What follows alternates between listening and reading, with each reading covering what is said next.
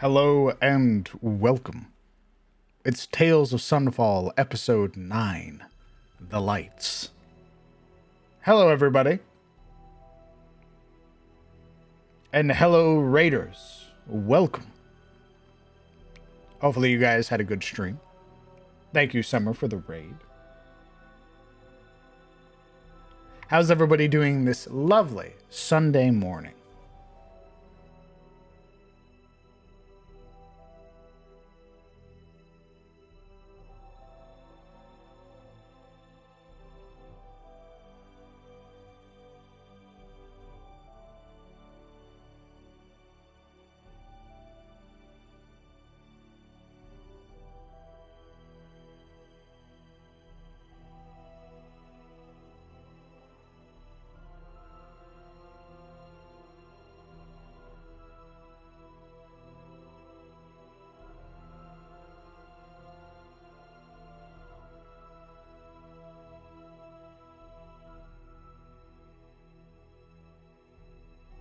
Just woke up? Nice. Very good.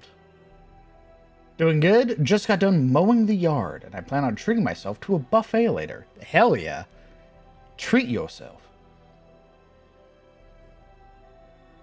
I haven't puked yet. Let's fucking go.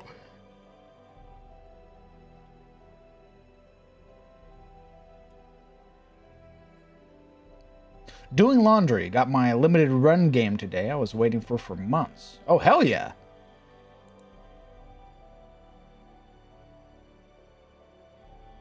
I hope you have a fantastic game today.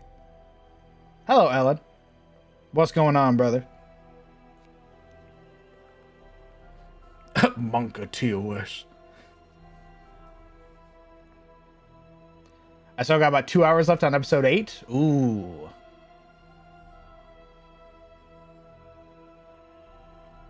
It's been so long since I did a D&D night.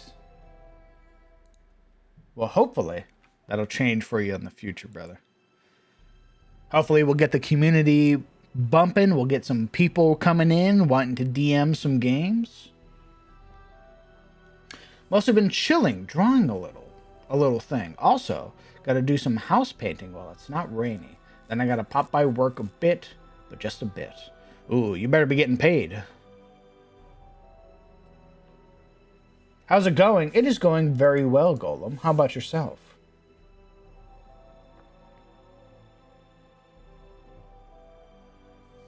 I just saw the tag list. We got Momo, Naomi, and Summer. I can't wait to see the chaos. It's a big game. We got 7 players in a very interesting sort of amalgamation of games. Or an amalgamation of mechanics. So we'll see what happens. It's been a very long time since I've ran for 7. Yo, let's go! Just finished catching up on IO Phase 3. Gonna start binging your campaigns now? Thank you, Tequila. I hope you enjoy. They are very lengthy. These sessions go on for like 6-7 hours. So if that is something that interests you, then I wish you all the best.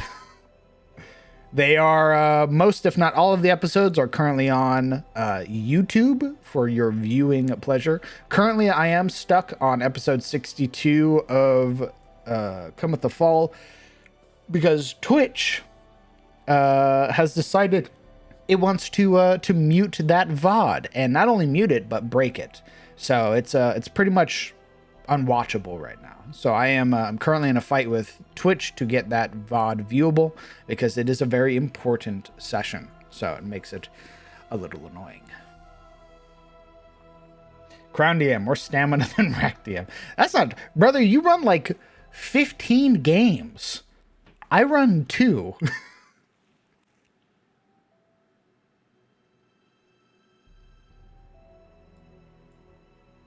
When the prospect of a 3rd game came up, my entire worldview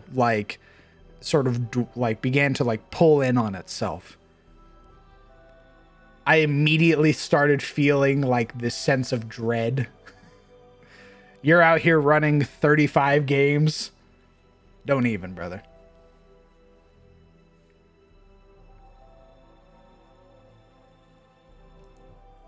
That guy Zach, thank you very much for the 16 months, brother. My God. Thanks for sticking around for so goddamn long. Incredibly kind of you. And Wolfmaster, thank you for the gifted sub to Brett. Very kind of you, man. All right. We are currently getting our players situated. However, I will say it's been about 12 minutes, so I believe that is long enough. Also, if I may ask, how long would it usually be before an episode gets uploaded onto YouTube? So it's usually I export it the same day, but the issue is that YouTube can take an hour to process the video, or it can take 18 to a whole day. So usually I wait until it's done HD processing on YouTube, and then I will post it. And I usually post them in bulk, so. Octo, oh my God. Thank you very much for 19 months. Holy shit. You and I, Octo, we are approaching 2 years. 2 years together.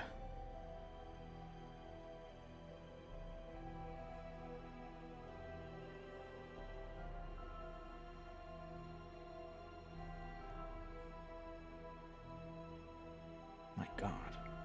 Thank you so much. All right.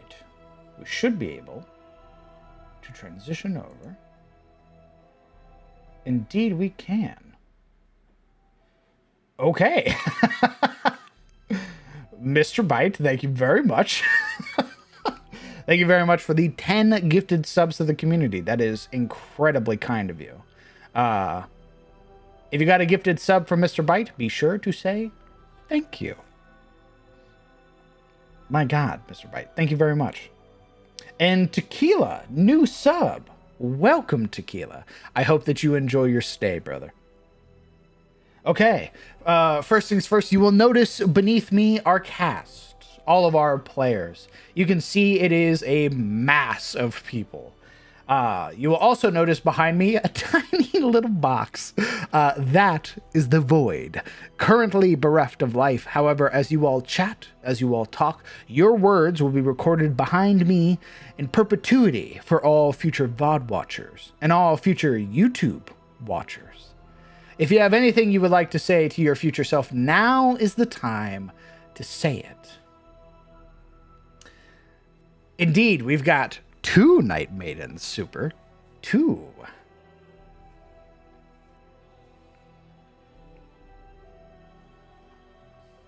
Pickles.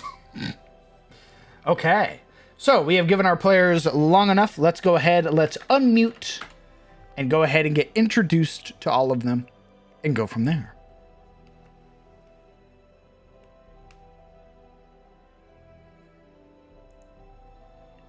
Hello, gamers. Oh. Hello. Oh. Oh, hi. Yeah, we do a little gaming around here. You have interrupted the ceremony. You think this is a fucking game? Me I no don't feel game. like a gamer. You're not. If you throw up, I swear to God. I'm gonna throw up. If you If you throw throw up, up, I've I been throwing swear up to God, all you week. promised. I know. I promised I wouldn't throw up today. I promised. don't throw up. I'm holding you to it. I'm not A gonna few throw hours up. later, Why live throw on up camera. when you can throw it back? I'm not gonna throw up. No, throw up. It is. Well, hello, gamers. Welcome to episode 9 of Tales of Sunfall, The Lights.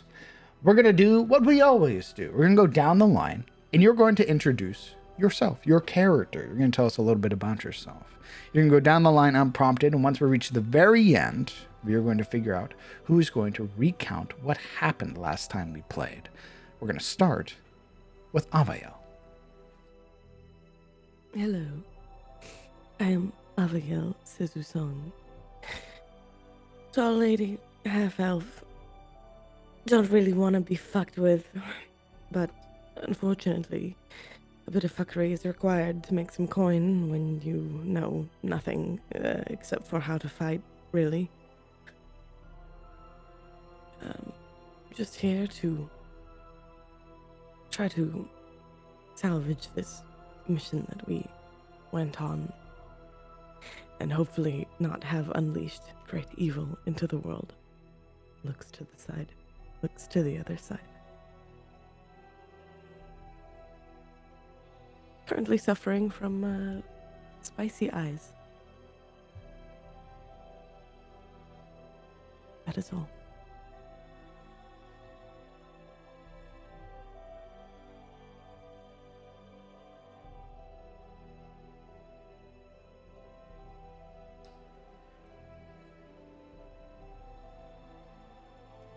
Greetings. I am Fenra, Night Maiden of the Grave Seers, the chosen daughters of Seren, the Raven Queen.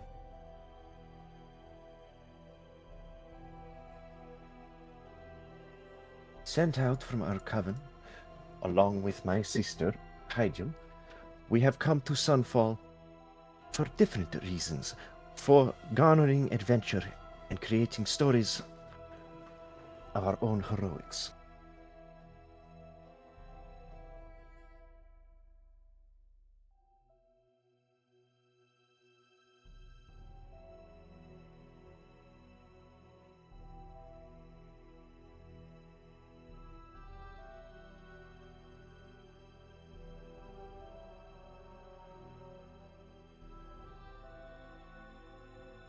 Greetings. I am Hydiel, Night Maiden of the Grave Seekers. I am a level 6 self-sacrifice barbarian whose duty has led me from my home, accompanying my sister, at first set upon the world to continue our line. Instead, adventure grips my heart, and the idea to see the world clouds my previous ideals. I offer myself in the danger of others. Mine eyes do not close at the sight of danger.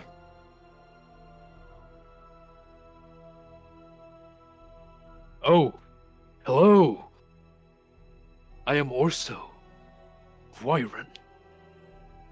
My father was a giant. At least my mother said so. My mother, she is human. Terosian. That is why I am so large, I suppose. That is why folk call me half-giant.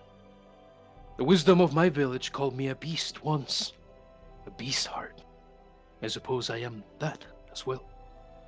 Said it was so because I traveled with an old friend. His name is Tunat. An owlbear. He's more than that. We've walked a lot, him and I. Gone to all sorts of places. He says he's on a quest. Me, I'm just happy to learn more of the world. Meet new people. I have no complaints thus far.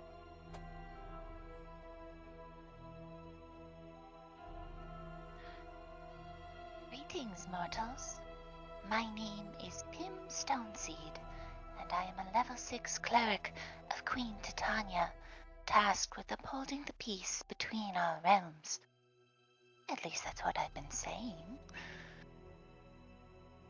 I hail from the distant Feywilds, a rich land of beauty and life. Finding myself in the material plane is strange, a little dull, but still so very new. At least, I think it is. Anyway, the last time I had ventured out, we found some quite terrible things. Quite terrible things that I fear our little dwarven friend might have gotten himself wrapped up in. Hopefully we can go save him. Or maybe just scrape together what's left of him.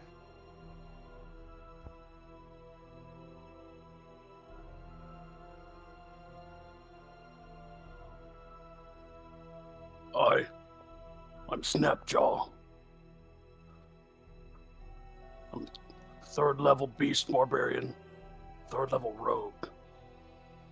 What I'm doing here, it's none of your business. But, if you must know, I've been hired by the Lord Warmblood. I can't remember their names, they all look the same to me. But they needed something big and scary. And now they're having me look for one of the smaller Warmbloods. Ugh. I'm hungry. I just want to get this over with. I need meat.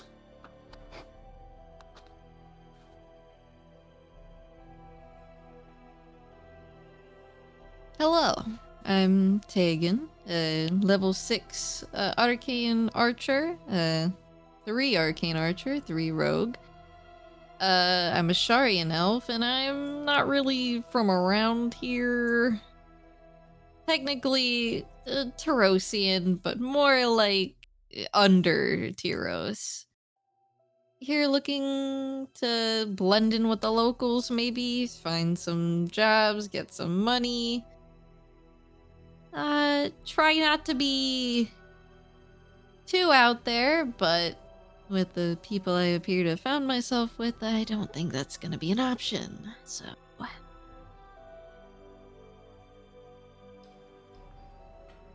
Thank you. Now, what I need everybody to do is you need to roll me a D100. The number you're trying not to hit is 100.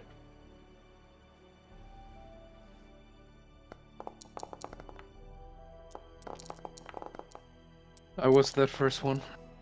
Who got the 99? Ooh, who is the yellow and orange dice? That is me. I rolled an 8. My God. The one time the dice are like, no, Dungeon Master, you'll roll incredibly low. Well, we didn't hit 100, just hit 99. Indeed, but the person closest, which is Avael, if you would be as kind as to recount what happened last time we played. Naomi recaps, let's go! Oh, this one's gonna be a little mid, ladies and gentlemen. It can be as in-depth or as short as you would like. Thank you. All right. Well, we gathered in the barony at the start of last session and presented ourselves to Lord Orvis, ? Or Geldrick, or Gedrick, or Cedric Greatguard. The person who was in charge. We presented ourselves to him, and he put us all together. A few friends and a few strangers, all coming together to deal with the shit TM that's going on. The newcomers got some gold for supplies, and we were given our new mission. A member of the Lord's Council had gone missing. Urhan Pyrethorn, a Surtmere dwarf and a member of the White Circle, missing for over 2 weeks, possibly at one of his archaeological digs, and unable to be located. If we cannot bring him back alive, at the very least we need to bring back his seal. We went to his tower to explore his quarters for any clues, and we found a shirt of his with a strange caustic glass-like blue stain on it. Smelling it a little too closely was enough to cause a nosebleed for one of our unfortunate party members. Tegan made a deal with a spider to get some information in exchange for a comfy home and a lack of being squished, and found a letter with his help. Couldn't read it. What little the whole party gleaned from that letter, which was in Dwarven, was that the dwarf was dealing with something to do with the abyss. Being entropy, the end of all living things, home to one betrayer god, who is hated by the followers of Seren, the Embrier? Something like that. The magical party members did some magical stuff that Avael didn't really understand much, but there was some sort of cursed item in a globe, ? Pim asked Avael to open the orb, and everyone else was like, no, don't do that. So Tegan's magic opened it instead, and we found a tiny pebble-like gemstone coated with the blue stuff. For some reason, when Snapjaw held it, specifically, it started to melt. Then he let go of it, and it reconstituted. Nobody wanted to leave just yet, so Aviel ransacked the second floor. There was nothing there. And then went up to a locked door on the third floor, where there was something there. It was a door, this bastard dwarven door that, as soon as I opened it, sprayed me in the face with some bad stuff. Basically got pepper sprayed. That was unfortunate. The third floor was an observatory filled with something akin to a madman's lab, with notes and pictures everywhere, strings connecting them all, star maps. A horrible place, really. The place sucked, the door sucked, and I curled up on the first floor and waited for them to return with rags and milk while they went off and did God knows what. And that is all. Thank you. On your sheet. Perfect. I went ahead and gave you an inspiration. If you are here next time that we play, you will pick the next person to recount. Very good. Okay. Seal their fate. Having separated now well into the evening, eventually milk-soaked linens would be brought to Tegan and Avael's quarters. A feast is held in your honor. New hires, new aspiring heroes, what have you. Anything to boost the morale of the people here in Sunfall who are also feeling the effects of Zoranox, the unblinking eye, the champion of he who waits below. Currently, the evening is filled with merriment, and the city is yours to explore. Is there anything you would like to do tonight before we transition to a new day?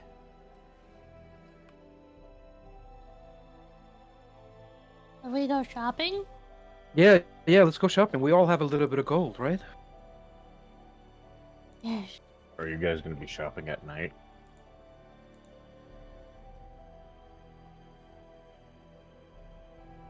How late?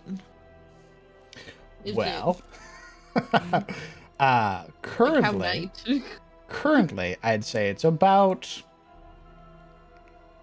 8 or 9 at night. Ooh, so it's like a rush to the store if we're going to buy anything.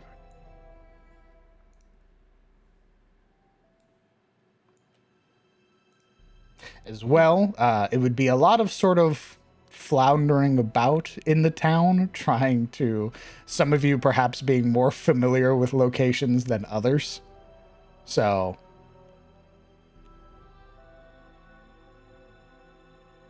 Shop tomorrow morning then.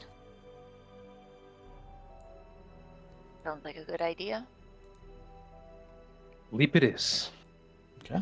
If there are no Um, objections. Oh, I believe Fenrir mentioned last time that she wanted to go check out the observatory at night. Yes. okay. Is anybody else joining Fenrir? I would love to. I pulled the lever. I want to see. Also, during the feast, or perhaps a little after, Fenrir would have asked Orvis if he knew anyone in the within the peerage that was also versed in like astronomy, or mapping the stars, space stuff. Oh, good question. Is there anybody in the peerage here in Sunfall that would know about astronomy?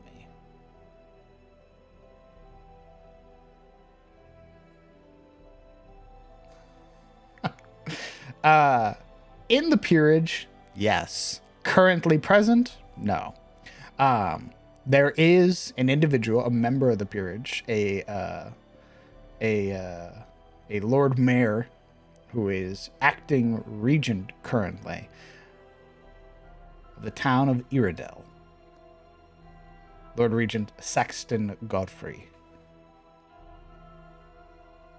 Ew.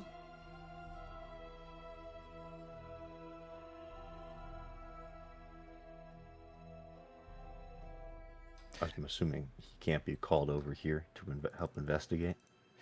Currently with being tasked with leading Iridel with the recent disappearance of the ruling lord. Currently, they are not able to show up in a timely manner. There is still the process of having to travel through the Goldwood to get here. It would take them... actually, let me count real quick how long it would take them to get here. From Iridel...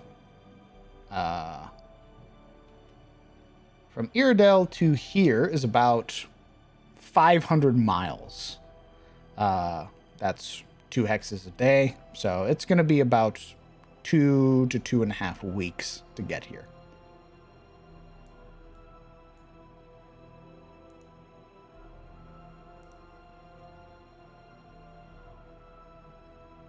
Oh. Okay.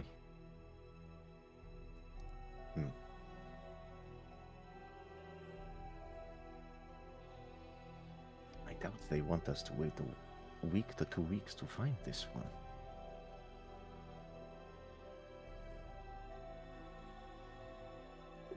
Never mind then. I will venture forth on my own, and with whoever wishes to attend. And thanking Orva, she would wait for nightfall, and then make her way to the observatory. Okay. I feel like Hygiel would have, piped up. What about your court sages? Can they send messages forward? You would learn that Urhan, the individual you are currently looking for, is the one responsible for long-range communication. The ability to use sending. Of course he is. He is the court wizard.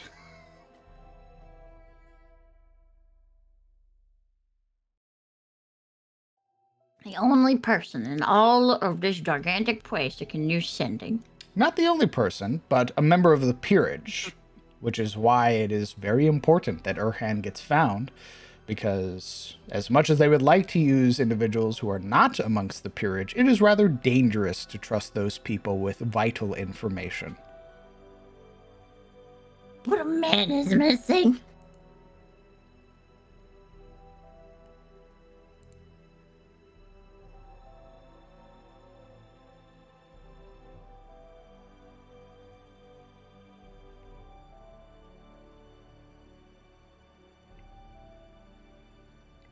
Who all is joining Fenra to stargaze? I want to see him. I'm pretty sure Orso wouldn't even fit through the door. I don't think he'd go. I'll go because I don't fucking sleep anyways. Orso could fit. We went over this before. It was Tunon that couldn't join you. Oh, perfect. He still won't go. Okay. Because Tonon can't. For those that would arrive at the tower, it is undisturbed after your recent sort of foray through it. Ascending up the stairs and pulling the lever, the observatory would open, allowing you to gaze out using the telescope here. And immediately, those that would peer through it would find just these beautiful constellations, these shimmering lights there in the darkness. One thing of note, however, is that in the center of this sort of cluster of stars is what the telescope has been hard focused on. And it is distant even with this telescope. But it amidst all of these sort of prismatic colors, these pearls and grays and whites, there is one light behind all of them, a faint teal hue that streaks through the sky.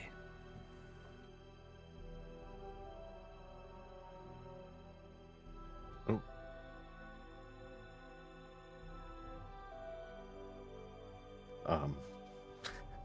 Is it possible to follow this streak, like where it leads, I guess?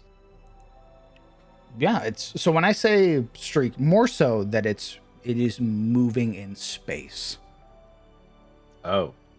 Mm-hmm. Oh, I see. Yeah, you're viewing this thing hundreds of millions of miles away type deal.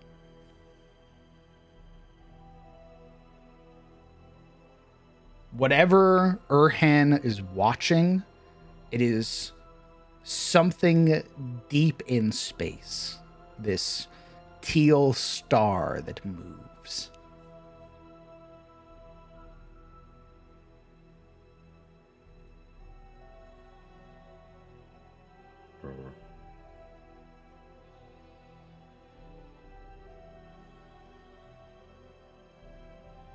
I don't suppose there's like myths, legends, and or any history about teal stars in the night.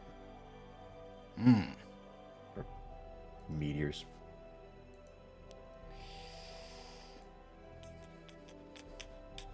Like as an omen or something. You can roll me a history check.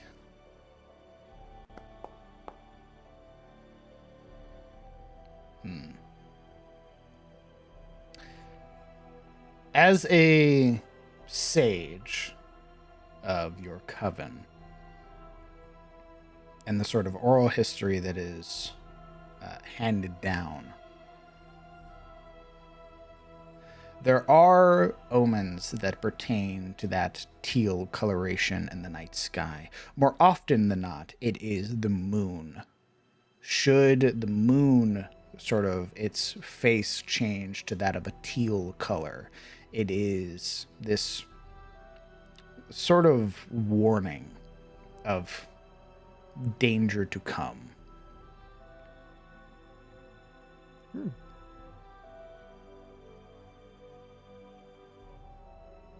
So the meteor itself, or the star, I'm not really reading any bells, but the color.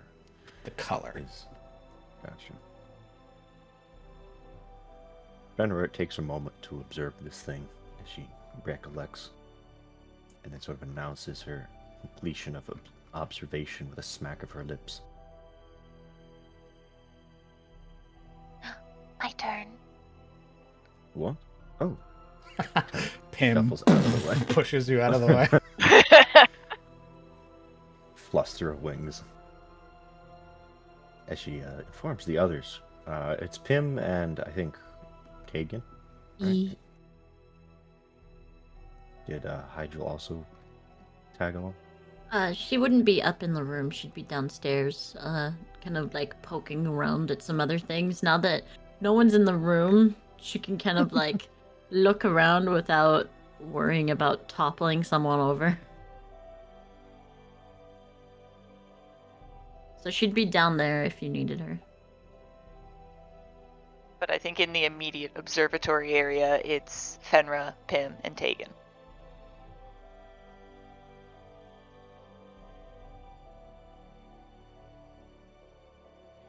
Whatever he was observing, it is still there. Not only that, it is a foreboding color. She would kind of mention this to Tegan while Pim is sticking her eyeball in the through the telescope. Foreboding color? An omen of dangers. Which color? There's so many pretty ones through here. The teal streak in the sky. It should already be observable unless you fiddled with the controls. No. Pim turns around, holds up their hands. As long as you don't touch anything, you should still be able to see it. Begins squinting back through the telescope. Oh, it's so tiny. Hmm. There you are. Hello, little evil color. Mr. DM. Could I do a history check to see if I know anything about like a teal celestial body because of my my culture that I come from? A celestial body? No. What you can do Yeah. is you can roll me a history check about the color teal. Yes. Yes. Because we've already proven you don't know shit about stars. Yeah, I don't know shit about star, but I know that color though. That color maybe. What's that about a sky? I don't know. The Sharian elves, particularly your sect, often have sort of warped and twisted their configuration of glintstone into that deep crimson red.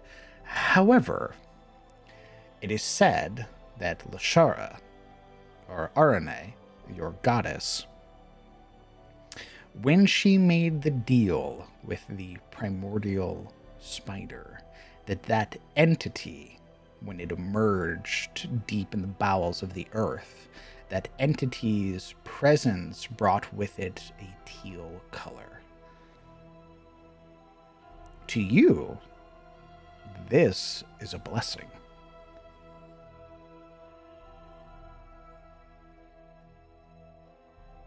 Huh.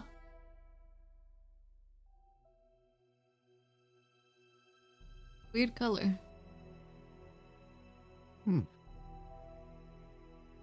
A streak of teal across the sky. Like the night bleeding. Normally, however, I have heard such omens correlated with the moon. Never anything about a star. Yeah, I'm not too familiar with just points up at all the stars, all of that. I'm used to seeing, you know, like a ceiling on it. Fenrir not really understanding the Underdark kind of squints. Do you not get out much? No, Oh, this is the first time out, actually. So I'm still learning about all of that up there. Kind of gestures to the sky. Very, very sheltered originally. Not up there. Well, you certainly picked an odd request from the Lord Orvis and the Baron for someone who has never gone outside before.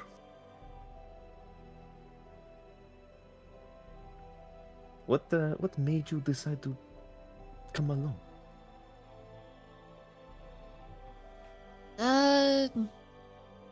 One part curiosity, one part money, another part finding a way to keep myself busy, I suppose. Adventure and all that.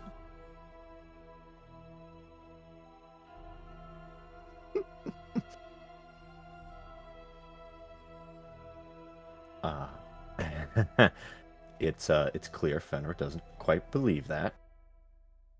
Kind of giving you another scrutinous look. You came upon this quest, called upon by the dragons of Tyros, because you were bored? Not entirely. I surfaced and, you know, my people aren't super familiar and or seen around here, and I needed work, and I got sent over here and was told, hey, the Baron likes weirdos, so, you know. Her feathers ruffle. What do you mean weirdo? I don't know, it was just the wordage that was used to me.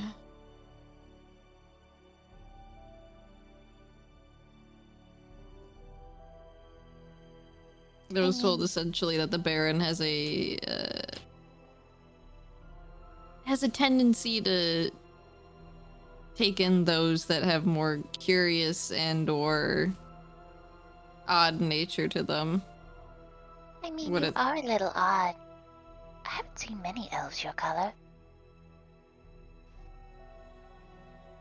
Would hope not. Most of us, again, tend to stay points at the ground down there.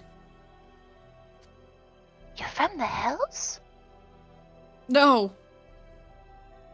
Oh, no, like that's... underground, the Underdark, not that far down. You share from downstairs. He's from the Hells? No, not that far down. No, sister, he is Oh, the from the upper earth. Hells. Right. Fenrir seems to like ready to correct her sister and then pauses and then looks to Tegan. It's just like all of the cavernous systems that are below. They say they are from the Underdark. Oh,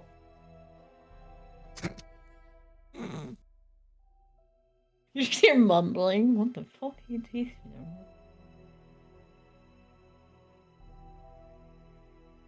So, being underground and all of that is a new sight. So, still getting used to it. Oh, well, you should definitely see these. Pim finally relinquishing the telescope. Come over and I'll take a peek-see. While you're peeking, Fenrir's looking you over, and you feel like this like poke in your ribs, and she's gonna roll medicine to see if you're undead. What the fuck? Okay. Ow. I mean, he said he's from the underground. So,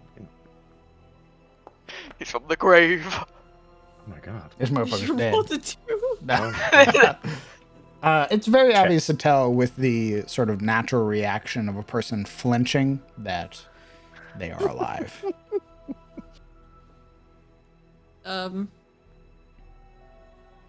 This kind of looks at where he was poked.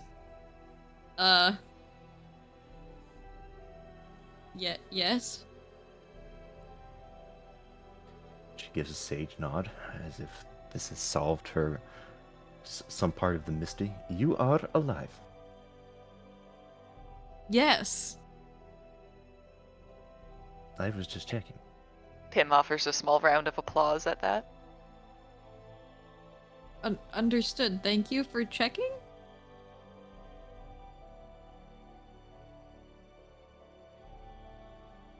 Goes back to looking through the telescope. What the fuck?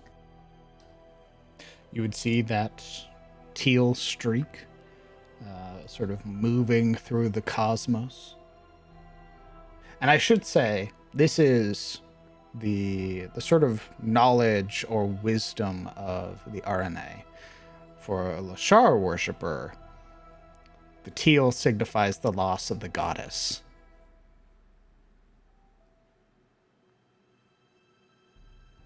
Is this loss? Oh my god, this is loss. Starts drawing lines Okay, everywhere. you all gained 30 stress. No! That's why I didn't fucking go. I knew she was gonna say some shit.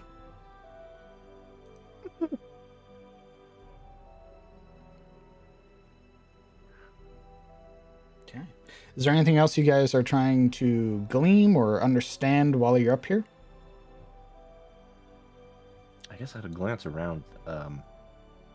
Obviously, still can't read any of the charts or anything, but are there any like references to the thing in the sky on like? The sort of central star map all has these correlating images and depictions around that teal star in the very center of the star map. And you would see sort of these larger, stranger depictions of this crystalline object that sort of hurtles through space.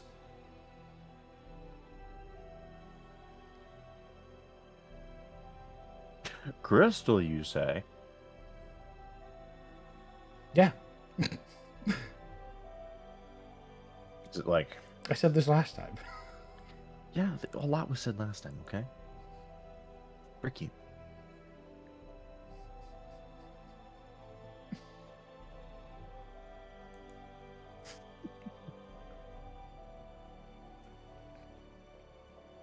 Looking it over as if she might be able to do so after seeing the teal, she still sort of gives a shrug. I'm not really sure still what any of this means. But whatever is in the sky is very important to me.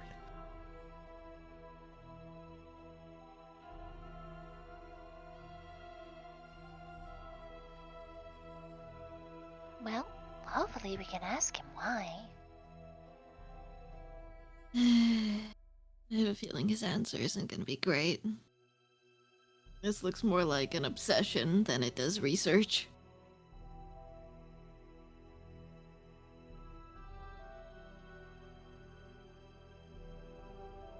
Isn't that kind of what mortals do? They obsess over things and then they die?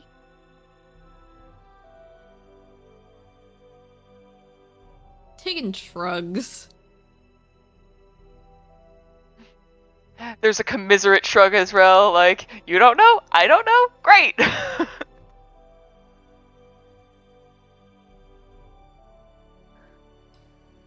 Well.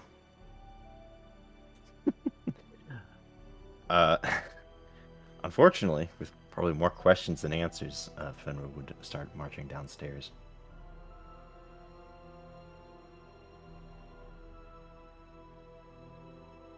Okay.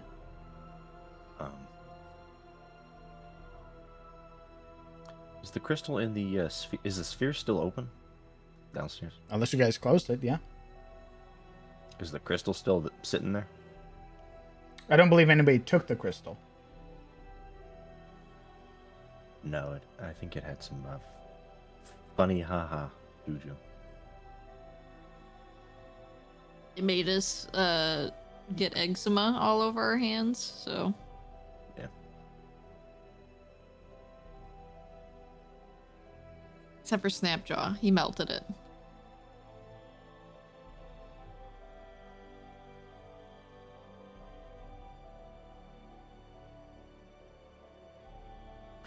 You said the crystal inside the sphere was also like a bluish color, right? As well as the stain. Correct. And it is a crystalline form when solid. It doesn't melt in anybody else's hands except for Snapjaw's. That we know of. And it gives it sort of a side eye to the sphere. Maybe he found the piece of the heavens.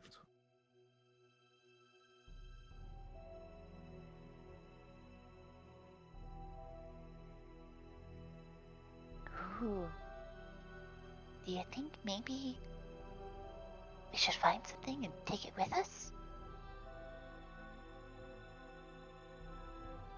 Take what? That thing. Points to the crystal shard. I do not know how I feel about carrying around a desecrated piece of something. Sweats and carrying around a desecrated piece of something. If you want it, I won't stop you, but I'm not touching it. Maybe. It might actually be a good idea to bring it with if we keep it in that at least. Might do something if we happen to take it back to where it's from, or at least where we think it's from, if it's that site that he went to again. Maybe it could point us in the right direction once we start heading in.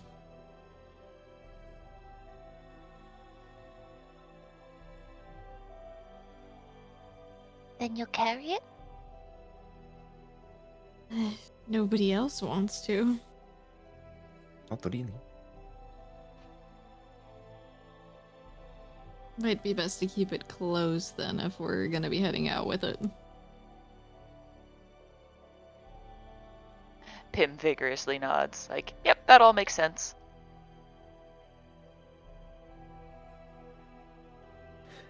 Fenrir also nods in agreement and then waits for you to close it. I gotta close the thing. Okay. Closing the sort of scrying sphere that is here, with the crystal inside. This thing is rather large, about the size of a softball.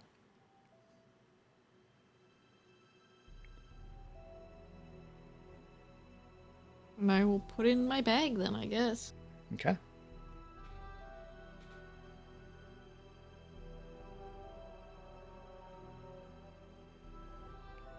Is there anything else anybody would like to do tonight? Nope. Probably drink some more wine, go to sleep. DM, quick question. Yes. At this feast, how much meat was it, and can Snapjaw monopolize it all? There's a lot. You wouldn't be able to monopolize it all because it's served on a very large table. And there are a lot of people eating here. Though, seeing your rather voracious appetite, you would be given extra helpings. Alright, cool. So, like, Snapjaw is fucking digging into this shit like a beast. And he's making sounds like a Nibbler from Futurama as he eats, by the way. Being obnoxiously loud about it. And he does not care who is watching. Understood.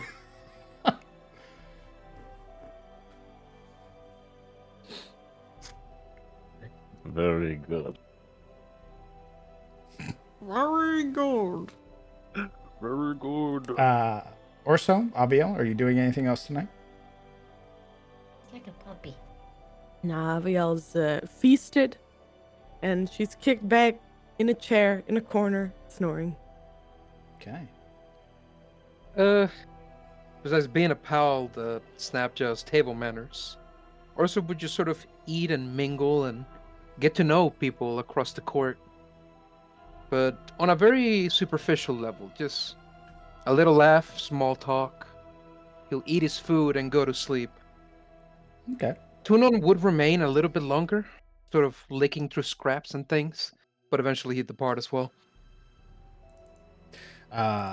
Sort of mingling here, you would learn that a lot of those that are present are minor or petty lords. Actual members of the council are either busy or doing their own things within their own sort of areas. For example, in fact, probably the only person that you would meet here who is an actual member of Lord Godric Drakegard's circle is the Minister of Faith, which is Lord Essen the Hand of Light, a very old turtle. Is she a turtle? Never mind. Turtle. Yeah, a turtle man. He spent the whole time talking to them. Okay. You would learn that they are the head of Bahamut's Cathedral here in Sunfall. As well, you would find that with Lord Essen is a small warrior jar. Yeah, baby! Could I roll history to see if Orso would know what a warrior jar is? Sure. Hello, cuz. Nice to meet ya. In this current instance, no. Attempting to recall any stories or anything like that, or your mind's a little fuzzy on the details. But they greet you very warmly.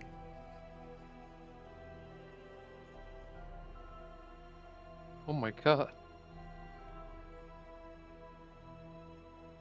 Well, he'd probably pick his brain as much as possible about what warrior jars are, what they're about, their history, their He's so symbolic small meaning. compared to Orso. He's like up to your ankles. Yes. He's so Yeah. small. very tiny. Probably would be picked up, put on Tunon. Tunon wouldn't like it. You would realize just how incredibly heavy this tiny warrior jar is.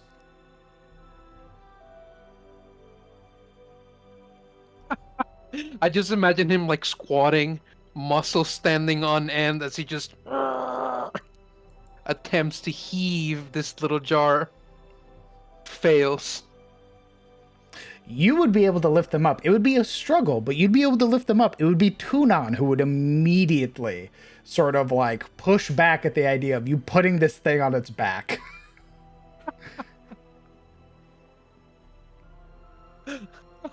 I imagine him like trying to adjust Honey, but like it's like, you know, when those powerlifter pick those huge rocks, those huge round rocks. Yeah, slowly he starts like hugging them by the biceps because the weight is slipping off of his hands. Oh, I'd put him down. He's rather heavy. He'd do so, kind of apologetically allaying any sort of offense he could perceive with a sort of gesture of the hand. Sorry, I thought that he'd like to ride Tunon. Tunon loves children. I'm very dense. You are? How are you so heavy, my little friend?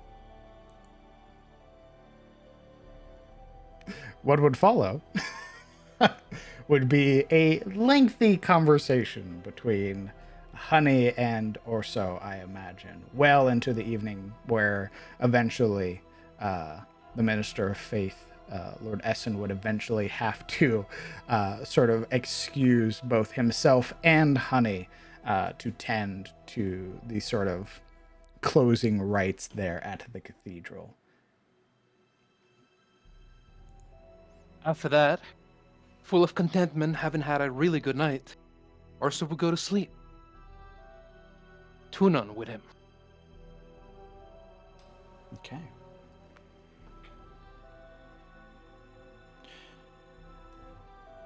There's nothing else. Everybody go ahead and hit your long rest button. If you have any stress, your stress is reduced to 0.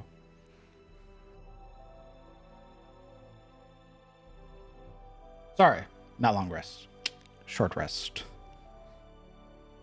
I almost pressed it. Sorry. Yes, currently the land is affected by Zoranox. As such, your long rests, or your ability to take long rests, are an entire week of downtime. You're able to short rest. If you have any hit dice you would like to roll to regain your missing hit points, you may do so.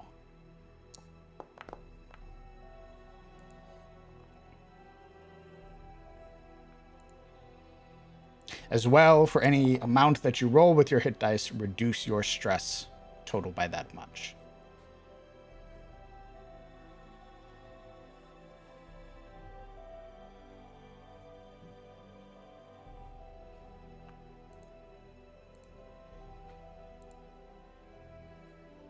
Wait, are we passively reducing our stress just for resting at all? No, if you spend hit dice. I got fucked up by that door. Yeah, it was a pretty shitty door. I'm guessing they didn't. Fuck that door. Did the milk? It didn't heal or anything. It just. It was the RP. ice stopped burning. Yeah. Okay. Wonderful. I fucking hate that door. However, you will be able to buy milk-soaked linens in the future, which remove the blinded condition.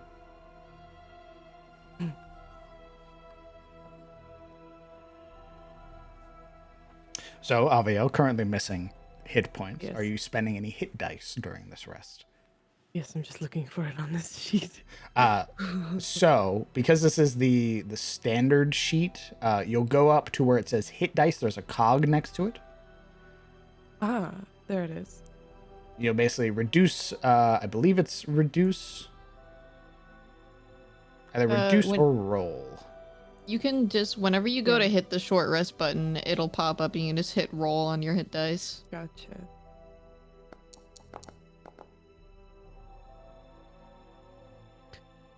And you would reduce your stress by 4. Yes. Okay.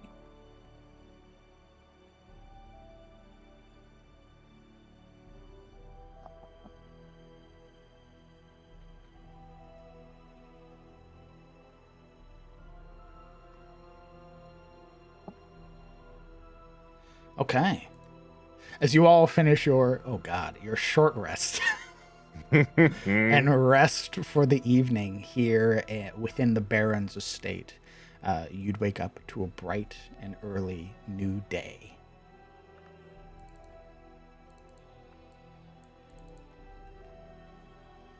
It is currently the 2nd of Starfall.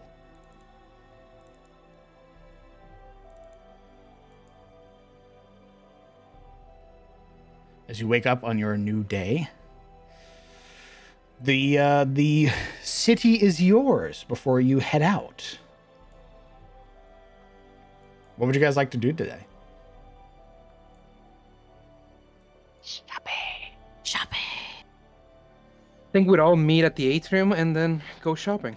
Yeah.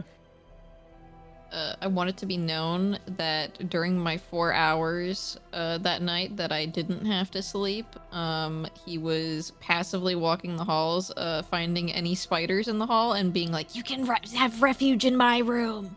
And just bring them to his room. Ooh, high or low? Hi.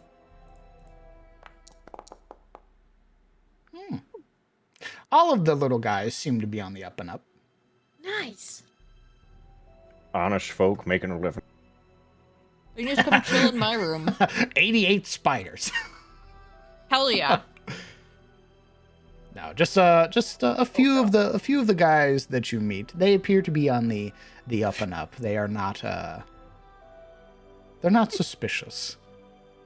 Just a few of the boys, you know. What do you mean by that? Are you attracting the male spooters, or is there like a female spooter that's gonna go ape shit on them? Am I gonna start insight checking my spiders? It'd probably behoove you to do that. Oh fuck! You just wake up and The there's one female spider's just like, thanks for the buffet. A refuge for all the little guys. It's a refuge. Okay. So, where you'll be able to shop or buy most of your commodities, your adventuring equipment, there are a number of places. There is both the bazaar that is down here in the sort of more common district here within Sunfall. And then there are the more exclusive stores here within the Nobles district.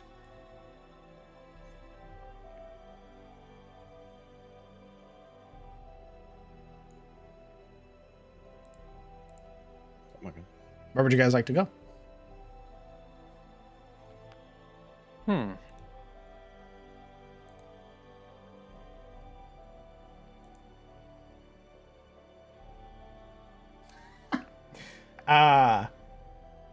Your first friend, by the way, Tegan, the first one you found. Yes. Their name is Gerbo. Gerbo! Oh, Gerbo's coming with me. That's my new friend for life. His name's Gerbo. He's coming with me.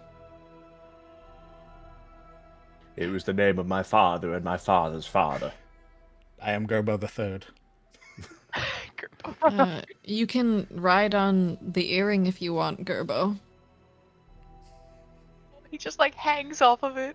Yeah, it looks like you have when they're completely still. It looks like you have a very ornate sort of spooter earring. He can whisper in my ear there. Cute. The scorn. Gerbo. Okay. Where are we going, party? I'll go check prices for. Well, I see that there's an armor there, and I'm mainly interested in getting armor. But I'd be interested in checking the bazaar first to see if they have better prices, maybe. Okay. So the way that the way that this Sunfall works is that the bazaar is where a lot of trading or traveling merchants sort of set up temporary shops for people here in Sunfall. So this is where you'll find a lot of non-like artisan or non-guild members sort of setting up their own shops. There is the sort of town's trade district, which is for residents. For those that are either aspiring guild members or are guild adjacent. And then there are the actual artisans or the actual guilds here in Sunfall that have their own shops. And guild shops can do like rather large or lengthy commissions.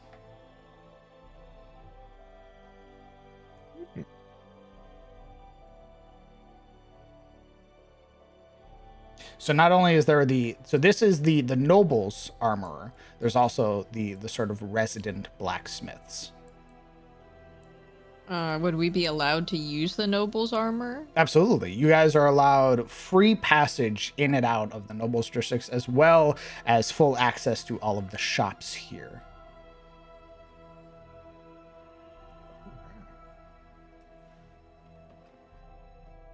I might go do a price check then in the armory. Yeah. You know, I do have leather armor. I would like something better. Yeah, that's what I'm doing. I'm gonna try to get some studded. Yeah, dude.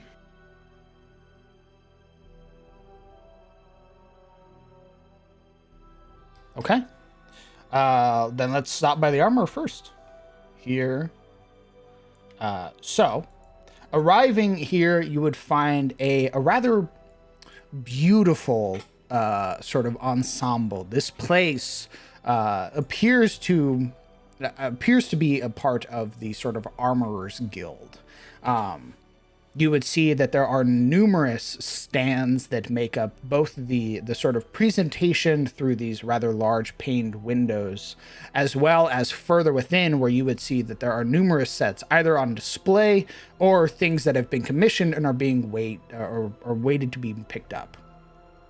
Arriving within, you would find an older sort of dragonborn, what appears to be of a sort of deep brass color. And you would find that here within this particular shop, they make and sell masterwork equipment.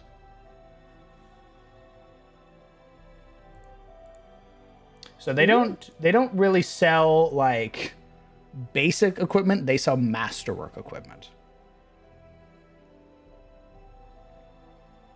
Okay. Things here might be a little out of our price range.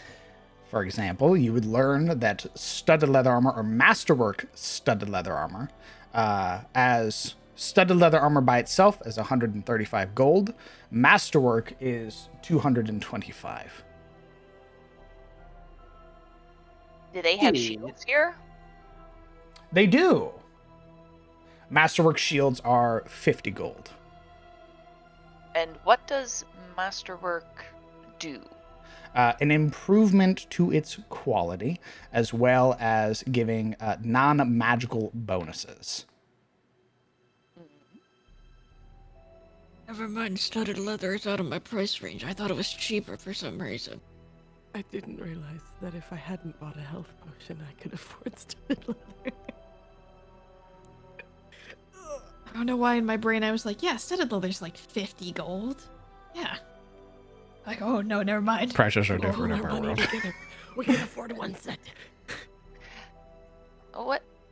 I'm sorry. What other sort of like non-magical bonuses would be available? I don't understand what that means. Give me a moment. Sure thing.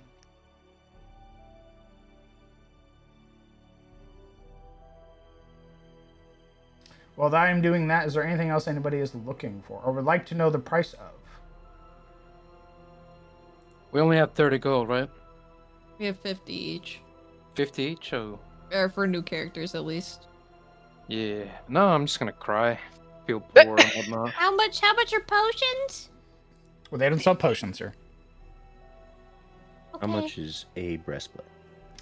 A masterwork breastplate. I didn't say that. I said a breastplate. Well, they don't do breastplates here.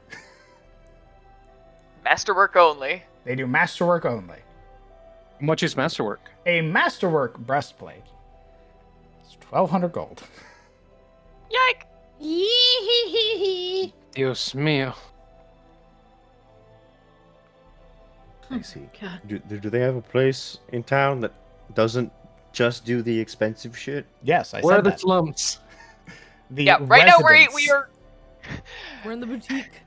Yeah, right now we We're are in in the the bougie boutique shop. area. Yeah. We're in Bougie City. Yeah, I hate bougie shop. Get us out! Get us out!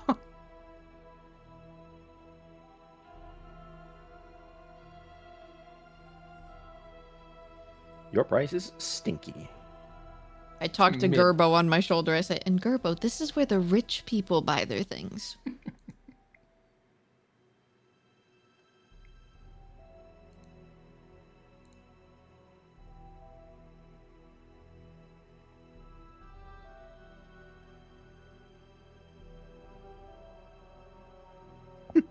Sorry, I asked a question. You did.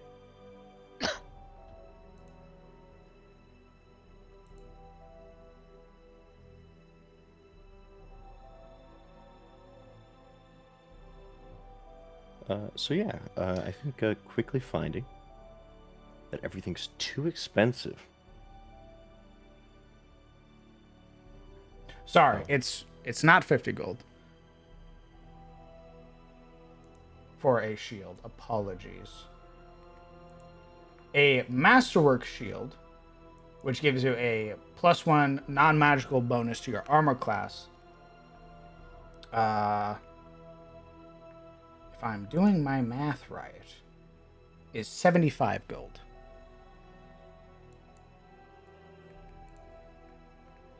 It's solid, maybe. So it would give just like an additional +1 to AC. Mhm. That's not bad. Pim's kind of like picking up some of these shields, twisting them around, see if they're metal, how reflective they are, because that's apparently something they find very important. They are all of exceptional quality.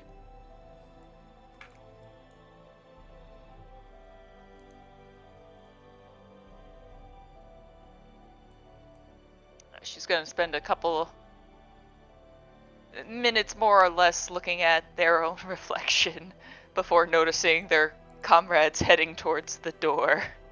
Oh. You don't want anything?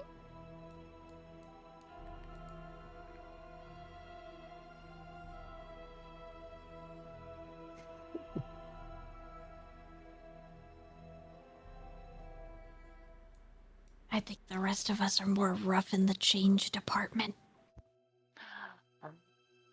I need to sell some of my swords. Oh. Okay then. Havael the Arsenal. I I need thought you to were take gonna out- just stop at the arsonist. Like, I thought you were just The gonna call her an arsonist. arsonist. I was like, what the fuck?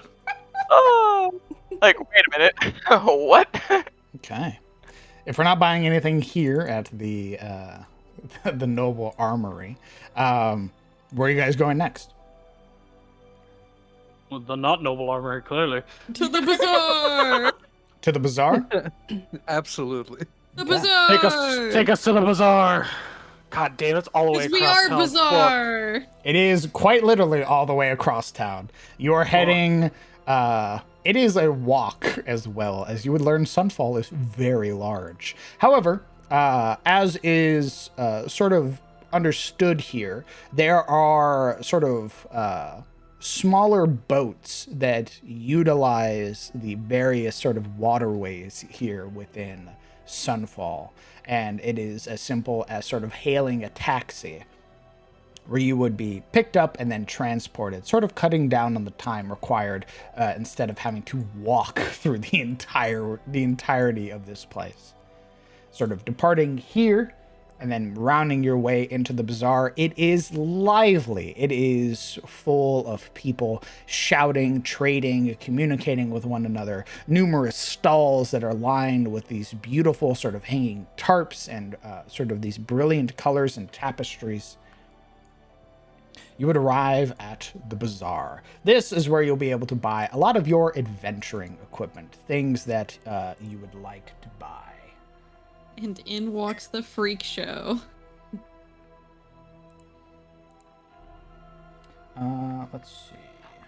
I imagine we all get off our respective like gondolas, and people are just like, "What What is the the fuck circus are in these?" town?"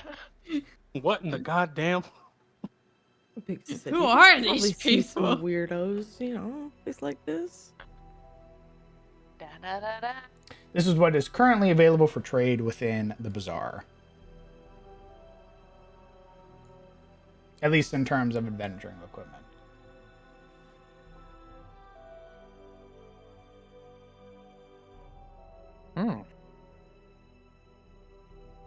Doop-a-doop-a-doo.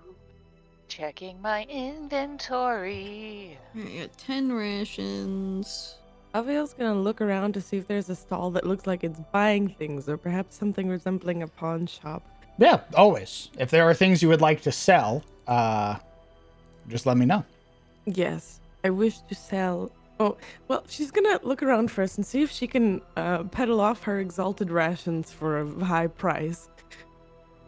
You want to sell your exalted rations? She wants to know how much people would offer for them. Oh. Interesting, interesting. Okay.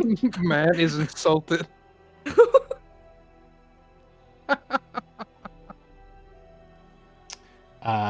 Give me a moment. Who would buy? I'm sure somebody would buy exalted rations. There's someone out there. But But if the that's just price is rations. right, I see we really want that studded leather armor. Very well. I've got my calculator out. People would buy exalted rations for 4 gold a piece. Okay. Ooh. Well, all of my windows just closed and my screen is lagging, but I do wish to sell 1 dagger, 1 short sword, and 1 rapier.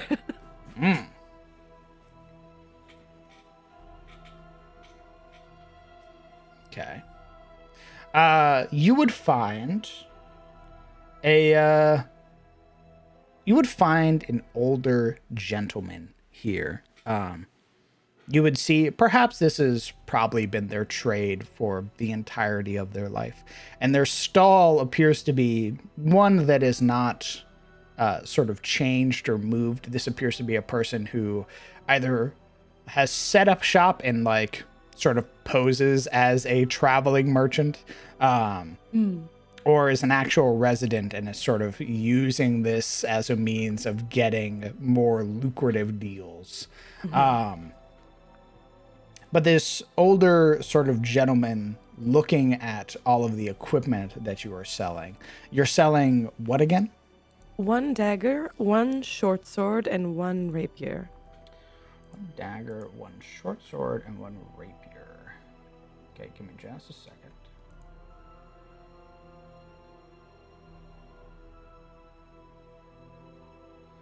Okay.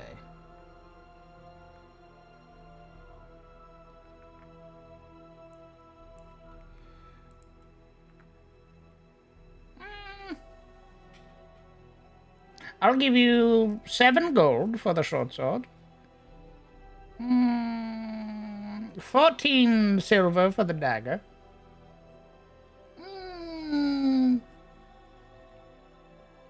And 15 gold for the rapier.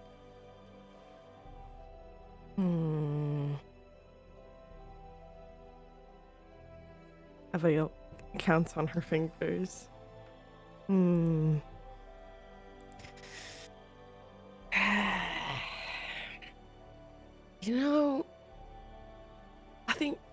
I think I could probably get about 25 gold for this lot elsewhere. You can see this old man's expression sort of tighten, their eyes squinting very pointedly at you.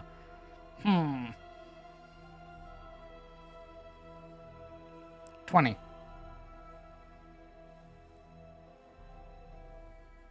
What? You want to pay me less than you originally offered?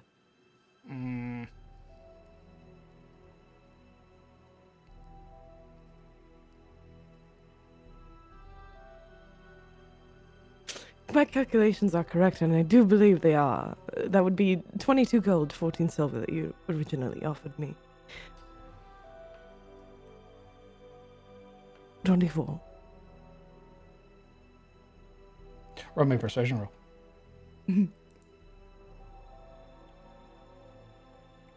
Ooh, I was like, is Alviel a face? And then I glanced to your stats and saw an 11, and I went, ah.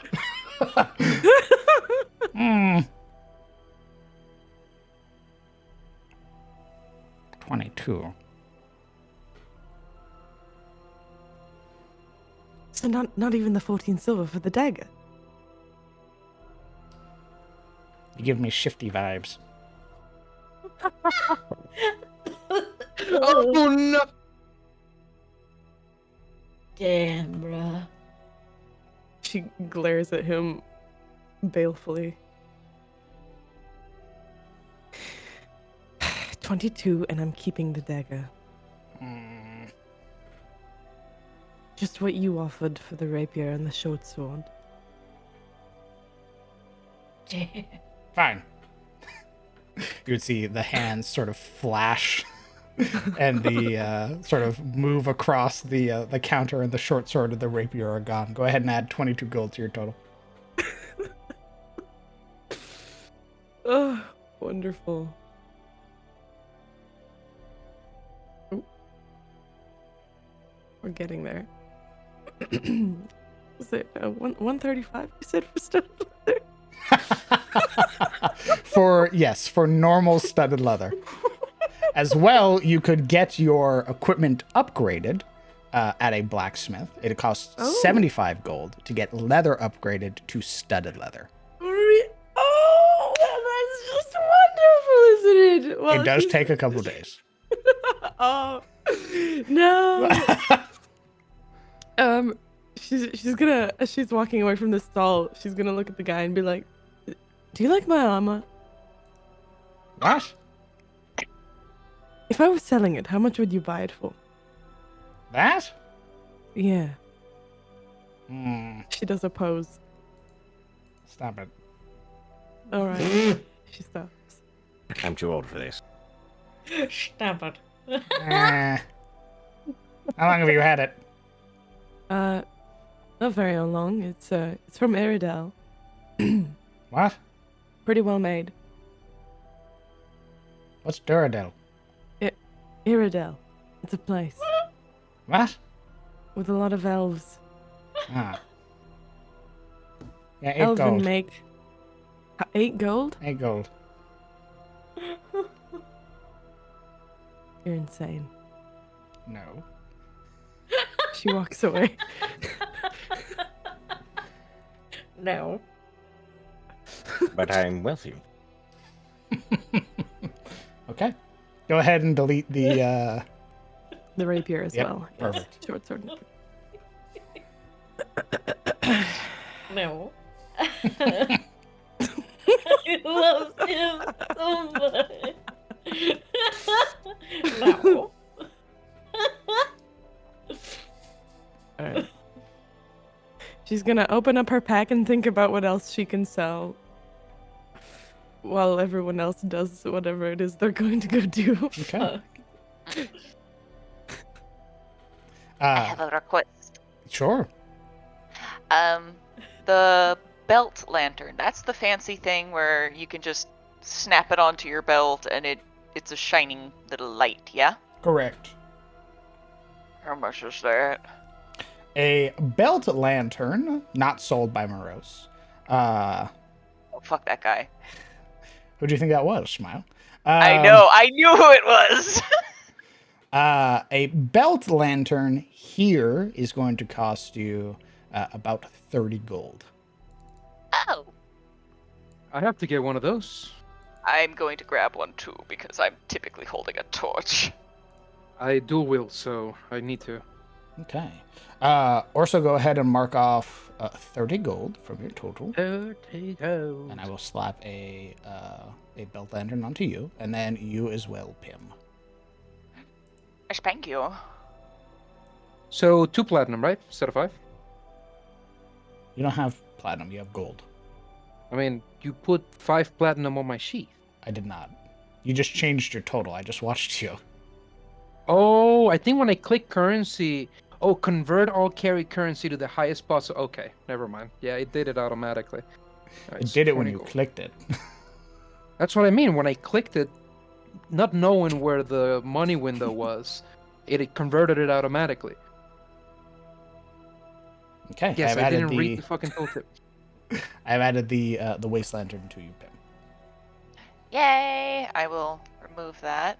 There's other things Pim's going to buy, but I just want to,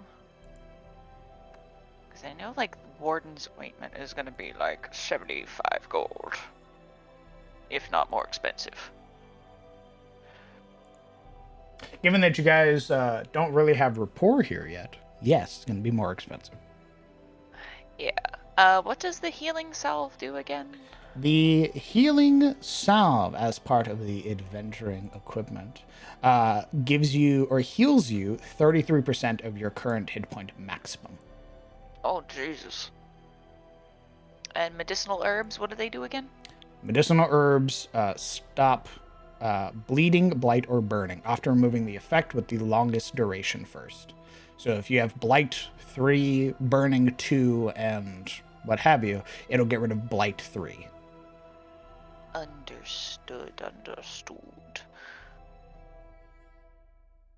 DM, on that note about making friends with people here, can we ever make friends with the merchants from the bazaar? Absolutely. Though understand that some of these merchants, it sort of rotates out. Eventually, I'll have a list for you guys and sort of your rapport with them of like who you can visit more frequently and who's going to be gone for like periods of time trading. Oh, they may come back. Yes, always. Gotcha. How much are the crafting materials under Sunbelt supplies? For your arrows, Yes. they are you need, which you already have, which is wood carver's tools. Crafting materials for arrows is 3 gold pieces because each crafting material grants you 60 arrows. How many can I carry? You can carry a fair bit. I mean, you have an 11 strength, so it won't like flood your inventory, but I would say it'd probably behoove you to buy at least like 1 or 2, because then that's 120 arrows. Yeah, I was gonna say 2 or 3 I was gonna buy. And you also choose however much you would like to make from it. It's better if you make it in increments of 20. But you could be like, I only want to make 5 arrows today. I only want to make, 9 arrows today type shit. Yeah, I will buy 3. Okay, if you are buying 3 of them, that'll be 9 gold. Yes, put my gold down to 41.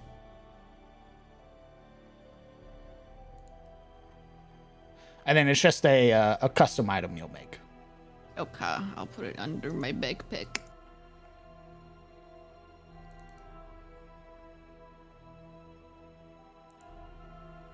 I will let you guys peruse and sort of... Yes? Can you... I'm sorry for my unforgetful brain. Can you tell me the difference between the medicinal herbs and the healing salve? I'm so sorry. Yes, medicinal herb is to stop status effects like blight, burning, and bleeding. Healing salve will heal you for 33% of your current hit point maximum. How much are the healing salves? Healing salves are 25 gold apiece. Okay.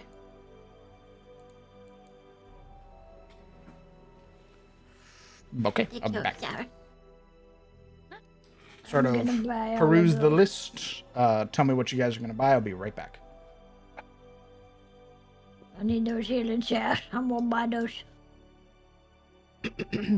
Abiel's gonna walk up to the party and one by one offer everyone her exalted rations for 5 gold apiece.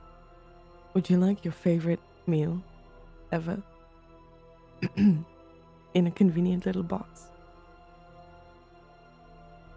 Anybody? Any takers?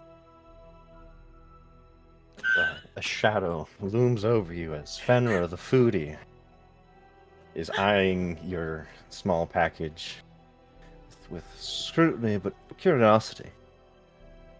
My favorite meal.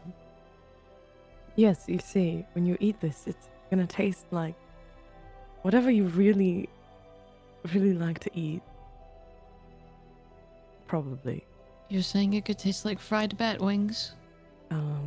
Ew. I guess.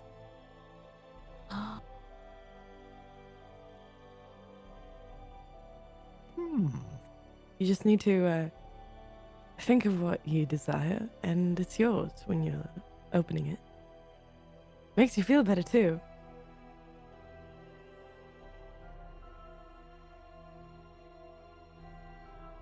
I want one.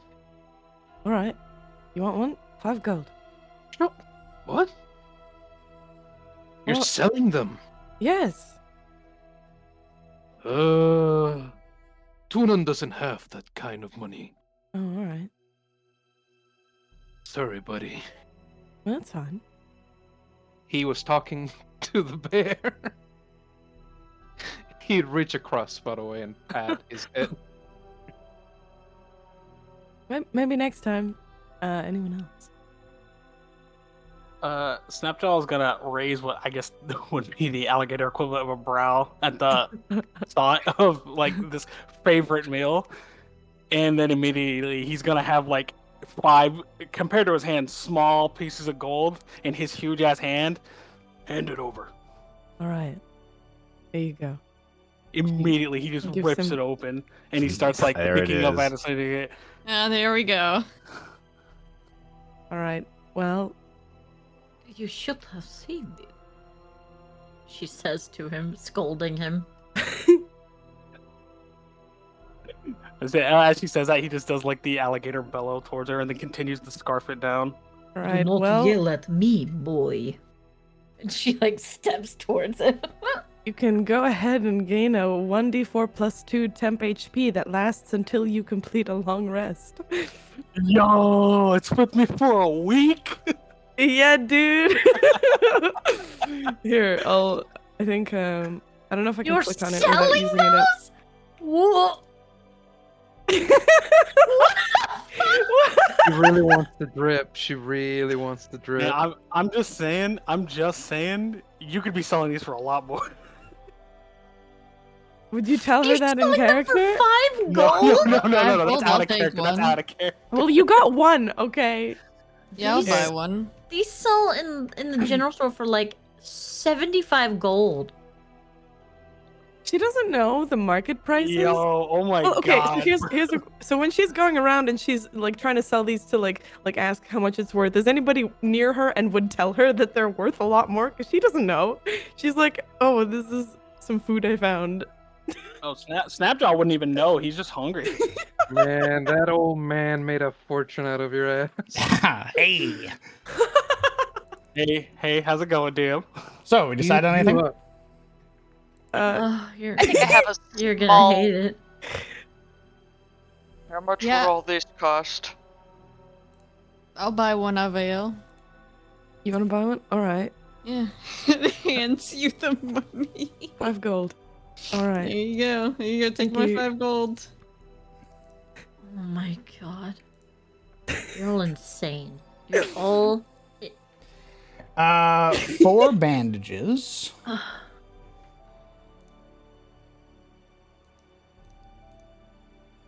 Okay, give me just a moment. What are they called, Naomi? The exalted rations. I'll put an exalted ration on your sheet. Okay, thank you. The crocodile man bought one and ate it immediately. Okay, so you immediately gain 1d4 plus 2 temporary hit points. Yeah, Let's see what I get. Let's see what I get. Until the long rest. I got which means 5. a whole week. Right. Anyone that's blind here, she holds out a sun rod. Anyone interested in one of these? Oh my god. Are you Oh. are you selling to your own fucking party? Yes. That's what's been happening. Yes. I Yeah, want an she- exalted ration though, because I can make it taste like fried bat wings from home. After Snapjaw finished that ration, he looks incredibly unsatisfied and tosses the box away. Well, the box it's whatever meal you wanted. Fucking Snapjaw. insane.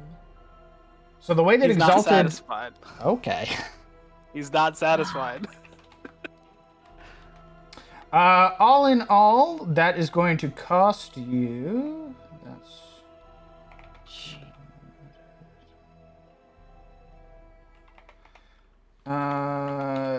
31 gold, 28 silver pieces. Yeah, 31, 28 silver. So.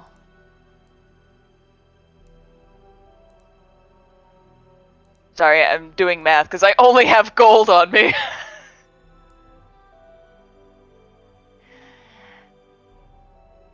It's 10 silver, 1 gold. So all in all, that would be 34 gold. 34 I would get gold. 2 silver back. Indeed. Yeah. So I'll add 2 silver. There you go. What are the Moving. milk soaked linen do? I'm so sorry. Blindness. Please, I'm sorry. I Man, don't if think only you there was a- are. If only there was a document that stated brain. what all these things do instead of us asking you over and over and over again. They remove the. I'm sorry. It I removes already the. forgot. As a bonus action, you can clear your vision, removing the blinded status effect. If you administer to another creature, it takes an action. In the restorative. The restorative herbs, as a bonus action, granting you additional healing dies when you are healed, either magically or via potion. It lasts for an entire encounter. Yeah, I'm gonna mark that shit off and buy all that. Okay. DM, how much is a cooking utensil, and is it available? Cooking utensils with their kits are available, yes. Cook's utensils with 35 uses are 45 gold.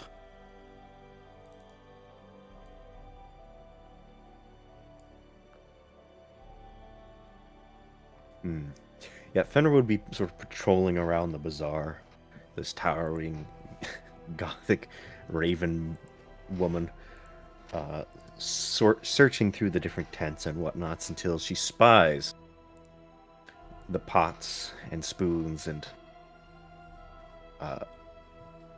like prepared meals that would constitute a cooking utensil.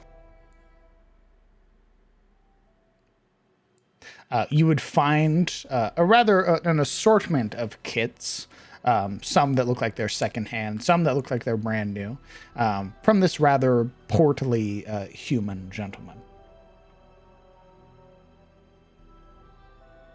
There's a flare of excitement as she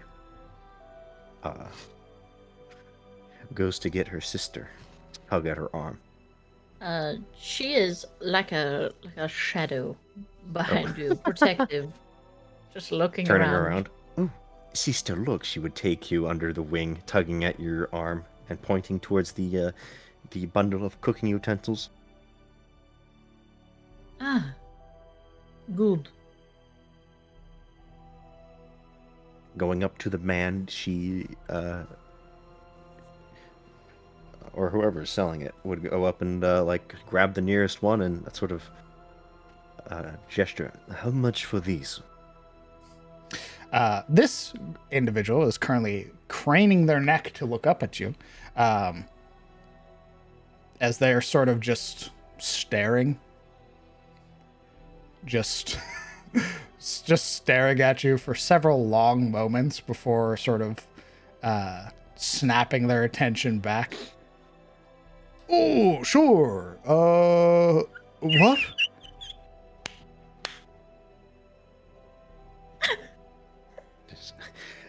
Not sure why. He's like, "Are you well? You look dazed." Sure. No, I'm fine. Are you alright? She leans down, looking at him. There's a second one. Him staring up again. Eyes blinking independently of each other. Sister, I think this one is dehydrated. She would reach for her water, like her water flask, and offer it to him. You need to make sure you keep enough water in your system so you are not overcome by the heat. It is known. This is true. Takes the sort of hand, like sort of idly reaching out until eventually it finds the water skin, not breaking his look, and then slowly nod.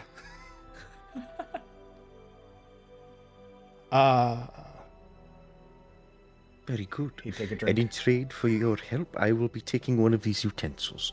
What? What? We are exchanging gifts. I have given you the miracle of water, and you will give me. Oh, please. No, It is true. It is known. That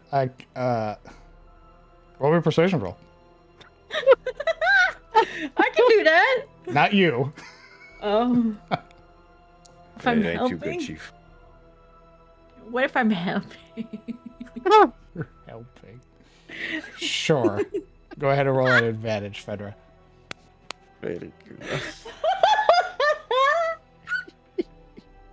Nice. Consistent. We are nothing but consistent. Holy shit! We are twins, after all. I can't just give it away. I do have people to feed. I could sell it to you for a reduced price for your kindness.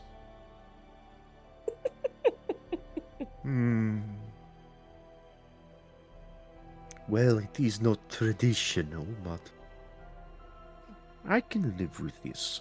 How much gold do you wish for these?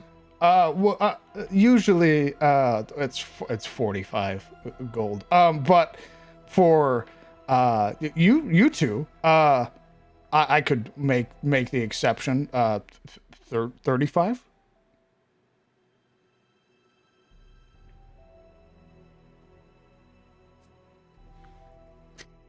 Just she considers the very good deal. With a bit of like reservedness, she looks over to Hydel. Sister, Hmm? She's been just staring at this this guy, like from his angle. How tall is he? My man is 5'9".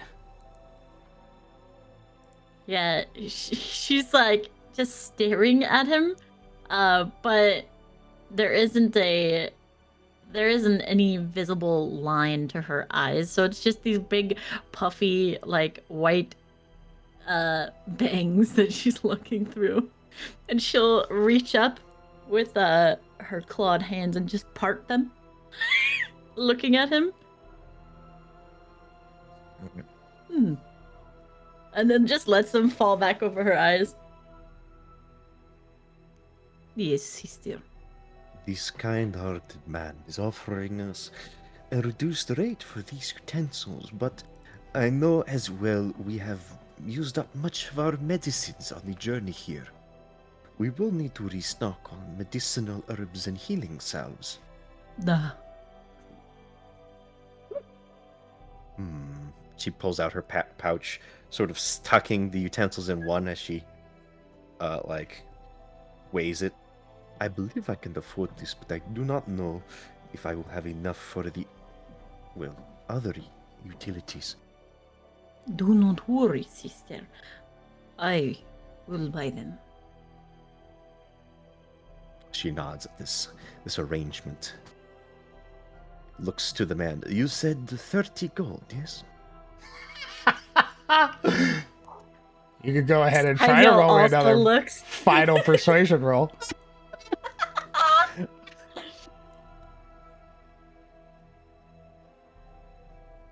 I'm going to say... never mind, you already rolled. Oh, okay. Well, it's not. Because your sister is still helping you, with what he has, you have to beat a DC 13. Oh, very well. I didn't beat a DC 13 yet. You should really have let me roll. No, it's For sure. 35. Sorry. Oh, yes, of course. And she would count out the 35 gold and hand it to the man. Perfect. Sort of laying it gently in his hands, her clawed talons patting his. There you go. You would realize very quickly how heavy this is. It is 25 pounds. It is a whole ensemble. Hydel would reach a clawed hand as well, kind of patting him on the shoulder. You are a good man. Thank you. This will feed us for a long time. He'd reach down, sort of pulling at a handkerchief to wipe at his forehead. I'm glad I could help. Hopefully, you'll visit the shop again. Of course. You will have more, yes? Of course. I'll get more. Good. She just squeezes and like lets go, and she'll take the cooking utensils from her sister. See, you can see Fenra is like on the verge of like just being extremely over encumbered. Yeah, she just like grips it under one arm and goes, and like holds it. Oh, thank you, sister. Where next? Before that, Pam, I'm giving you all of the stuff that you bought. Yeah, addendum. I'm gonna grab 2 more anti-venom to make it 3, so that would be 38 total. Pim would haggle, or attempt to, anyway. Okay. Because Fae, that's what we do. You would find that this individual that is selling a lot of this equipment is more sort of piecemeal. This is definitely like somebody whose entire thing is sort of trading and buying and trading and buying. They don't appear to have anything that is their own.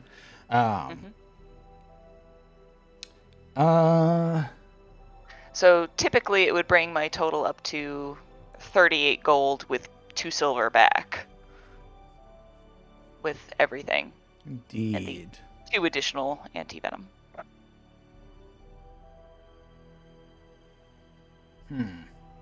I already forgot what the items do. I'm so sorry. I'm sorry.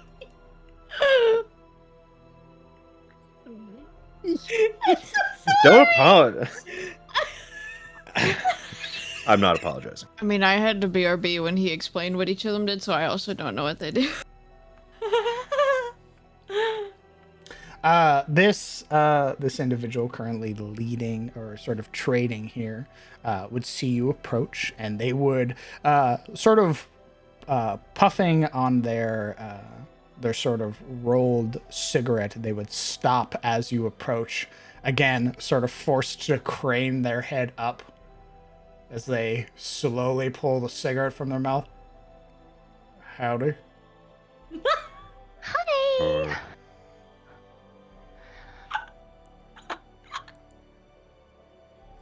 And Pim just kind of like, after saying hello, just kind of begins looking around the bits and baubles.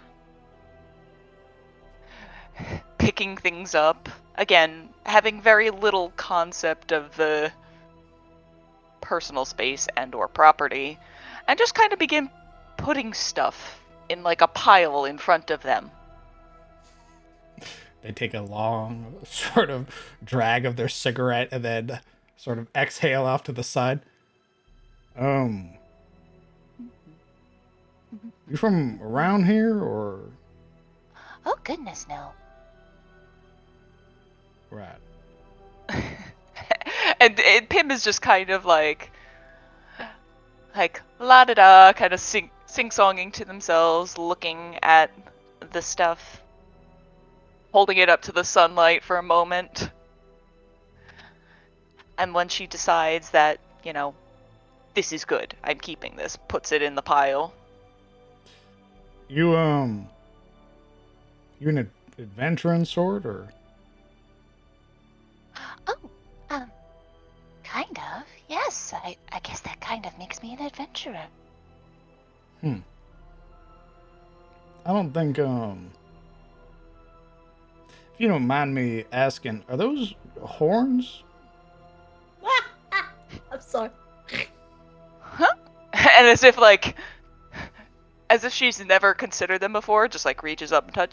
Oh, yes. You'd see his head sort of crane to the side as he then starts to realize that you don't have normal legs. Clip clop. Little tiny goat tail. It's another Or very deer tail, rather. A long drag of the cigarette, so much so that the sort of ash at the end just sort of falls off. And Can I potentially identify what kind of herb is in that fucking pipe or cigarette? Yeah, you'd be able to know just on smell, but if you would like, you can roll me a nature check. Sure. We can attempt. Oh, Jesus, I know exactly what it is. You do!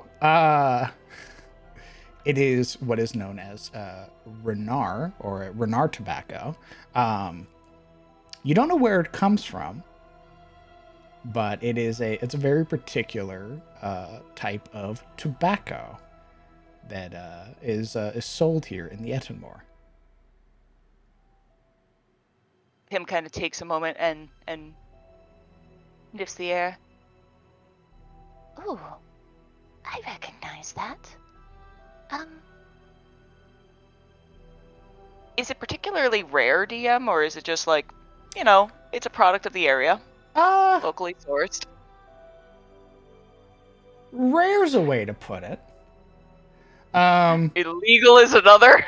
No, not illegal. He'd sort of realized that he's run, the cigarette has run its course, and seeing your interest in it, he'd sort of pipe up. Well, I only have a small pouch left. The place I usually get it from, we haven't heard word back or anything from it. It's been a couple months, so. Oh dear. Yeah, rather unfortunate. She kind of does a finger gun motion as they say the same thing at the same time. That sort of half agreeing gesture of them, also pointing at you and sort of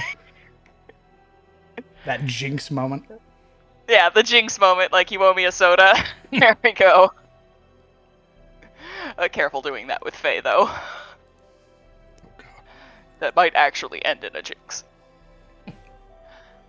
But yeah, Pim would kind of chat up about the tobacco and the smell of it. How it, and for a moment, no. Reminds me of something, though. Maybe just one of those homey smells. And then picks another thing and adds it to the pile, and then after their little shopping expedition, they kind of push it forward. Oh, how much for these? And she begins, again, pushing the pile into, a more uniform pile. You have been chatting him up. You would learn that this individual, the last sort of thing of tobacco that he got from a merchant friend in Rosewood, and apparently that merchant got it from this little podunk place called Elion's Tier. I know that place. However, he hasn't heard from his friend in a very long time, not since the New Year. All in all, you would see him pause for a moment, sort of seeing everything that you've put forth, and he'd be pulling out this sort of notepad, sort of noting down every single little item that you've put forward. And because you've been rather a nice individual and talking to him and sort of learning about his interests, go ahead and roll me a persuasion roll. I can certainly try. Okay. Okay. All in all, you're buying how many more antivenoms? Just 2 more to make it 3. Rule of threes. Okay, so that would push you up to 35.28. He would be willing... he'd be willing to knock it down to a flat 30. Flat 30? Flat 30. Okay. Pim, again, holds out their hand for the deal. Sort of raising a brow for a moment, but doesn't hesitate, sort of would bring their hand out to shake yours, sort of signifying the deal being done.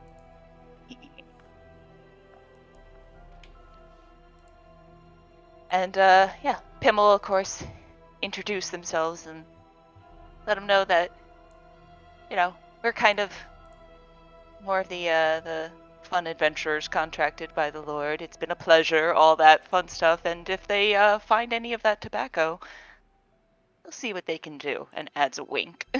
Okay. You would find that this individual's name is Oswald, and they run this sort of general store here, or this little this general boutique. I love him.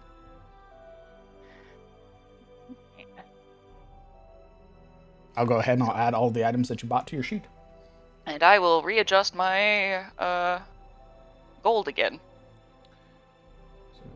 So all in all, I spent 60 gold. We have 5 bandages, 3 medicinal herbs now. We got 3 milk-soaked linens. We got 1 clarifying poultice. We got 1 restorative Oh Jesus! Oh God! herb. He fucking dies. Oswald explodes in his boutique. Fucking Pim's just sitting there, like, chewing on something, looks over as Oswald leans over. Instinct kicks in, ram. His head like all of a sudden, fucking explodes. Overwhelmed by the urge to headbutt something. Your Honor, I was going goat mode. Oh. Okay. You have all of that new adventuring equipment in your pack. But yes, side quest definitely unlocked. Find the tobacco. I got a question. Yes, Tegan. What is drawstring fire grease? Drawstring fire grease is a unique item that only applies to weapons that have a drawstring. Crossbows, longbows, short bows, great bows. The way that it works, it is a bonus action to apply to one of those weapons, and for a minute, you deal an additional 1d8 fire damage. If you score a critical hit while your weapon is coated with fire grease, the target becomes afflicted with a burning status, dealing damage equal to your proficiency bonus for 3 rounds.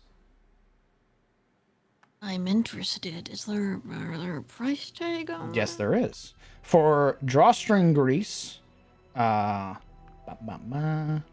is a little bit more expensive than the weapon variant, given that it needs to basically not destroy the bow or the drawstring itself.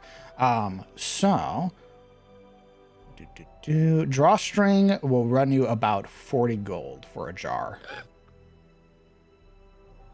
How many uses can you get out of one jar? It's 1 use. But I'm willing to go broke here. I might need to talk him down a little bit, though.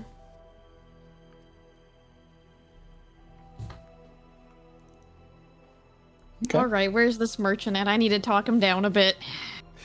This would be a sort Go of be hot. What? I was telling him to go be hot. It would be an exotic vendor, basically somebody who, in particular, sells these greases. As there is fire grease and then there is poison grease.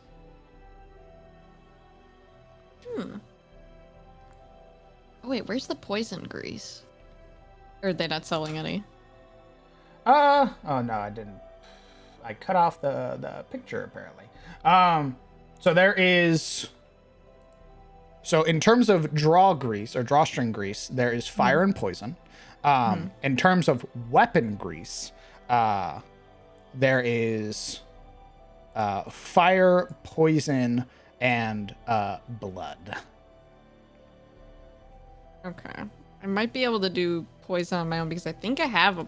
Well, I have proficiency in a poisoner's kit, I believe, but I don't have a poisoner's kit. Okay. Which I was checking real quick. I do. He will approach them though about the drawstring fire grease. And It would be a sort of pale tiefling. oh, okay. He will approach this stall and start looking at the oils and stuff like that, and he'd start up a friendly conversation. Be like, "So are these ones here just for things like bows and such?" This particular brand, yes. Though we do have some more affixed for your weapons that you carry. I'm mainly used to seeing the poison variety back home, so it's interesting to see this variety. He points particularly at the fire grease. Sort of pushing the jar forward, you would see that it is sealed with a sort of lathering brush on the side, where you would learn how you coat these particular types of armaments. I didn't come up with it personally, but I have become rather fond of trading in this particular field. I find that adventurers are rather interested in things that allow their armaments to do more while in battle. We do get kind of attached to our weapons and stuff like that, so it's always fun to try to enhance the weapons we already have. And he will flash his really flashy bow because it's something. It's flashy, all right. Check this out. A rather curious armament. Are you perhaps interested in trade? Not for the weapon. I'm a bit attached to it, sadly. No worries then. If you're interested in the drawstring grease, of the particular fire variety, it will run you about 40 gold for a jar.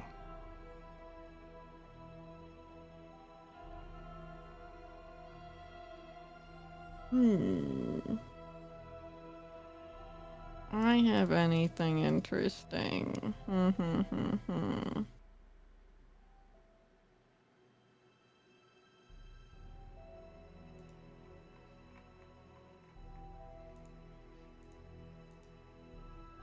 Now I hand her the exalted ration now and be like, are you sure about that? 40 is a little out of my price range right now.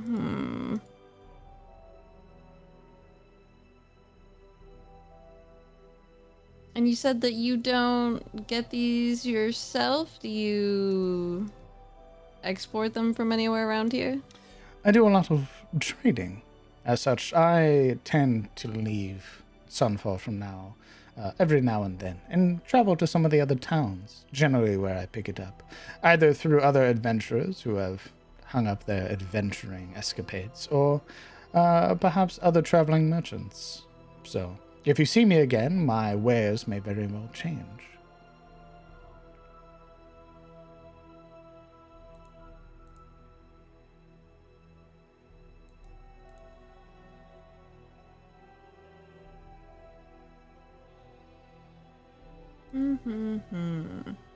You said 40 is out of your price range? At the moment, I'm just a little short. You'd see this very subtle smile curl at the end of their lips. Really? Well, you strike me as the adventuring sort. I would hope so. If you're going out, then I might be willing to cut down the price. We will be heading out very soon. I was going to say, you seem to also like to sell poisons and such. I'm a little, more proficient when it comes to poisoner's tools, so I could offer my services for a discount. I don't need your services, but I do need your adventuring capabilities. Mm-hmm. In the Goldwood, should you happen across it, there is a particular flower, a lotus, that I use for my own needs. You'll note it by its rather gold quality to the petals. If you were to return with, say, 5 of those flowers, then I will cut the price now and to any future purchases you may make.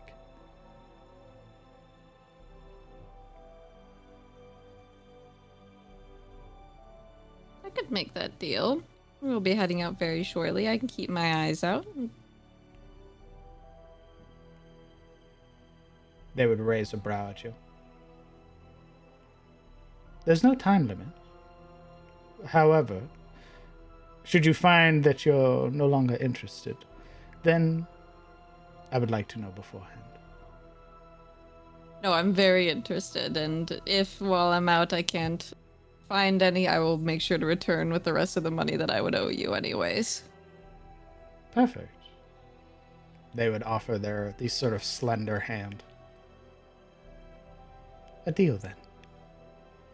A deal, and he'll take her hand and smooch the top of it instead of shaking it. The smile becomes a little bit more pronounced. It'll cost you 35 gold. I have that much. Oh my god. As they pull their hand away, though I do tend to travel a fair bit, given the recent circumstances here around the Goldwoods, I've seen fit to stay for a little longer. You may call me Nowhere. You say nowhere? That's my name. Okay. Hi, lady. I can't tell who's seducing who. Well, nowhere. You can call me Tegan. I will make sure to stop by again when the next one we get back. I can't English. A pleasure, Tegan. I wish you all the best on your journey. Thank you, ma'am. Reduces all of my gold except for one. They know what they're Give me that shit, DM. Give me it. Very well. And give me my exalted ration, too. Drawstring fire grease. There you are. And 1 exalted ration.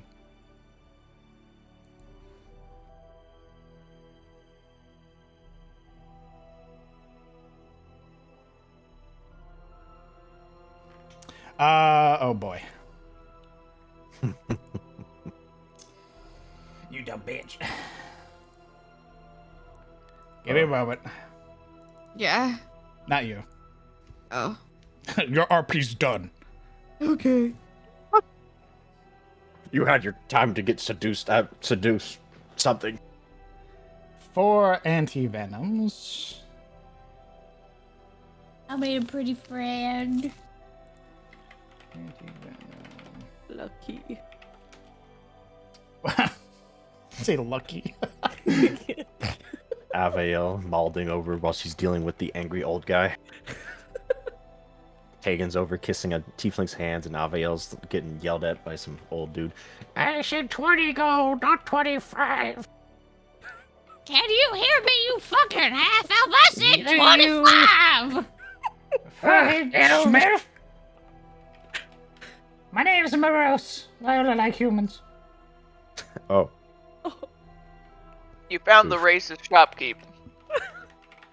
The land of men, damn it. It was pretty You're smooth there, right, hungry. Gorbo? Yeah. Yeah, that's how you get deals, Gorbo. She doesn't have enough limbs for me personally, but you know, That's they each fine, their bud. own.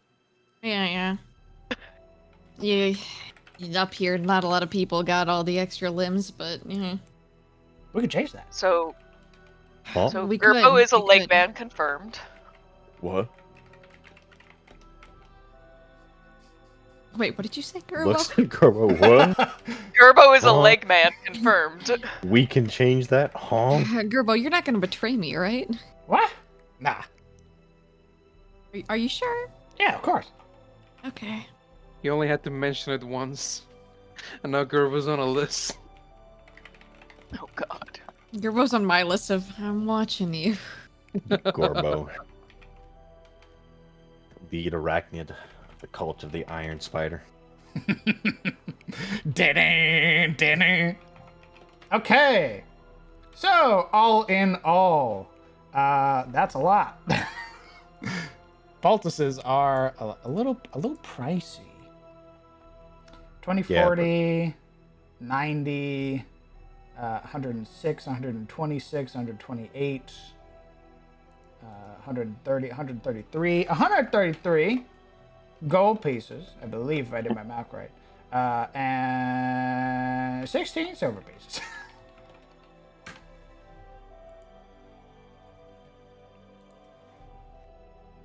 It's that salve that's killing you.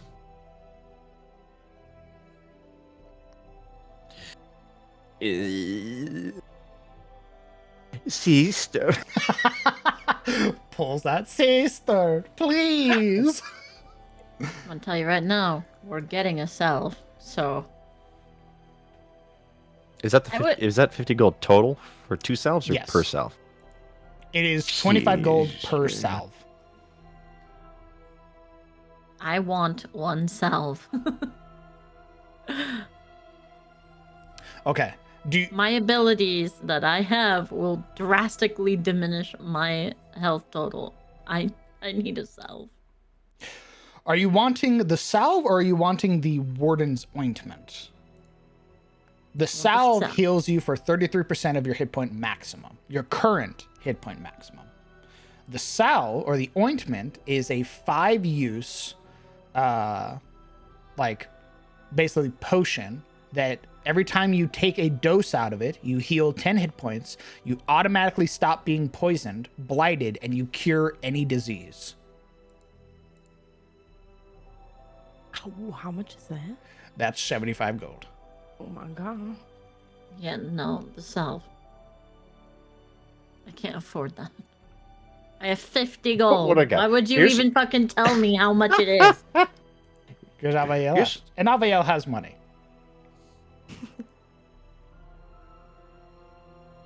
Snapjaw also has money. Yes, he does. He has 50 gold. 45. He has 45. That's Spend even less. 5 gold. Yeah.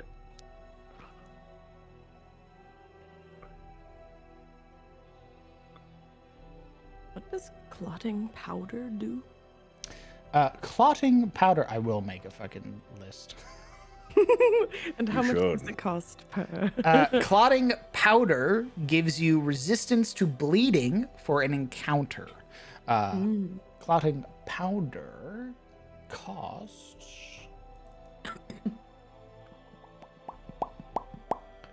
2 gold. I see. Alright, what if we traded out the poultices, so the clotting poultice and the clarifying poultice, with the powders? Uh, Oh, there's a clarifying powder, isn't Powder. there? No. Clarifying's the one that helps with con checks, right? No, clarifying is the one that helps you with stunned. You're thinking of stimulating. Stimulating gives you advantage on concentration checks. And what do medicinal herbs do? Is that just what you use to make health potions? Medicinal herbs stop the bleeding, blight, or burning condition. Oh. Yeah, they're like an all-in-one for everything. You know what? We'll ditch the medicinal herbs because we already have the anti-venom bandages and burn salves. We'll ditch the clotting powder. How about that? The the clotting medicinal herbs only- poultices? Yeah. Or not the clotting. We'll change out the clotting poultice for clotting powders.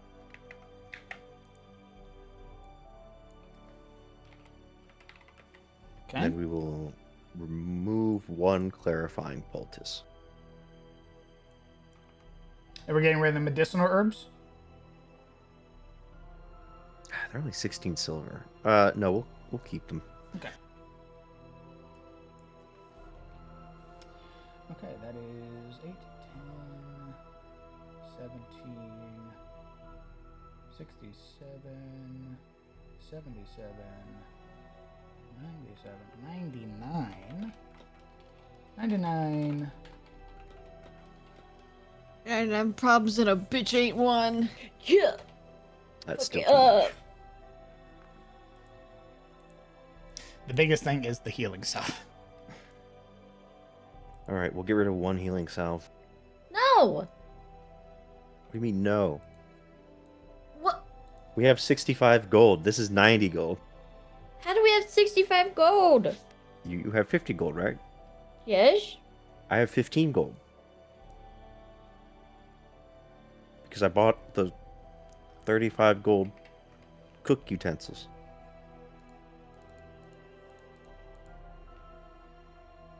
Oh. Okay, your total's down to 74 now. Why do we need the shovel? Someone else can buy the shovel.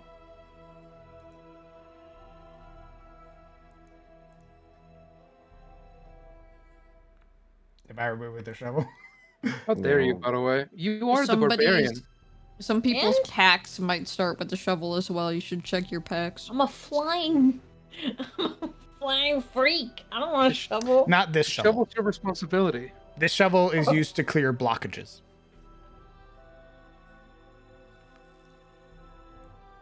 I probably will buy a shovel. Probably. Give me the Maybe shovel. two. Yeah, but how much are you going to charge for the shovel? I'm not gonna sell it to you. That's even worse. So there is a shovel, and then there is the sledgehammer. The sledgehammer is the improved version of the shovel. Also, I had the price wrong.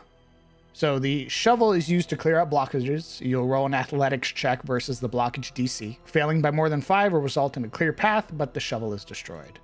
The sledgehammer is the improved version. It has what is known as siege equipment. If you fail by more than 5, you can roll a d20. On a 16 or higher, the sledgehammer doesn't break and the path is cleared. So you basically get like a redemption for the sledgehammer. How much is the sledgehammer? Sledgehammer is 10 gold.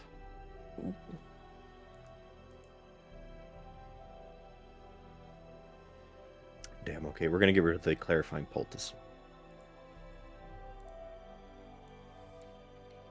Okay, your total is down to 62. We basically cut your initial cost in half.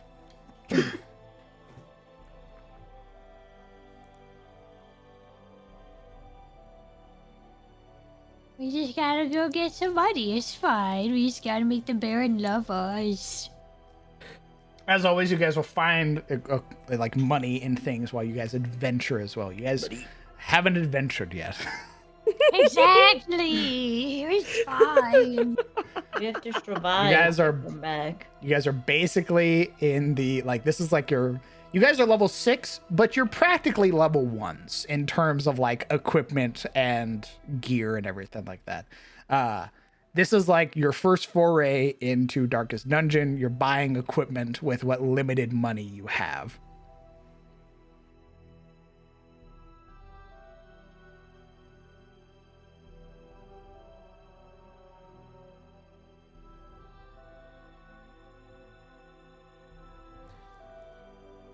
Basically stocking up on all of the curatives so that my sister does not get owned by DOTs. Smart. If we get stunned, well, it was a good run. So am I using that total then? Fenwell will look over pleadingly to Hygel. This is the most we can afford. Duh. Looks back to the vendor. It is going to be a shame when we are out there with the possibility of dying. But I will do my best. And she pulls out like her coin pouch clutched in her large like clawed hands and hands it to her sister. With the pouch of gold in one hand and her own little pouch of gold in the other, she would offer 62 gold to the man, which I think would be 50, 12. We have... Or you can just split what's left. We have 3 gold.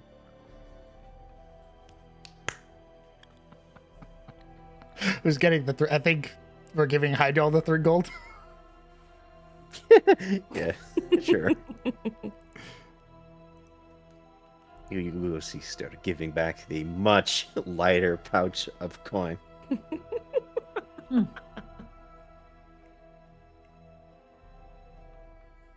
Okay, I'm gonna start adding this She just stuff. goes ching, ching. Looks at the bag and just How the mighty have fallen. It is okay, sister, she pats Hygel on the shoulder. We are here to become legends, not merchants. I thought we were here to... You're right. I'm going to add all of the equipment that you just bought to your sheet. Split it evenly. No. Oh, okay. I thought we were here to go fishing. I thought we were here to... Okay. What am I giving you, Whatever Fenra? you say, sister. I'm gonna be taking How many anti? half, 2 anti-venom, 3 bandages, 2 burn cells. Hey. How many bandages? 3.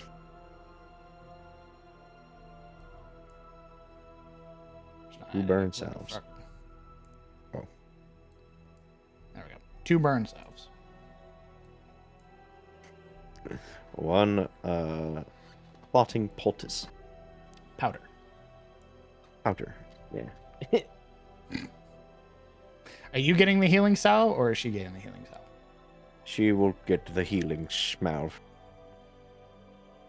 You're taking a medicinal herb?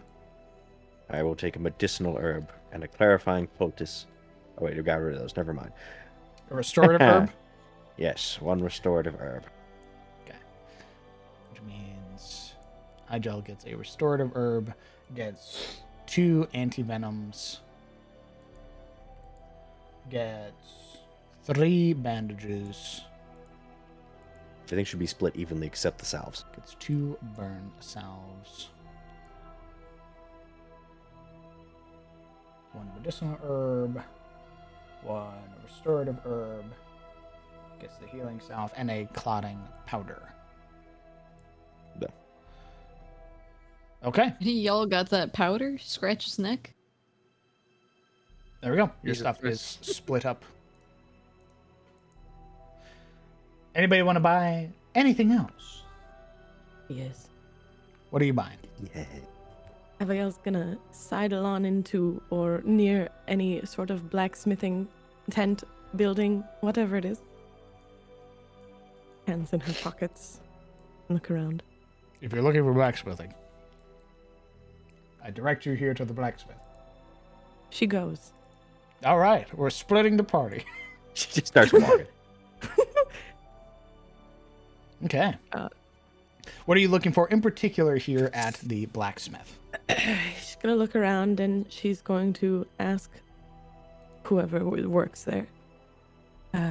Hello, do you upgrade leather armor? You would see a rather large Leonin currently behind the forge, who would sort of lift up the visor that they have as they hear you talking, turning their attention towards you. What's that? Hello, do you upgrade leather armor? I can. I assume you want studs? Yeah, I guess. You guess. Yeah. I don't know, just make it better. How much would that cost you? They pull the visor from their head, sort of resting it on the anvil as they turn to face you fully. You've never done this before? Is this your first time? No. I got my armor from my hometown. She gestures. Well, let me see it. Alright. She drops her cloak and starts taking off her armor. They sort of cross their arms as they wait.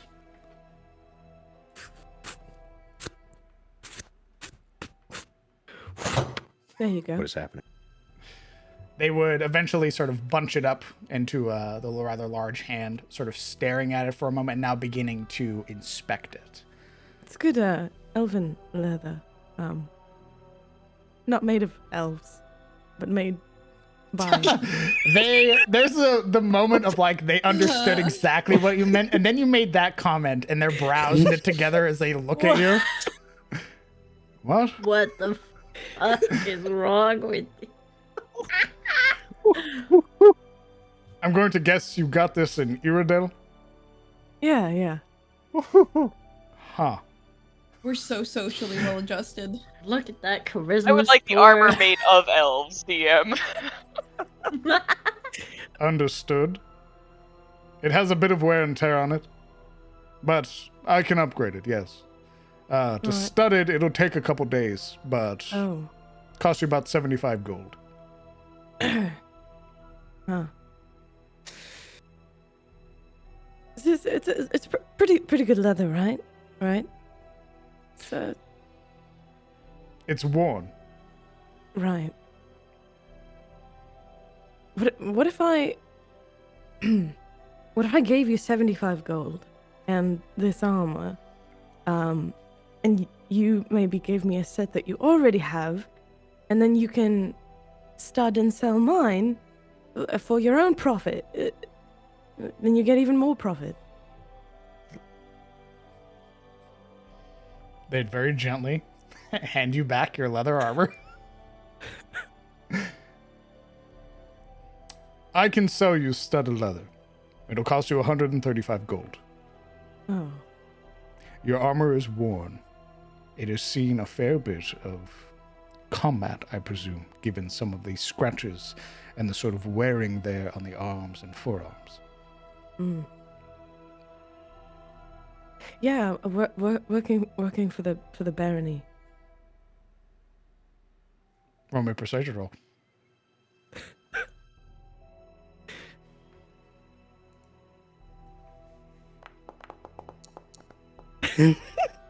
The barony, also not made of elves. Well, if you would like, I can direct you up to my contact there within the district if you work for the barony. Uh-huh. I'm sure they'd be more than happy to set you up with a more lavish and perhaps elven make set of studded leather. Oh, well, you know, it's the money that's the problem right now. She scratches her head. How much do you have? About 100 gold. Roll my deception check.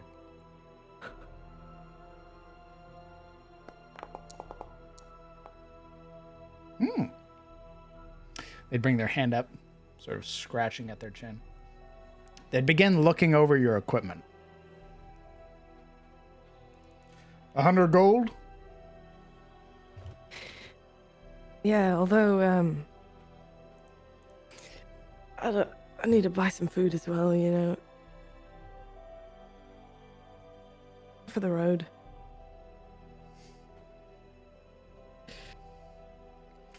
There, you can see this individual, this rather like jovial Leonin, sort of seeing this demeanor that you have, this sort of way that you're holding yourself.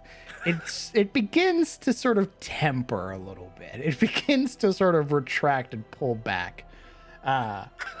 Seeing that you've come in with not enough money, trying to trade off your worn leather armor, and they sort of stand there for several long moments.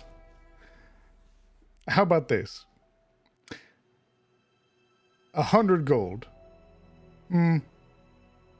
95 gold. And that short sword you have. Oh. And I'll give you a brand new set of studded leather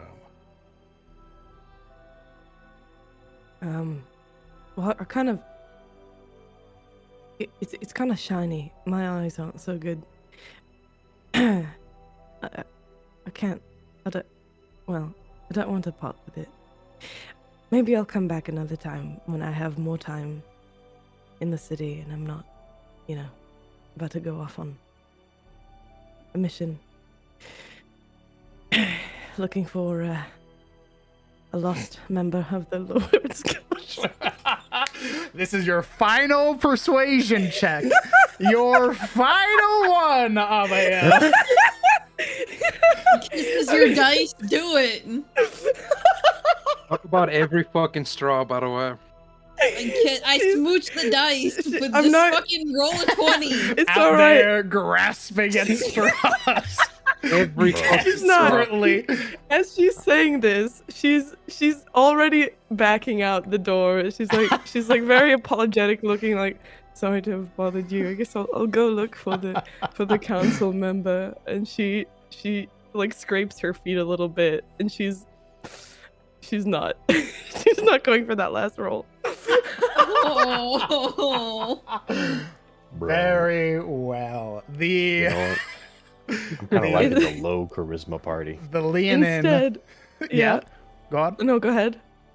The Leonin sort of seeing you backing out and hearing that comment sort of side eyes you for a moment and would eventually nod and turn their way back to their anvil.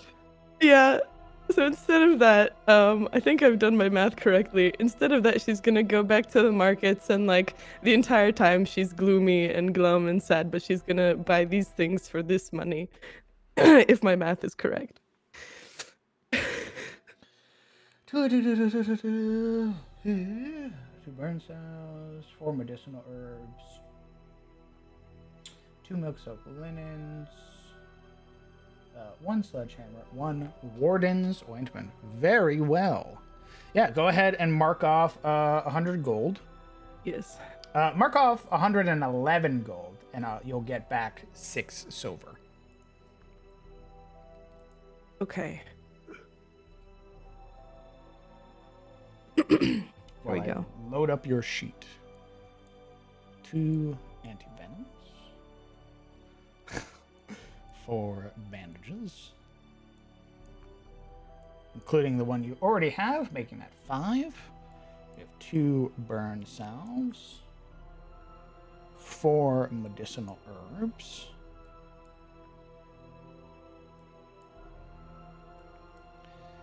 2 milk-soaked linens. 1 sledgehammer. And 1 warden's ointment.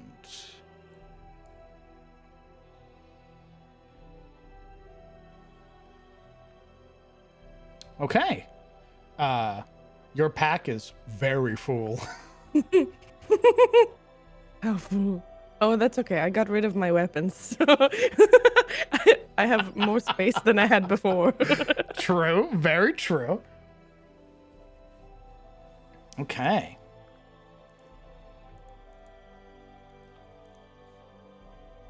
that is me.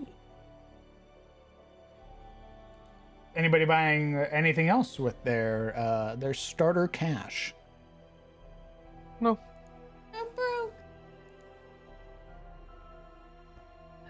It's not on the list, but I want to get something very frivolous before we leave. Such as? A set of playing cards. Set of playing cards, huh? Yes, I get bored easily. I also want some yarn. What? Oh, wait, I want sunglasses. What? Taking you don't have enough money for sunglasses. Fuck! Wait, what do you mean? That 1 gold isn't You don't have enough? enough money for sunglasses. You don't have enough money for chicken nuggies. A set of playing cards would run you for 1 gold. Yes. Actually, the individual that you had interfaced with before would sell it to you for 5 silver. Yes. Good. Are you tracking your gold? Yes. Because it still says you have 171.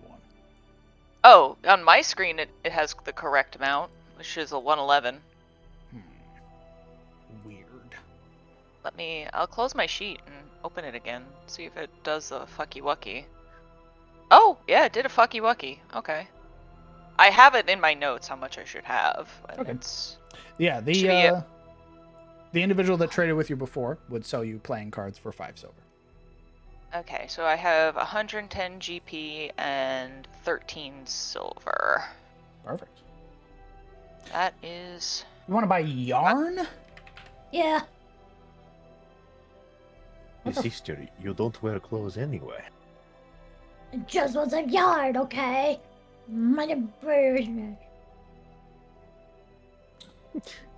Sister, I meant to get in your business. Is that 1 square yard of yarn? It'd be bolt or like a roll or whatever they are. Be ballin'. Okay. A bolt, a singular square yard of yarn, because it comes in 1 square or 20 yard bolts. 1 square yard is going to cost you 5 silver pieces.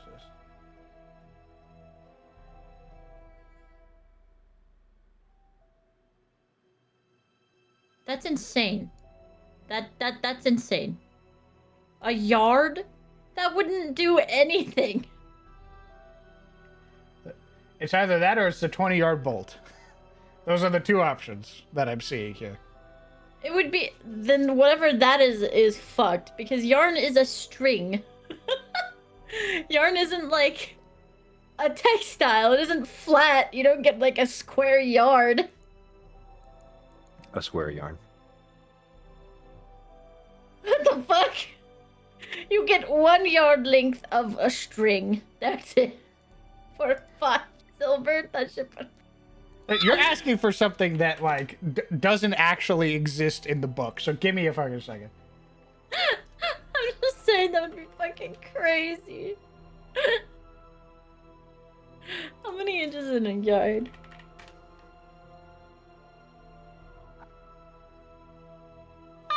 That's 36 inches of 1 string of yarn. You're welcome. It's For what 5 you silver? get. It's what you get. Pulls out a little string. 5 silver. Best I can do. Holy shit. You just have to befriend me and my army of spiders, and then we can make you silk to do stuff with. True.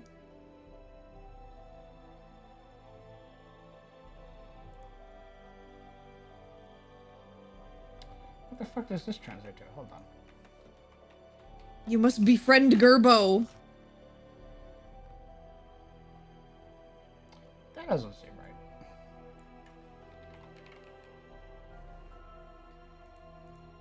That seems like a lot.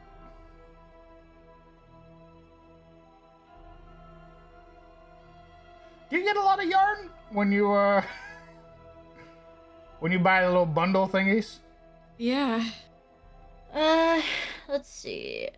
How many inches is in a standard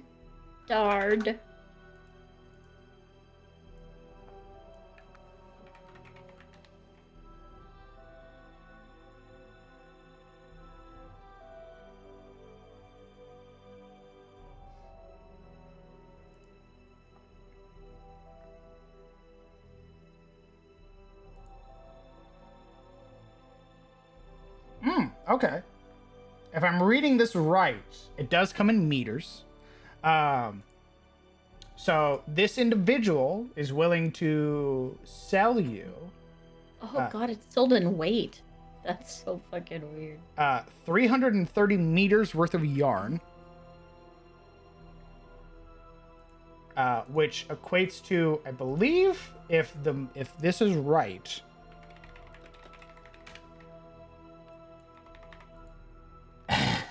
that's a lot.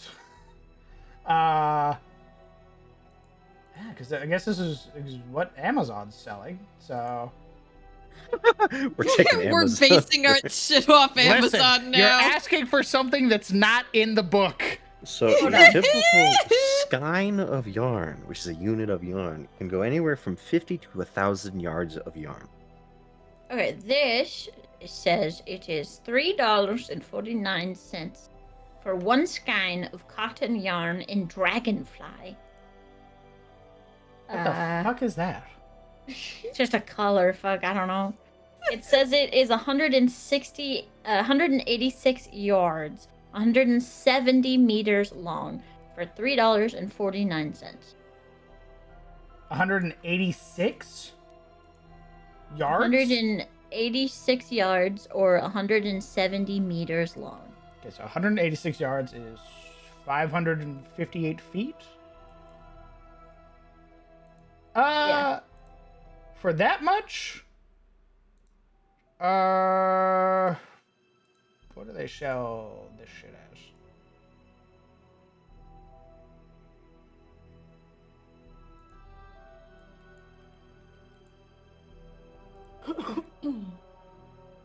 5 gold. You can go fuck yourself. No, I don't have that money. Sorry. She bows her head graciously and backs out of the little selling area. At least now we know what yarn costs. Damn. Can't play cat's cradle. That's a bougie activity. Okay. Anybody else? Just really quick, not buying anything, but I think part of the reason why my inventory is so packed is because I have a standard adventurer's kit as an item that weighs 43 pounds, but then also each of the individual items in an adventurer's kit in my inventory as well. Wouldn't you know it? Do I simply have 2? It should be marked as weightless. It is. It says it's 43 pounds. Yeah, mine also says it's 43 pounds. This is the one thing you remember? Wouldn't you know This it? is the one thing you remember? Wouldn't you know it? Oh my How god. crazy! Can I Look, I don't make the rules, okay? My brain remembers what it wants. My standard adventures kit is 0 pounds. My standard adventurer's kit no is longer on the 43 verge pounds. of encumbrance? Mine is 43. It's not a problem for me though, because of my strength. You ever bought anything? I can hold so many more That's fine. swords. I don't need anything.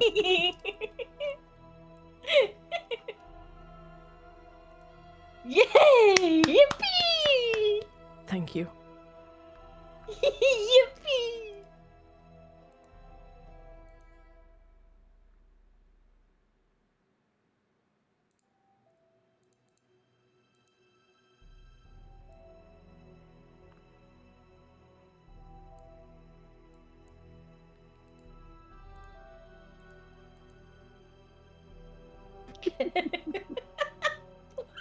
Please don't kill us. I was gonna say, has the DM killed anyone yet? I went and grabbed my coffee. It's just a joke.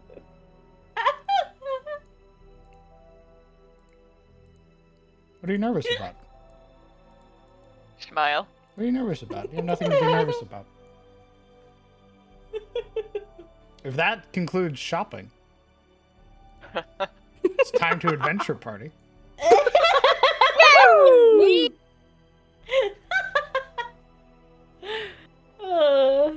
So fuck you, stream buffers. I see it. Stream hates Sundays. Oh, it's not buffering for me. My OBS is shitting itself right now. Damn. My God.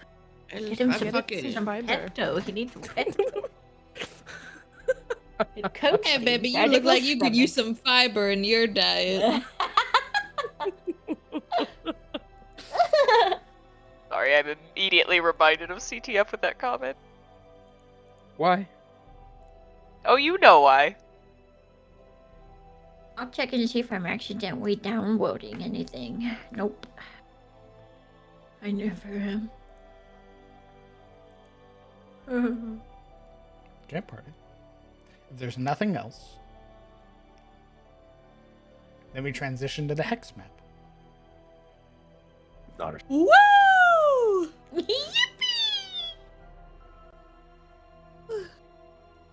I hate it puts me off in the middle of Narnia.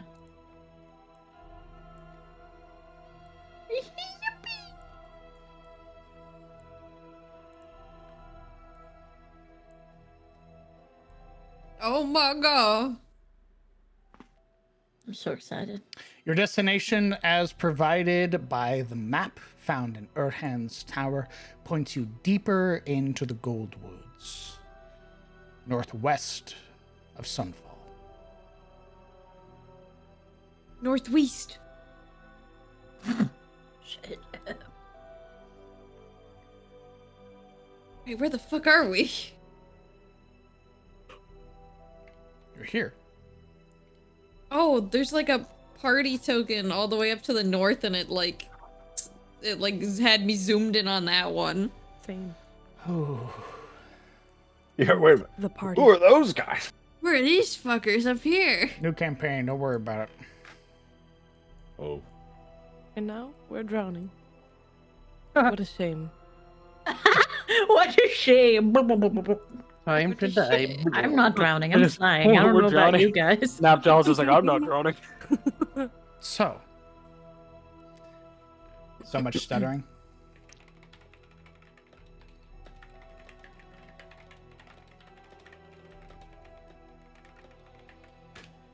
Is it because we were all loading the map? No, it's been shitting itself for a while now. Damn. Well, I did a speed test. We have normal numbers. Tell that to OBS. Okay. Sitting at I will. 900 kilobytes a second.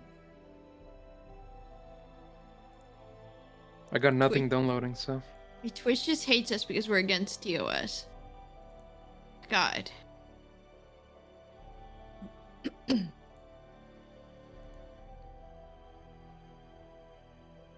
Well. Well, I wonder what that could be. That's your destination marker. Yeah.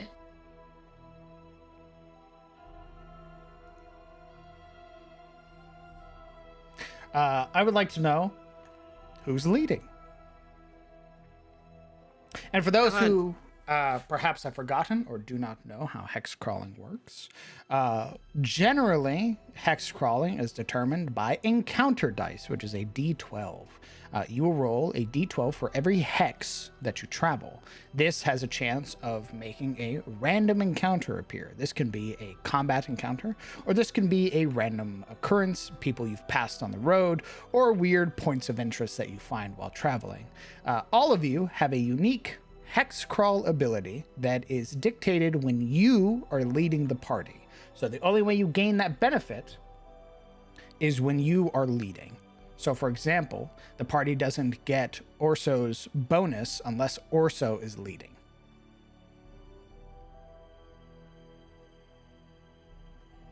As well, while you are traveling, a individual can attempt to sort of perceive or roll perception for potential things that you can find within the hexes while you travel. So you may be traveling through and avoid a combat encounter because your companion, who perceived, found an alternate route around what was potentially a fight. So one person to lead and one person to perceive? Indeed.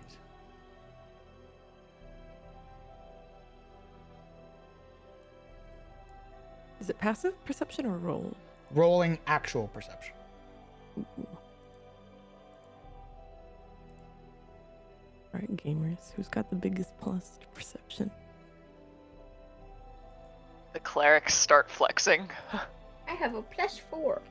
You all should be able to see in the notes something called the Hexcrawl Etymore that shows you a picture of what each sort of marker represents.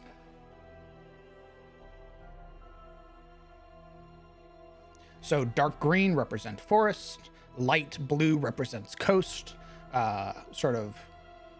more normal green represents plains, lighter green represents grasslands, brown representing swamps, light brown representing hills, gray representing mountains, and white, or a sort of shaded of white over top, represents Arctic or cold. As well, while you are traveling, there are a number of things that can happen during hex crawling. The biggest thing to note is that there is the potential for things called roving markers. Roving markers are things that will appear on the map that either rotate and sort of move through their own pattern or can beeline it towards you. These things are often encounters that appeared on the map, either points of interest or large and powerful creatures. For example, you guys, whenever you guys lead, this roving marker will appear on the map. Why?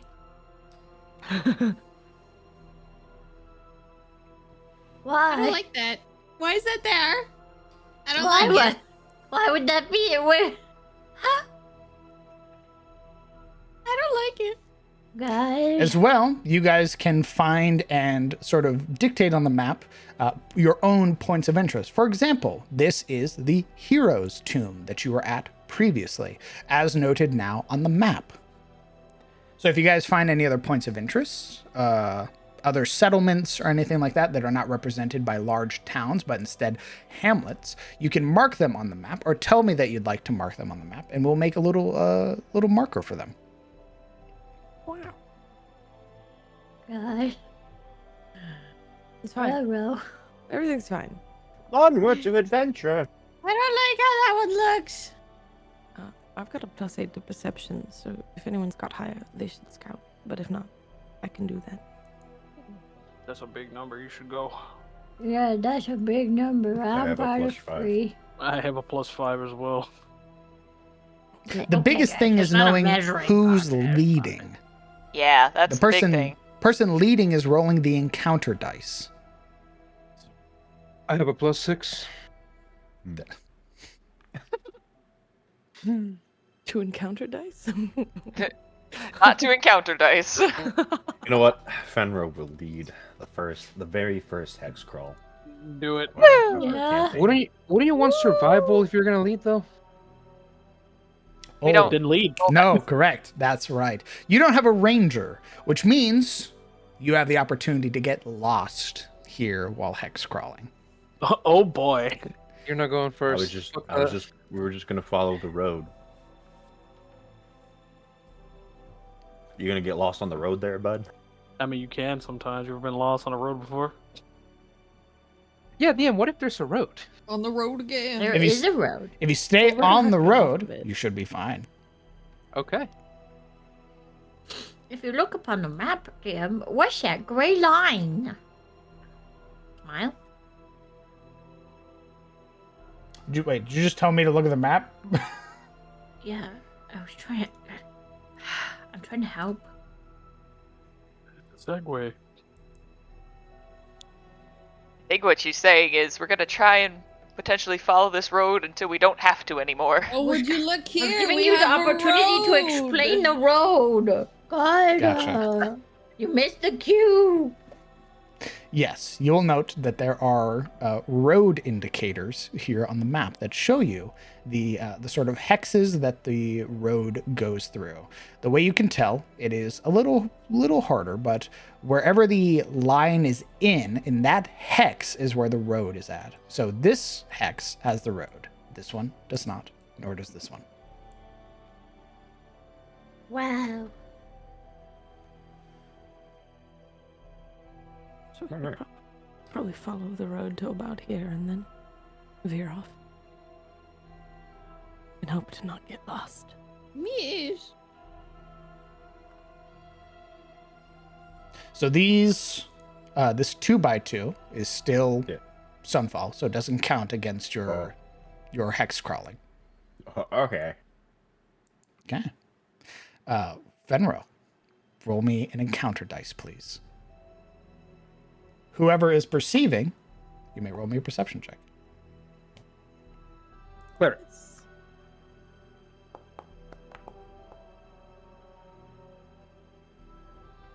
18. Okay. Traveling through, now following the main road, where you had broken off from previously when following the guard who had led you away from Sunfall, you would find yourself here in this rather cool day. There is that subtle breeze that pushes through the Goldwood as you travel now. And there is little to no obstacle that blocks your path. The road before you is open. You may pick your next hex.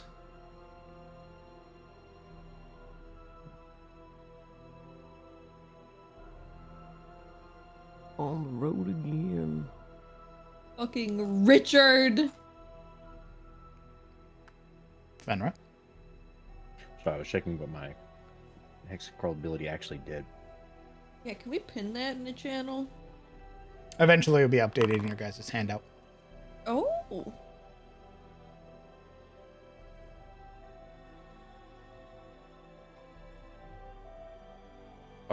So when I use this, if I forgo the attempt, does that still count as using it? Yes. So if I roll a 3 here, when you're like, ooh, that's combat. That's a potential combat encounter.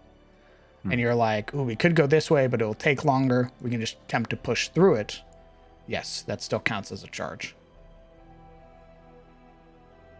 But I need to use that before I go into that hex, right? Correct.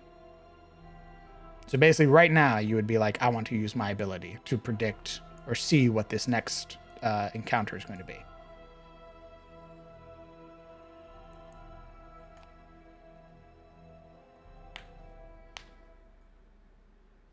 Ooh.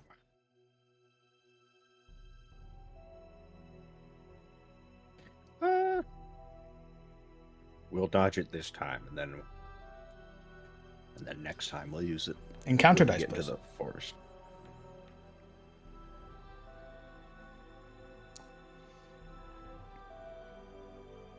Perceiver. With a 9, traveling here along the road, now passing into the grasslands, this sort of departure from a portion of the Goldwood. Around you is just long, sprawling, open fields. And as you arrive here, now arriving at night or well into the evening, you would all begin to settle down for your short rest tonight. I would like to note,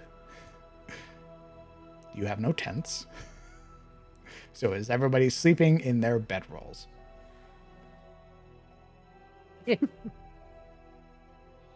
Yeah. DM, does Snapjaw need a bedroll?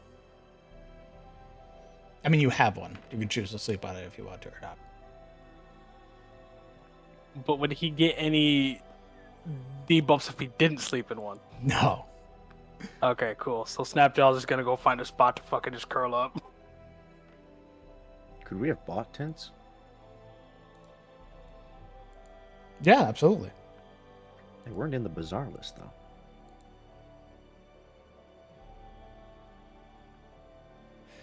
People have bought things off the list that were not on the list. But I understand what you're saying. Okay. Well, yeah, I guess we'll use the sleep under the night sky. Tents are also expensive. So I think it was either buy your adventuring equipment to keep you alive or buy tents. I kind of figured. How much is a tent? Let me pull up its exact price.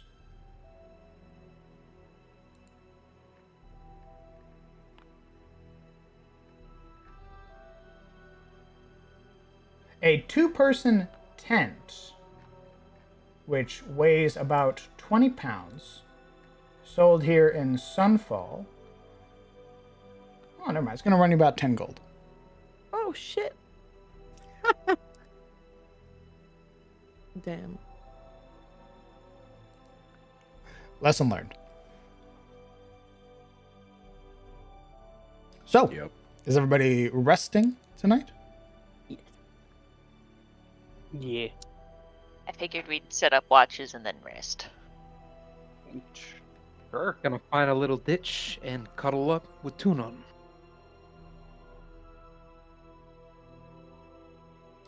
So how are we doing watch, if we're doing watch? Avea will take first watch, unless someone else insists.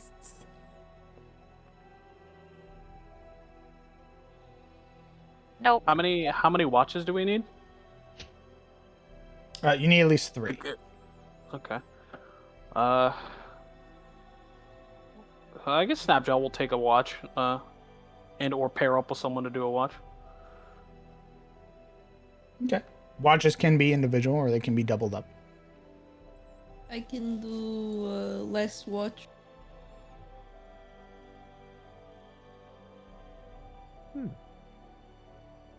Alright, Snapjaw can do middle watch. Okay. Tegan's last. Snapjaw doing second watch. Avael doing first. Yes. Okay.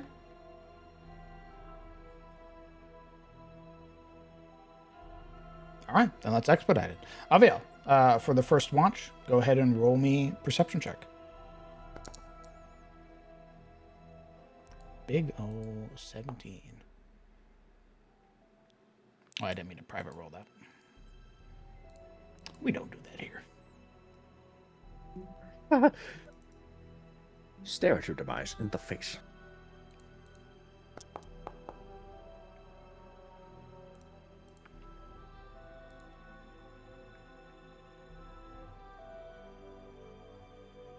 And here come the giant frogs! Woo!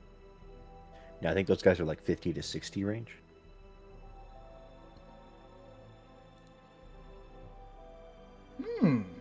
I meditate with my Gerbo.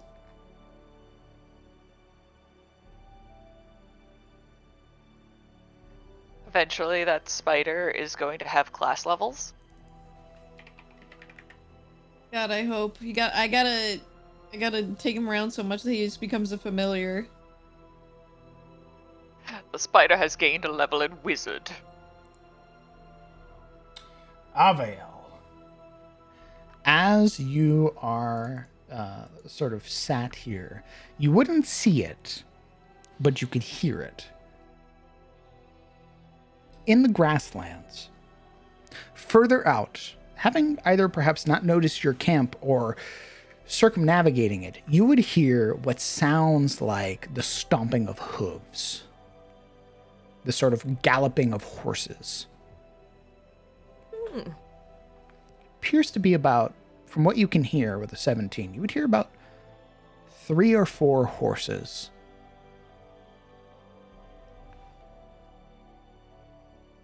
Do we have a campfire lit? I think not. Do you? I don't know. Did anybody light a fire?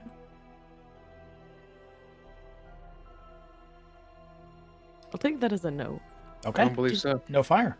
She's going to sit quietly and listen for whether or not they come closer. or not. All right. I don't imagine you guys are like trying to hide your camp, so I'll do a little roll, see if they're interested or not.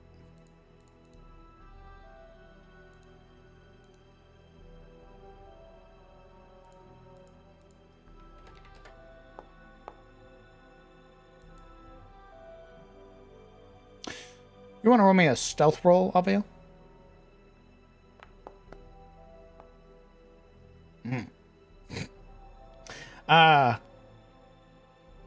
The galloping would pass by with little to no like attention drawn to your gathering here.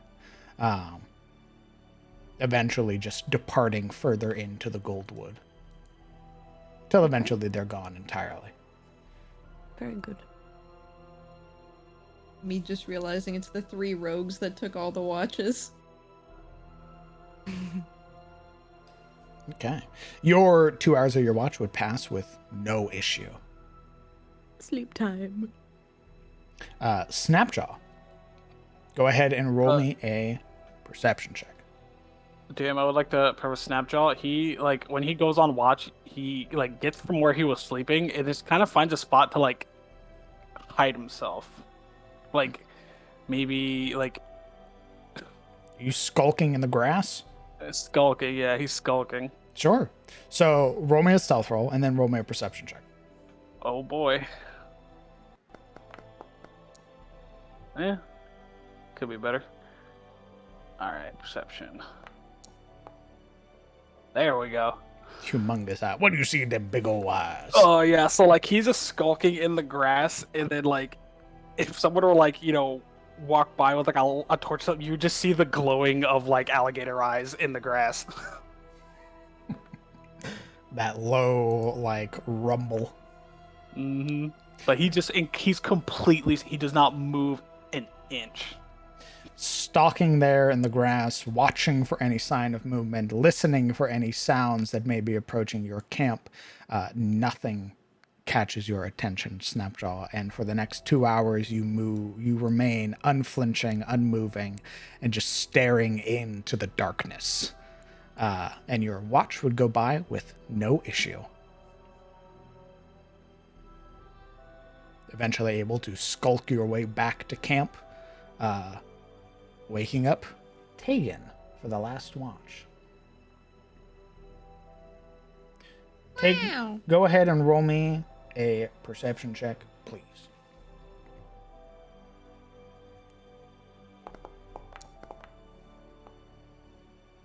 I saw that. That was almost a natural 20. A 12. Really the only one with dark vision. You sort of peer out and are able to see more of your surroundings. The sort of how the wind pushes against the grass and where you sort of are in reference to the woods that sort of flank you.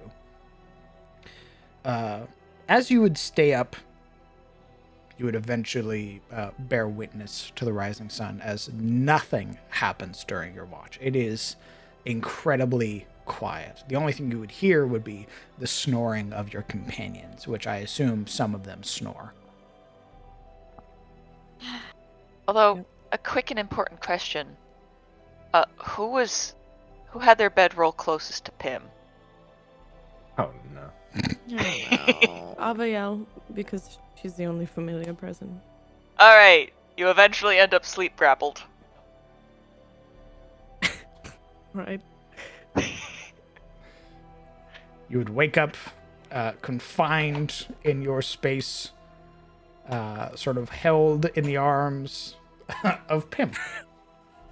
Blue eyes just stare at the sky, wondering what one might have done to deserve such a thing. I think Tegan spent a little bit of his watch letting Gerbo have a grass time and also helping him catch some num-nums. Hell yeah! He has some grass time.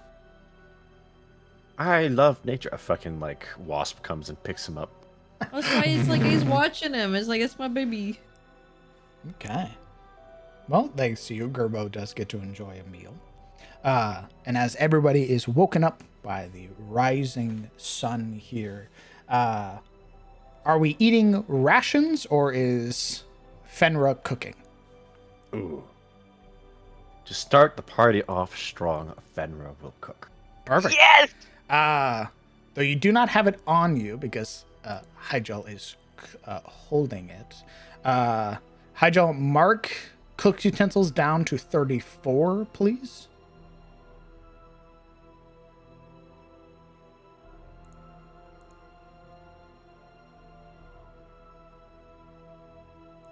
Hold on, I'll make a little marker. And then roll me a d20 plus your wisdom modifier. And are you proficient with cook's tools? Yeah. Then also your proficiency bonus.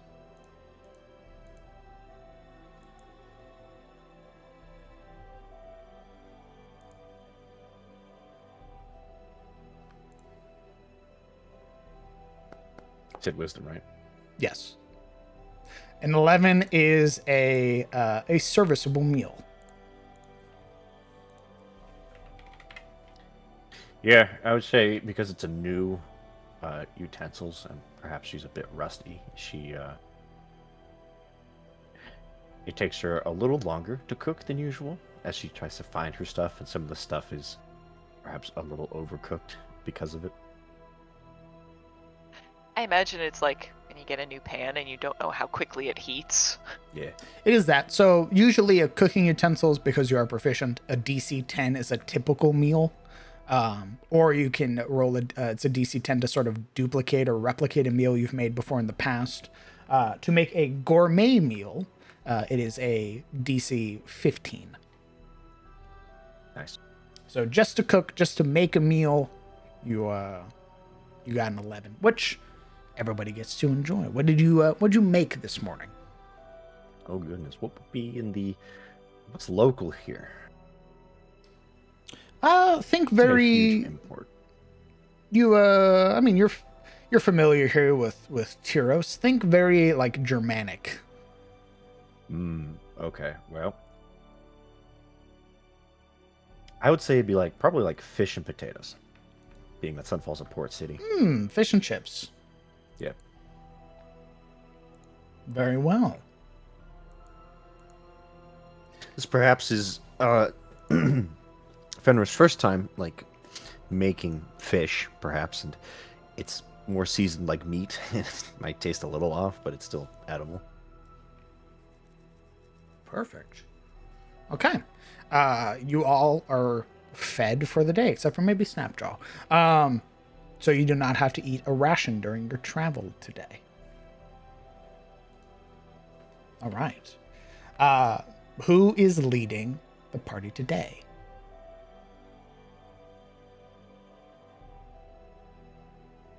Does this still count as the road? This counts as the road, yes. You would see this line is still here.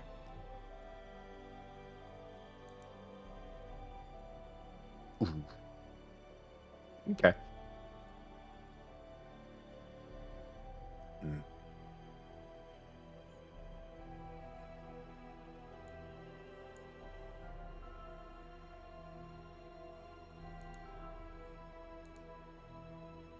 Anyone else want to lead, or?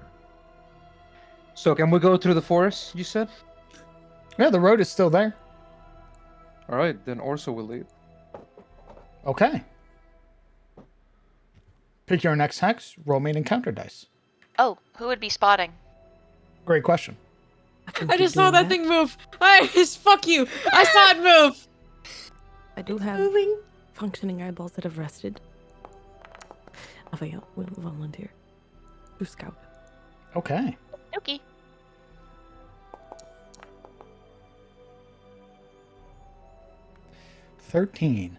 Your attention more fixated on your surroundings now as you make your way into the entrance of the Goldwood. Sort of following along the road that passes through here, you would learn, or rather see, through your travels that the roads pass through perhaps the smallest portions of the Goldwood that it can. The roads try to not pass through large swaths of the Goldwood. This being sort of one of the few exceptions. And with a 9, you would find that the woods, at least around you, are very calm. You may pick your next hex. Once you depart from the road, it'll be a survival check. I think Orso will continue leading. Out this way. Boop. Before you roll me a survival check. Oh, you want me to roll it before we go? Yes. All right.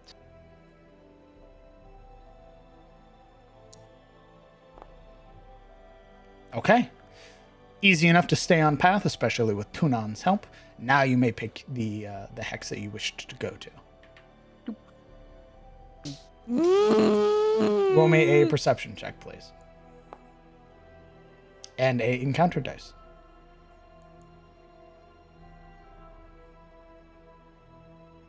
It can't hurt you. It can't hurt you. Smile. It will absolutely hurt us. You're upsetting the twink. Leave him alone. I'm sure it will be totally fine. I summoned my dog with my noises. Hi, Lily. Summoned my dog too. She's like, what was that noise? This is Forest. You roll a 3. The skull is Gorbo's mom. Oh. Gorbo, who'd you tell? Gorbo, who'd you tell? Everyone! Who did you contact?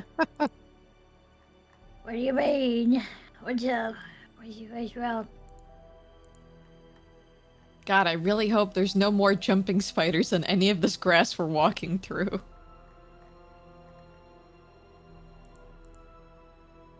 You drop Gorbo.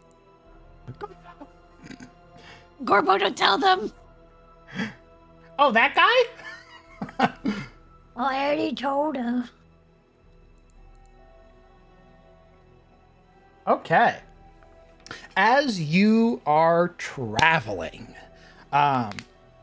something catches your attention, especially Tunan, who is more sort of closely tied to nature.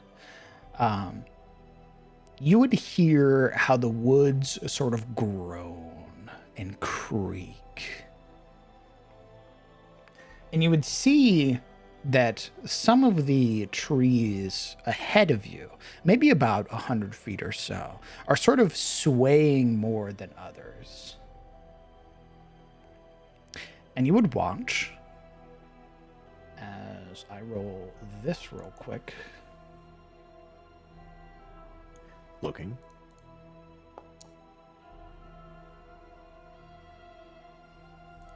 You would see a massive figure.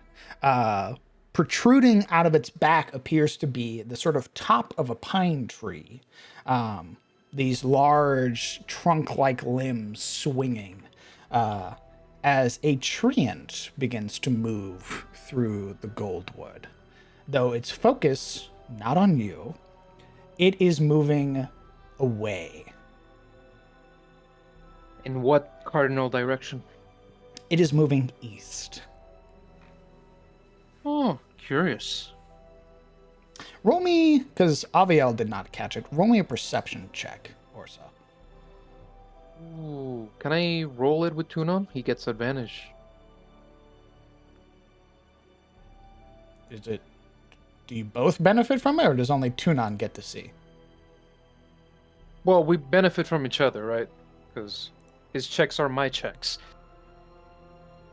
But it's up to you. We have the same modifier anyway, so... Sure. Let's see. Go ahead and roll with advantage then.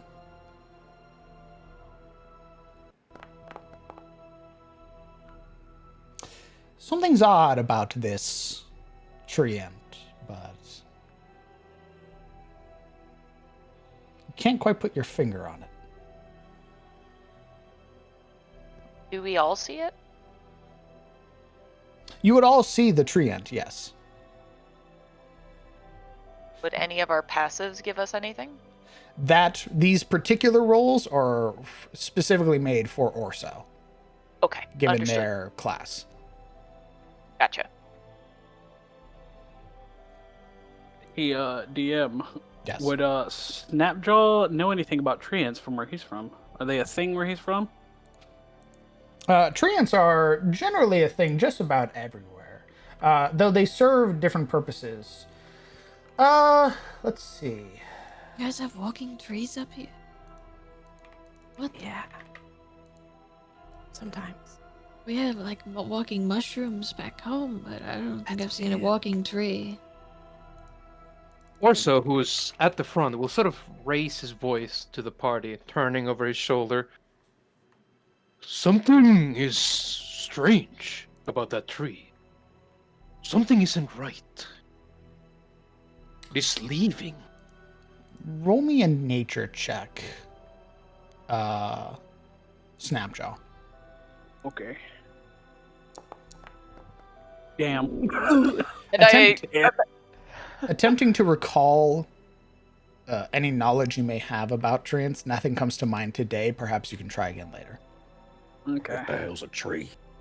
I just imagine where I'm from, trees move all the time. Absolutely. So that's weird. You have trees? No, it's more like giant mushrooms, stuff like that. I mean, there are some types of trees they don't move like that though. Do you think we should go see what's wrong? Do I call to it? At this point, with all of you having conversed and sort of waiting and not getting any closer, this thing is already moving well into the forest. It's already making its way away from you. Well, there's that. We let it be.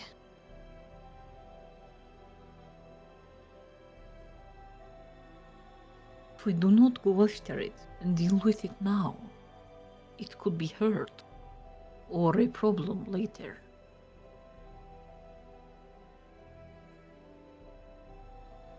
See Fenrir consider it. But sister, we came out here for a job. We have been known to change our mind.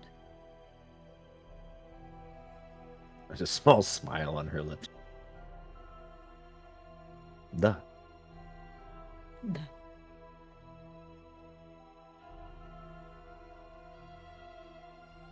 What would we do? She looks to the rest of the party. More so, Orso. You see that Orso. Orso, there's sort of a muscle working on the side of his head. He's just thinking on it, lips pressed, sort of pulling at one end of his mustache. And then he just turn, and in a really booming voice go, "Hey!" and start sprinting these long, lumbering strides after the tree. There is your answer. Oh dear Okay. God. Wings. As you bellow, you would note that wherever it was, it stopped moving. That loud, retreating steps stopped. And as you begin to sort of pass through the woods and sort of catch a glimpse of this creature now, with the rest of the party following, maybe about 20 to 30 feet away, you would note that there is something very odd about this treant. The first thing that you would note is that along its trunk-like arms, there appear to be these strange, glowing yellow pustules. Oh, that are clustered very tightly together in these sort of spread up the entire length of their arms up to their shoulders. You would see as they'd turn to face the direction of the voice, half of where their sort of natural appearing face is caved in, and you would see that the wood around it is sort of this mulch. It is this sort of like blackened wood that appears to be like rotted through, where like half of their face is missing. never mind. Ooh, looks like you're going through some things right now. As they're sort of staring, you would see where half of their mouth is still open. These fungal-like tendrils are hanging out of their mouth, sort of writhing and curling in the air. But the moment that they hear your voice, they sort of upturn and begin sort of reaching out towards where your voice is. You can see them slowly beginning to spread out more from the mouth. Unon had gotten ahead a little bit, four-legged as he is, and Orso would have immediately called him back, whistled him over, and Albert sort of stops in this staggered halt and then backpedals to Orso's side, who draws an arm over his head. Something is not right. It is sick. It is different. I've never seen a tree like that. Ooh.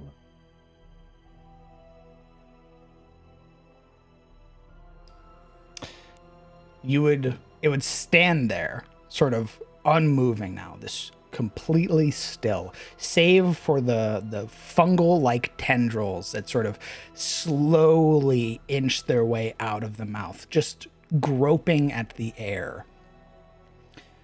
You would see its one working eye sort of fixated on where the sound is coming from. It is this almost jaundice color to the iris as a whole. Yeah, we're gonna start backpedaling if we can, DM. Ooh, my bee. Okay. I'm going to ask now for everybody to roll me a stealth check. Yeah. Alright. Everyone? Everyone who followed. Medium armor is disadvantage. What's my Depends on the armor. I believe you're wearing splint? I'm wearing scale mail. Ah, yeah. For you, disadvantage. More like fail mail, am I right, guys? I'll kill you. Okay. Not the worst, actually, with disadvantage. Not the worst. I'm going to roll. We're going to see what happens.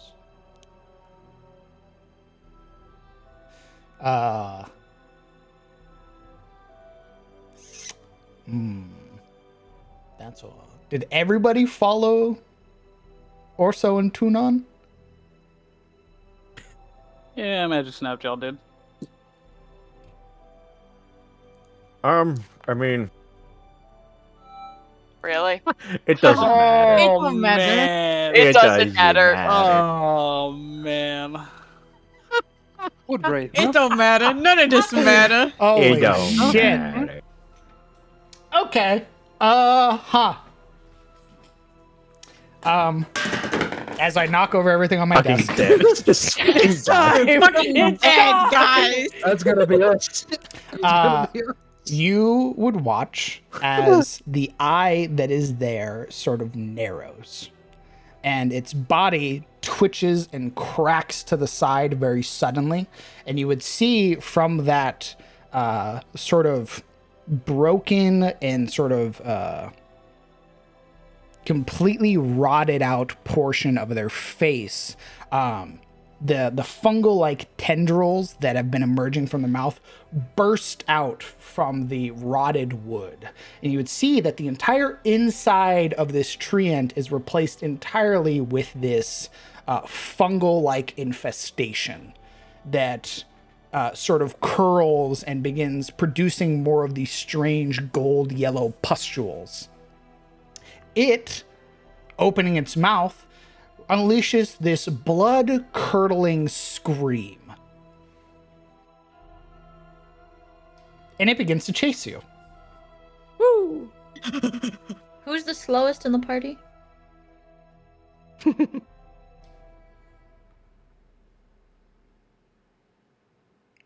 Nobody's Good answering. question. Everybody's Good dying. Does anyone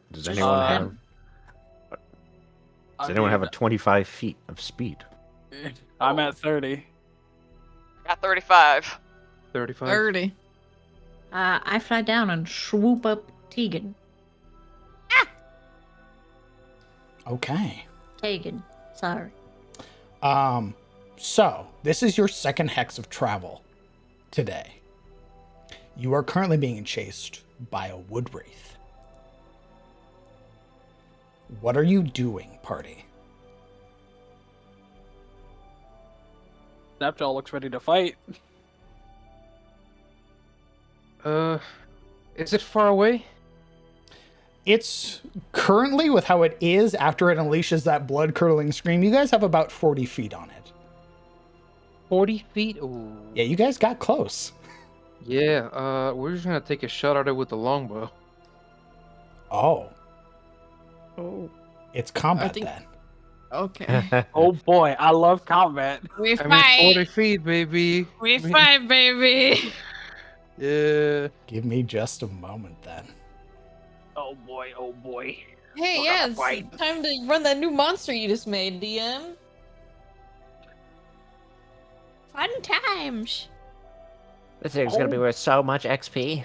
While we transition Relax. into this, can I take tea break? Can we have? Can we Yeah, have a small actually, break? this is perfect. Let's go ahead. Let's take a 12-minute break. Okay, I want to go make some more cookies. Pardon me. Everybody Just be keep sipping making from the cookies. fucking warden's flask after this, by the way. Passing it around like vodka. I hope you're ready.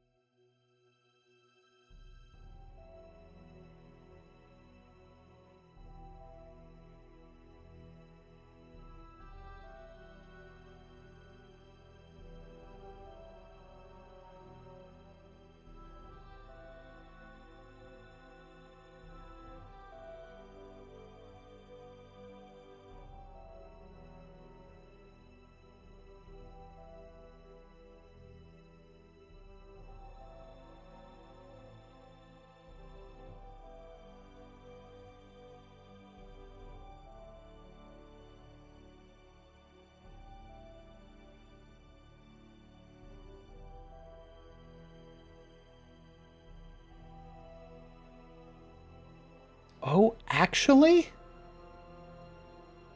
We may have to retcon that. Uh-oh. What's going on? Because this is your second hex of travel, it's night. And most of your companions do not have dark vision in this current rule set. Orso and Tunon would not have seen the wood wraith. Oh, shit.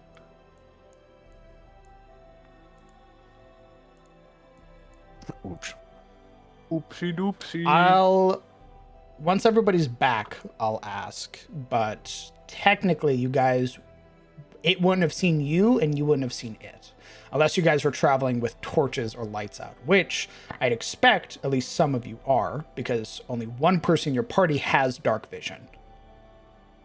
Yeah, I mean, I think most of us would have torches out.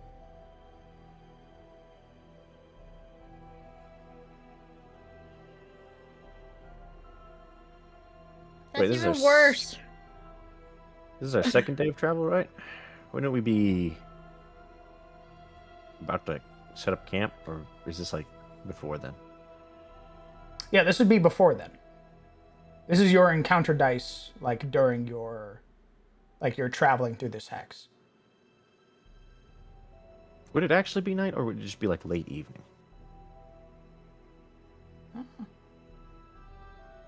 It'd be night. You gotta remember it's winter still. Fair. Wait, doesn't Orso's like ability when he leads, isn't it like he moves 2 hexes in one go? No. Or one an additional hex? No. No. When You're he thinking about encounters- me. When he encounters beasts or monstrosities, he can attempt to placate them. Yep, you're right. I'm sorry. I got Go on, placate it. I want to placate the damn thing. Get to placating. Come on. Easy. It's not a easy monstrosity. It would sadly. behoove you. I don't know. It sounds like a monstrosity. It would behoove of you. It would behoove of you. I implore you to send someone a bit more impressive next time. You implore me? Yes, I am the one who can go pretty fast through forests, Discipline, integrity. hills, and grasslands. Okay. And I can steps. travel through swamps and coast. Whee! I swim. I can fly. Whee! These freaking wood waifs full of parasites. I'm sick of it. It's the wood wraiths Unacceptable. in Sunfall. Hoorah!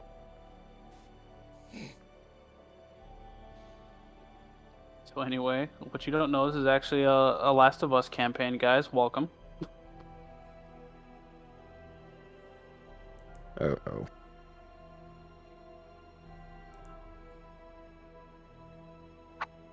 I'm sure it'll be fine.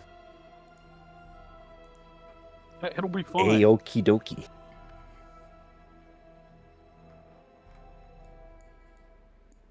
I'll be back.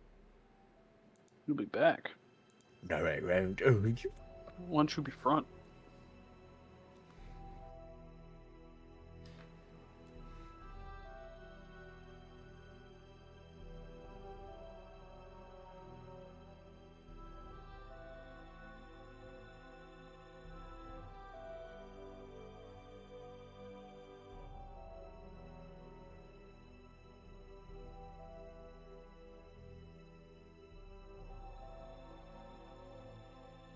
How long is ours for a break? Sorry? How long was our break? 12 12 minutes. Oh, okay.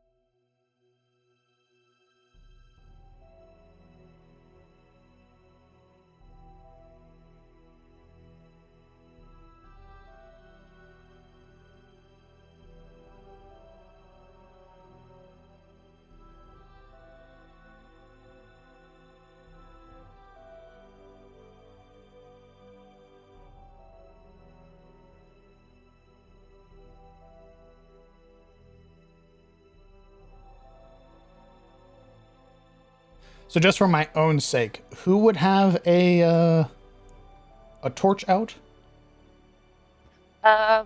Pim would probably have their butt lamp on. Orso has his groin lamp on too. Butt lantern. Groinage lantern. You just rest it over your junk like a very shiny cod piece. Correct. Right on the girdle. Nice.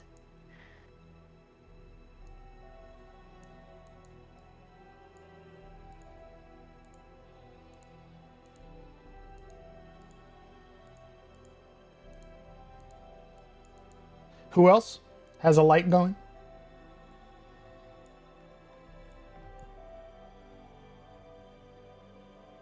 Not Snapjaw. To his detriment.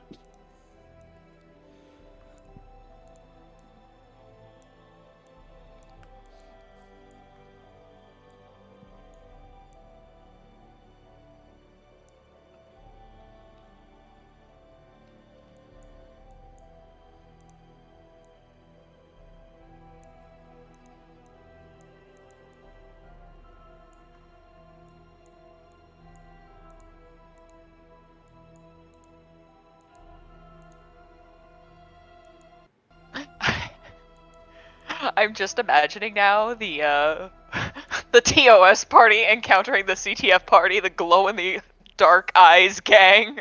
They're like, ugh! Encounters them in the middle of the night. What the fuck is that? What the fuck is that? Like when you see a bunch of like possums congregating around trash cans. Like, ugh! Go on, get! Go on now, get! Get out of here.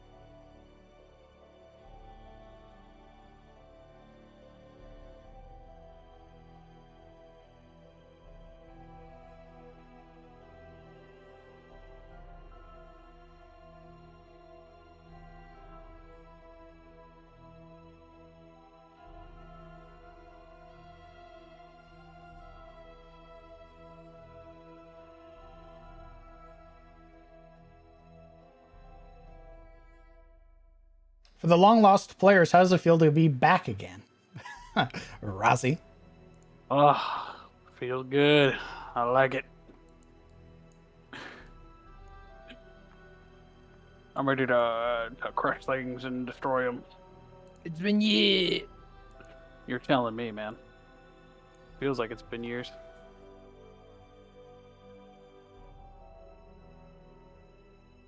It's been like 6 months, so it's almost half a year for you. It's barely been half a year. Feels good. Rozzy wasting away out here. Oh, your brother.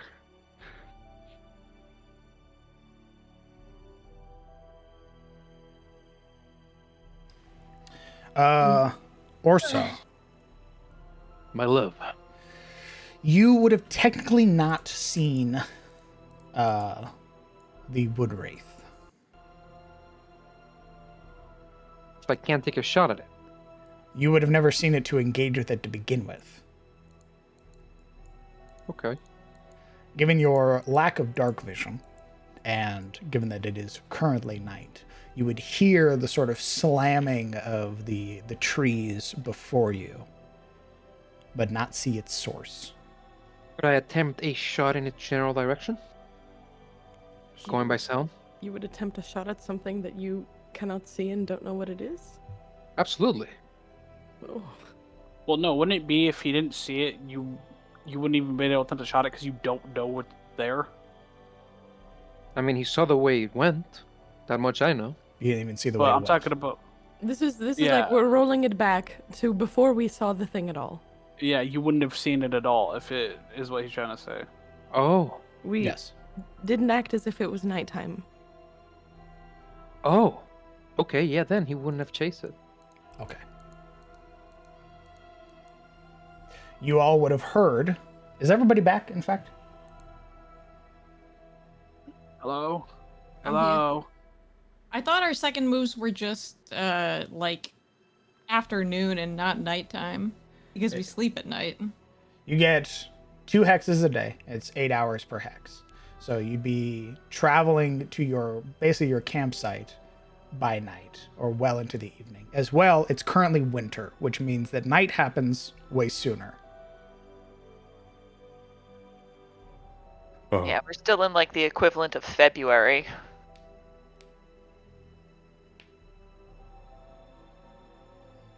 Oh yeah. What about my belly lantern? Would it see it? The only reason it reacted is because you guys chased and started yelling at it. When it traveled through the wood, it didn't see you, or it didn't show any interest in seeing you when we previously did it. The only reason it reacted is because you guys chased after it. Understood, so it's gone. If the party doesn't pursue the sort of stomping sounds in front of them, the wood wraith would eventually pass through. And we make camp here, right? I believe so, yeah.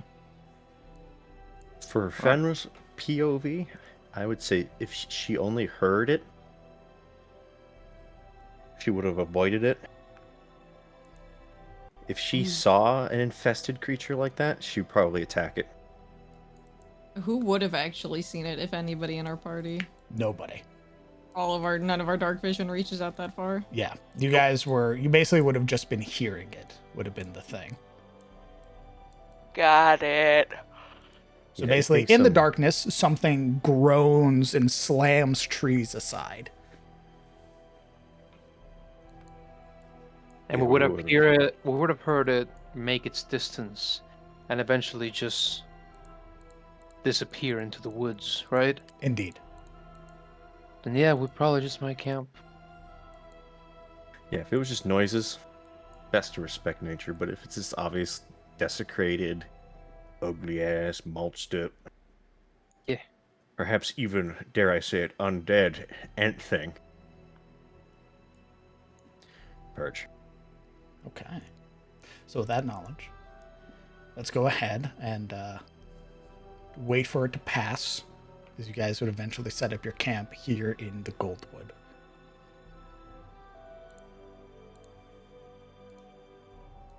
I'll change up the music. Hey, we're listening to that.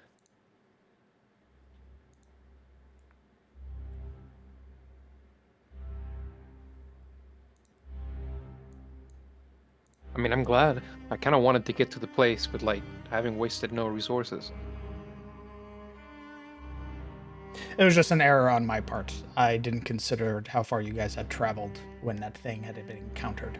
And that only like 3 of you are technically really able to see around you, and not to that far of a distance anyway. Man, even the DM isn't used to us not having dark vision. Everyone's minds are reeling. Okay. Let's go ahead. Let's break it up into watches again. Who's taking first, second, and third watch? Snapchat, I'll take second. Do you want me to take first this time? Sure.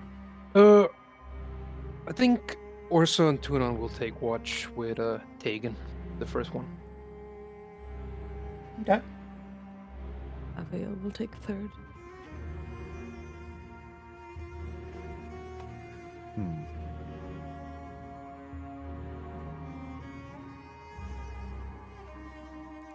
All right.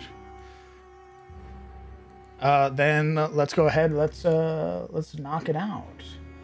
Tegan or Orso, go ahead and roll me your perception checks. You may give each other. You may grant the other one advantage, or you may roll independently. What you looking at, brother? I mean, I already have advantage because of Tunon, so we may want to roll independently. Okay. Yeah. Okay.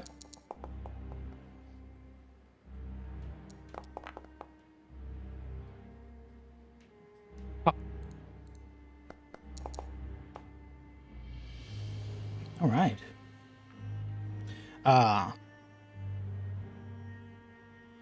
Here within the Goldwood, you guys have a campfire or anything going? I mean, Orso would have pushed for a fire. He wouldn't want to be cold. Especially because of Tunon, who actually gets cold. But if people don't want a fire, he wouldn't push it. I don't think Fenrir would have a problem. I mean, it is winter, and we're off the main path. Yeah, we aren't in grasslands anymore, which means the light wouldn't go nearly as far. Okay. It's cold What's the for the worst that lizard could man. All right. Fire up. As you both are sat here, sort of taking your respective watches, peering out into the Goldwood, you would note that unlike the grasslands where there was that quiet, this is eerily silent. The only noise that you had heard was that sort of retreating wood wraith, but now there's no sound, no animals, no sort of swaying of the wind. It almost seems dead.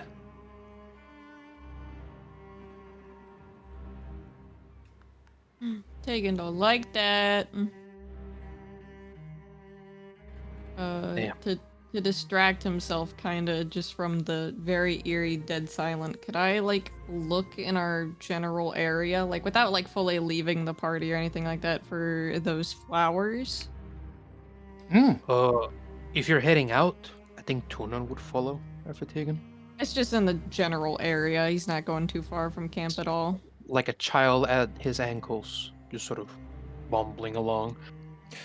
You can attempt to roll me a nature check. I got this!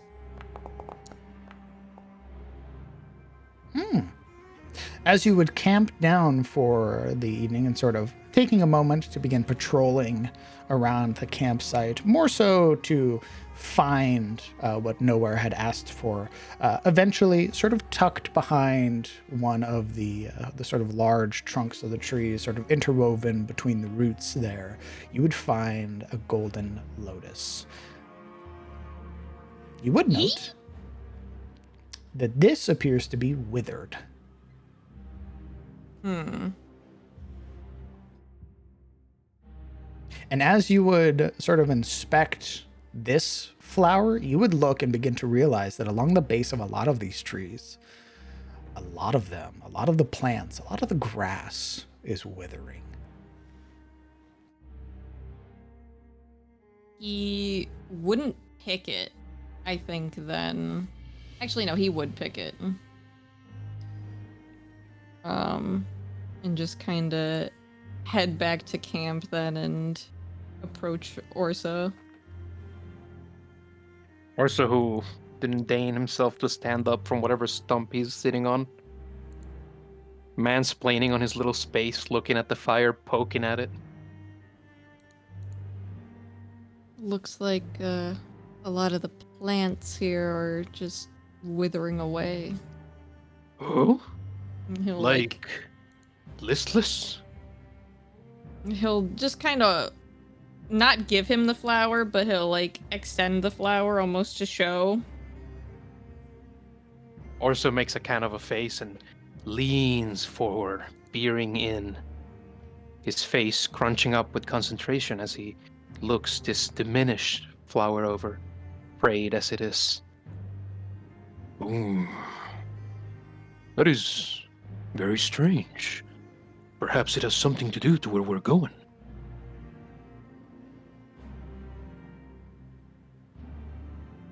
All of the plants that I saw at the bottom of the trees kind of looked a little bit like this, so it's like the forest is sick or something. Some kind of corruption, maybe? Either that or the corruption must run deep if it's just withering all the plants. Oh, peculiar. We were not told anything. Not when we were given directions.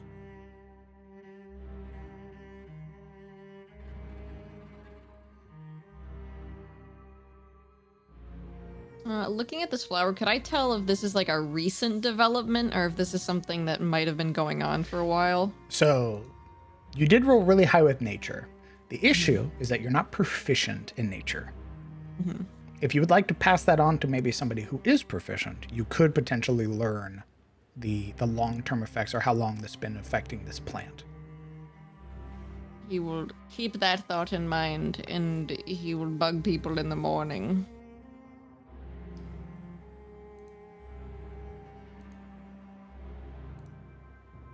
Orso would still ask for the flower, sort of holding out his bloated hand, appended, open. He'll hand it and he'll say, "Please don't crush it. I need these for something back in town." He makes something of a face to even suggest he would. He'd instead lower it. Oh, what's up, Tim? Nothing, I was just saying, you fucking half giant, don't crush it. No, he keeps his palm open, and he would lower it to let Tunon have a sniff at it. Okay. See if he can discern anything from it. We do share rolls, but it has a -3 to nature. Yeah, you can roll me a nature check. Can I give him my nature? Can I provide? You can. You can look at this thing and attempt to discern something about this plant. Together forever. Let's do it with Tunon. Why not? -3. Fuck it.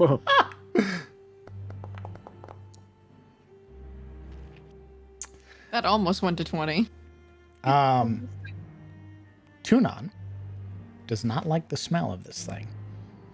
And you would learn from your sort of communication with this creature, this entity, that though they may not know how to convey it in sort of common or anything like that, but you would definitely get the sort of sensation or the feeling that this plant is sick.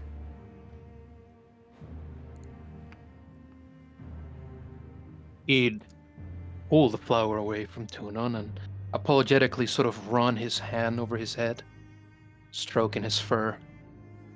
And then he turned to Tegan. You were right. It is diseased. And I believe it's fresh, maybe. The sickness. I don't think it's been around long, otherwise we'd see more damage.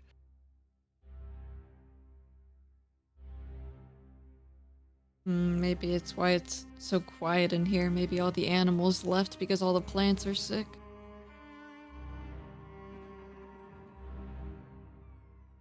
Perhaps. Although what tends to happen is that the animals get sick as well. They're stubborn like that. Well, best keep an eye out. Nothing to do about it just yet. He will talk into his shoulder. Gerbo, no grass time here. Everything's sicky. Okay. I'll plop down for the rest of the. I'm calling Mom. What? Why? Orso would have given him back the flower. Thank you. Crushed. A million petals, shreds. You go to hand it away. Tunon goes. Gotta fight to the seas. Gotta eat it away. Okay. Thankfully, your watch is uneventful, save for this conversation shared between you and Orso. And you're able to wake up your next set of next companion, which I believe is Snapjaw, who will be taking second watch. Yep, and just like last time, he's gonna find a place to skulk. Stealth roll, perception. Yep. Man. A little harder here in the forest, especially with things sort of withering. Yeah. Not used to it, especially a very quiet one. Hey, perception. Sorry, I just have the mental image of a giant fucking alligator tiptoeing. Oh no! When he gets up, he's like, he's loud about it. He just like his tail's whipping around, his feet or his footfalls are loud. But then like normally when he's skulking, he's just silent and never moving.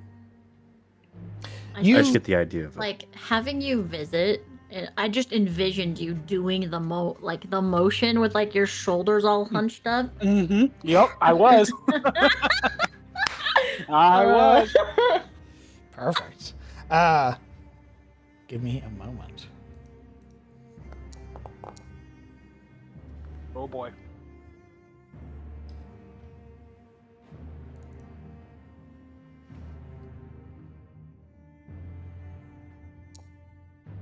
Snapjaw, my beloved.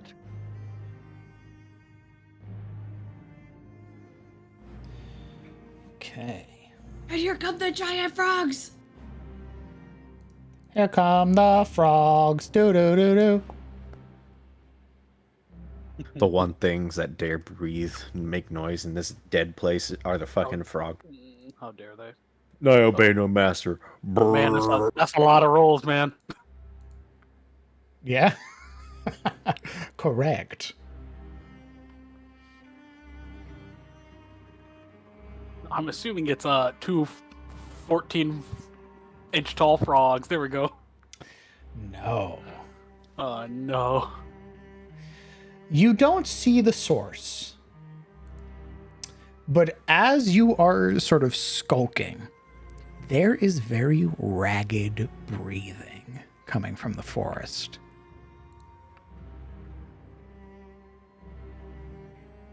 Snapjaw, while still maintaining like his stillness and silence, he's definitely like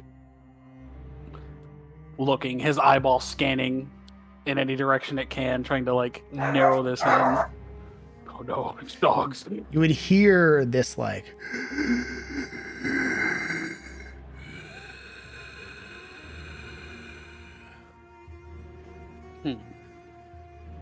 Though currently, you cannot find its source.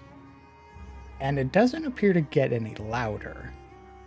And after about an hour, it would fade. Okay. Alright. Alright, as he's making his way back to his little area that he's claimed for his own, the others who are gonna take watch, he mentions something passed by. Sounded like something breathing. Oh. 3 horsemen passed by the other night. This was different. It sounded like labored breathing, something undead. Oh. Alright. And it snapped. Snapjaw's just gonna, then he's just gonna go claim his spot again next to the fire. Cause warm, heat. I watch. You watch. A perception check is what I require. With eyes There wide you have it. open. 21. Hmm. Sort of keeping your attention open, Avael. Though you don't see it, you do hear it. It sounds like skittering. Like multi-limbed things sort of moving in the trees.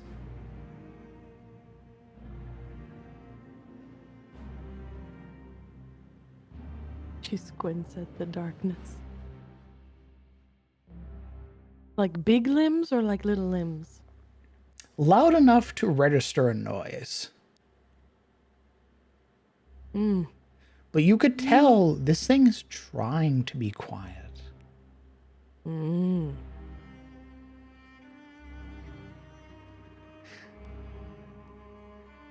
during your watch, you would hear the breathing.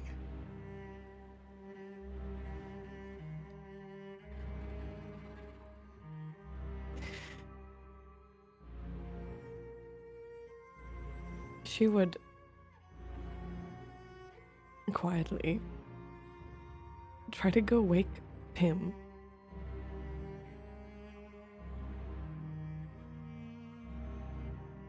You get grappled. Hey, don't do that. Wake up, don't do that. It's just me. It's Raphael. Is it morning? No. Shh. There's something out there. Something that sounds very unnatural. Can you hear it? Can I hear it? Roll my perception check.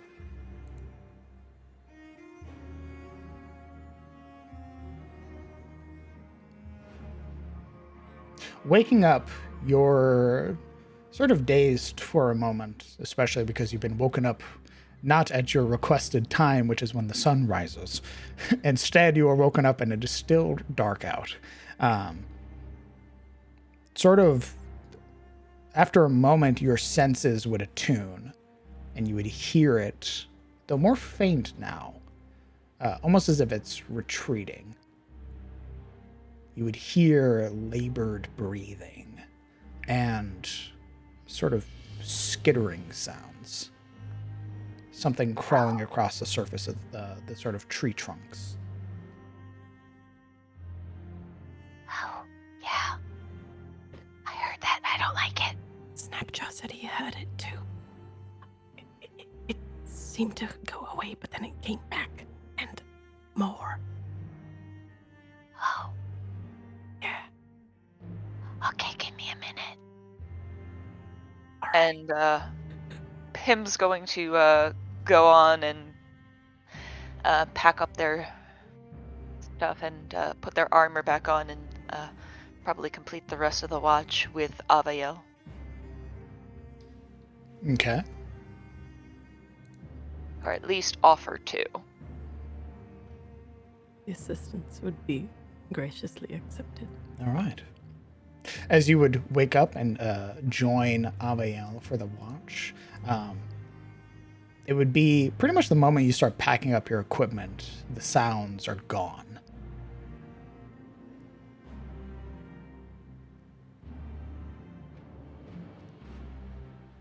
That's fine. Either way, Pim's gonna sit with Avael for the rest of it, just in case. Okay. As your watch concludes, And generally, when all of your companions sort of naturally wake up, there's something that you would note that you didn't previously note because you had traveled sort of deeper into this portion of the wood during the evening, especially with it being winter. But as you wake up, you should expect to see the sun sort of piercing through the trees. You don't. And you would realize that from this basically center, this entire area is in perpetual darkness. Oh.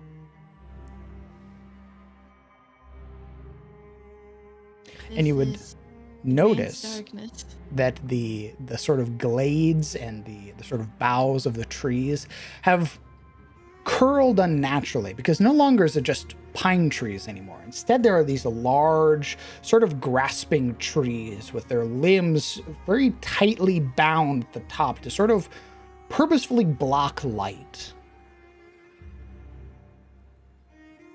Something here is affecting the terrain in such a way that it purposefully does not want light to get through. I imagine to Pim and to Tanya as well, and most things, Faye, this feels like anathema.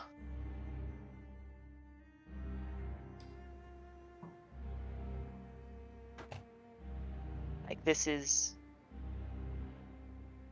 antithetical to Yes, essentially their faith and their beliefs. there is this unnerving feeling being here.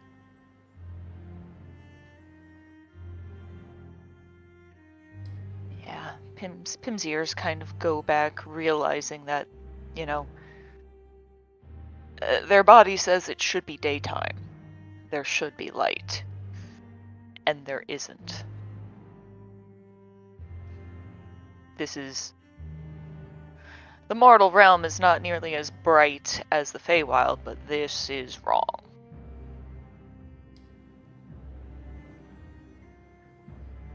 Whenever Snapjaw wakes up, Aviel is gonna go up to him and say, I heard the breathing that you spoke of last night. I also heard a lot of skittering.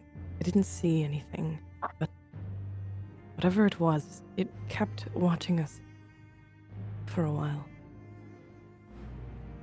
As Aviel approaches and says all this, Snapjaw's eye is, it shoots open, and for a moment looking around before focusing on Aviel, and then slowly rising up. Well, then we should be on our guard then. Something's unnatural about this place. It makes my blade shudder. Right. Vale's gonna look around at some of the bases of these trees to kind of see if there's any signs of what might have been skittering. Are there any, is the wood pockmarked? Roll me an investigation. All right. Damn, my rolls really suck today. You wouldn't find anything of interest on the portions of the trees that are immediately accessible to you. But glancing up, you would note that...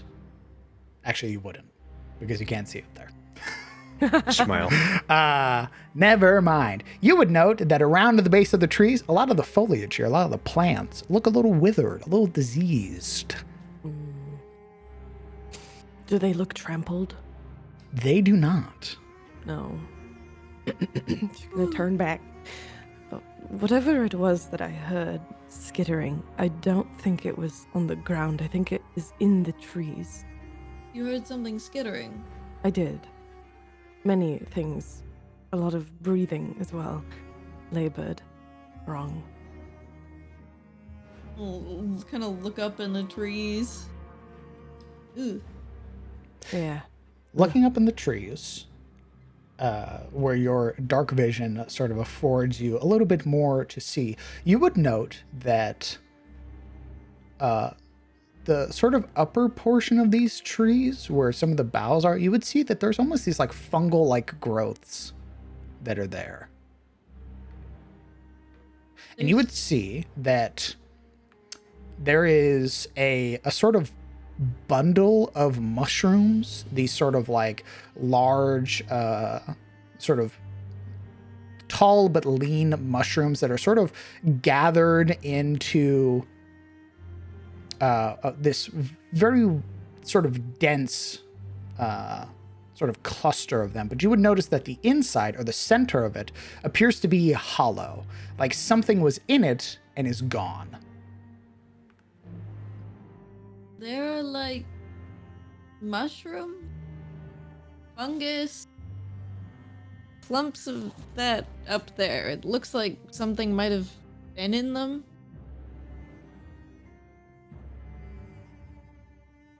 Are these mushrooms at the top of like most of the trees around us?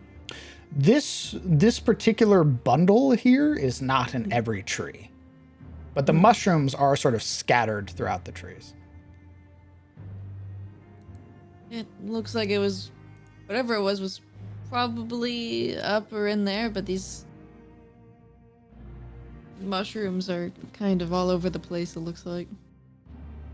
Best not to mess with them. They could have spores, could be poisonous. Might be what's causing all of the decay down here. Oh. The shrooms? Might be. I believe the shrooms are a form of life as well. Oh, trust me, I do as well. It's what we mostly eat down there. Poisonous But shrooms? not poisonous ones, the safe ones, of course. Oh, they're safe, But- of course. But that's also, I don't know, do mushrooms normally grow on trees here? Is that a normal thing? I mean, in darker, wetter places, sure, but not. It doesn't usually look like this. She waves her arm above her head, you know? Damn. Yeah. Does this seem like some weird, unseelie bullshit?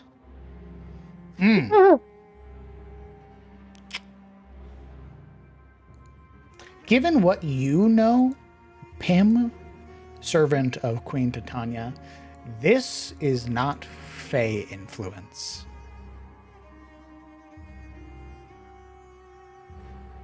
It would be a lot weirder if it was. Indeed. There's almost a relief as well that it's not. Relief that it's not unseelie, but this pimp still thinks it's wrong and there Absolutely. should be light. There's the relief that it's not like another court or anything like that, but there's still the worry that this is not how this should be.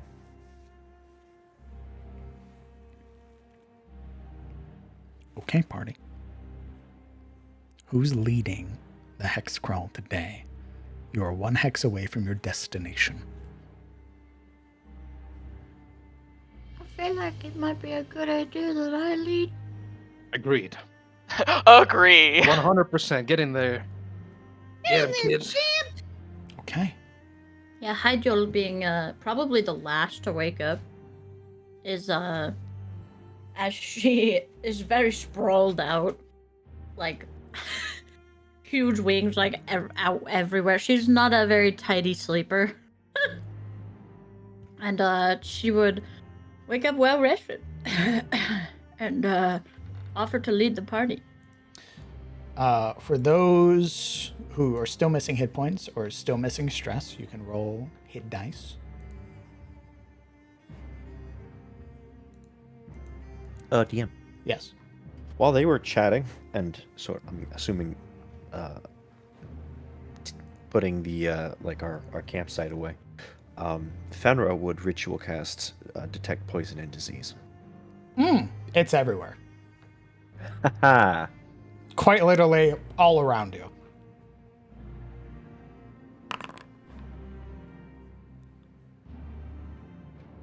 There's just poison all over the place. poison and the sort of roots of these trees, or like the tree's heart is diseased. Ew. Can I identify what kind of disease? Yep, let me pull up a list real quick. Oh, it's stall disease. Okay, very good.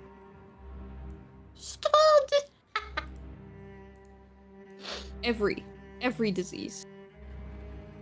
Everyone's here. Wow, yeah. Fenrir would almost.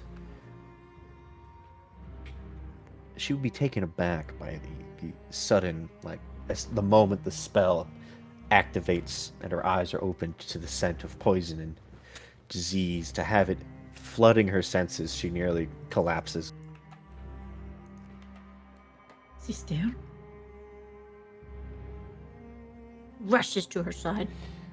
This particular type of disease is known as hemic rot.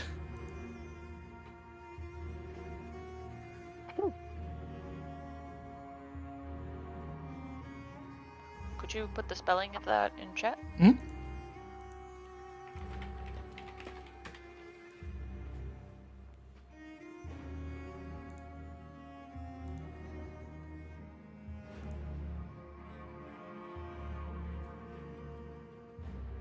Sister, what is wrong?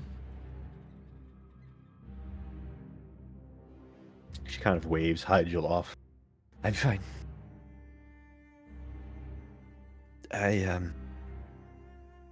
We should be careful, sister. Not to touch anything. We don't have to. This place is riddled with disease. Da.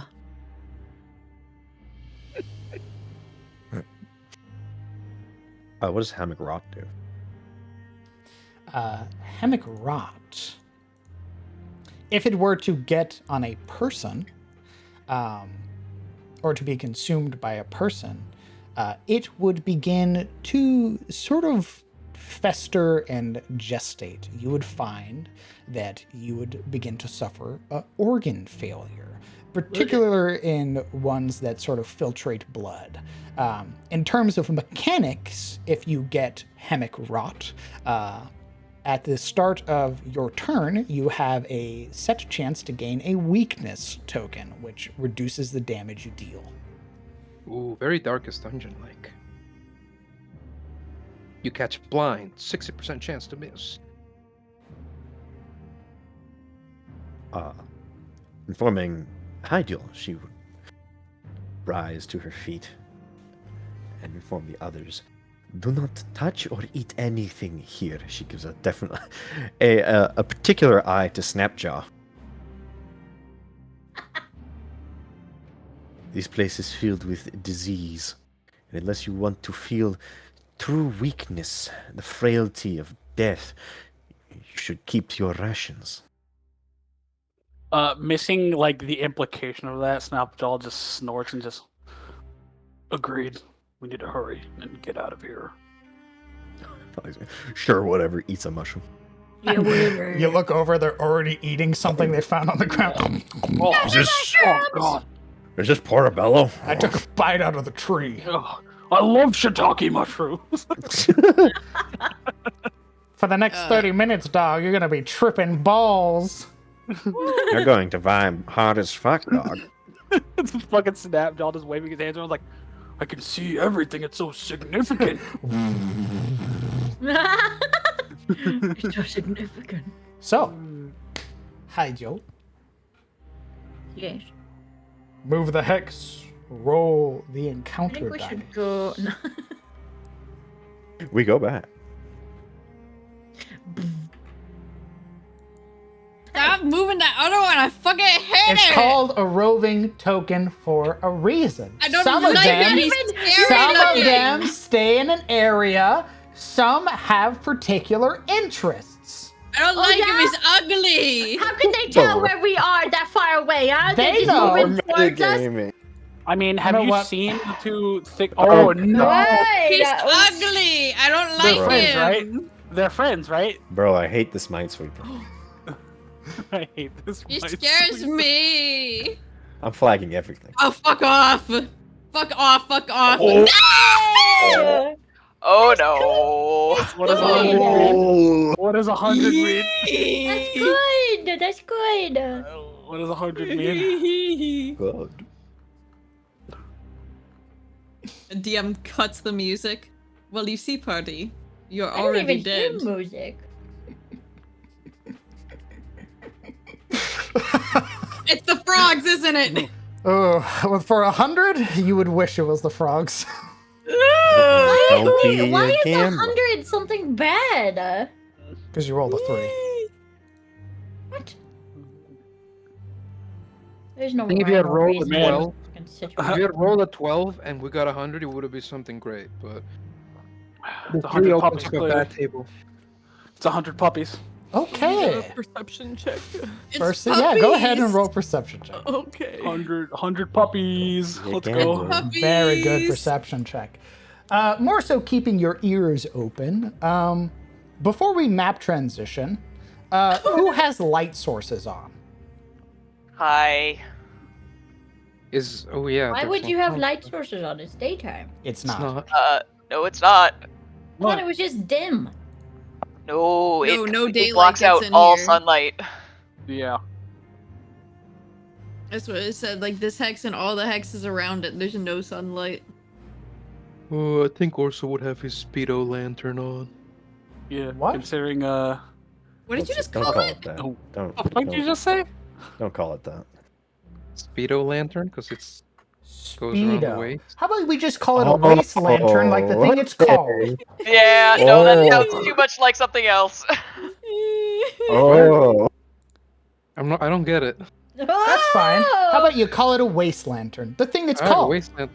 Thank you. Oh.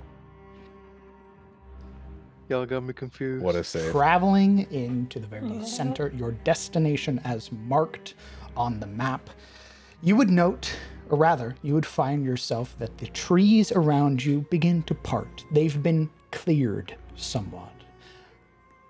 Before you, illuminated by your lights, you would find what appear to be about 25 to 30 feet tall walls.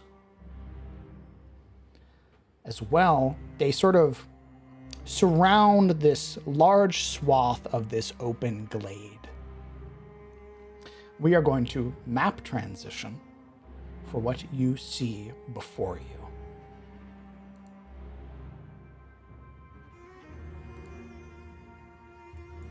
So just so I know, it's Tunon who has a light and Pim who has a light. Nobody else?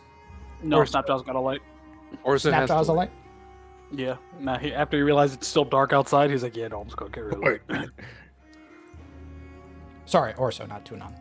Tunon's holding it in his beak. Nice. He doesn't have one. And if he did, he'd have it like a color, you know?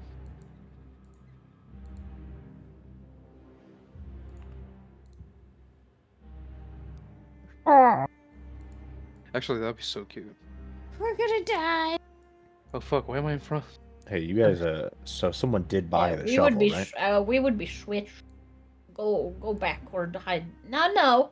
My sister will be behind me. Okay. I appreciate you your would be protection. Fuck, You'd be Snapjaw leading. behind me. Why? What's wrong? Fucking get in, you big chunky boy. You I'm afraid staying of in the you afraid of a back. big lizard man? No, I'm staying in the back, bitch. Get the fuck out of here. And the Snapjaw just standing there is like, nope, you're walking ahead. Sister. I'm walking ahead. I What are you think gonna we do, are in a move party of cowards. Do not worry. Does my little thingy come into effect? My hex crawler ability? Is this a combat encounter? I don't know. I haven't asked anybody to roll initiative.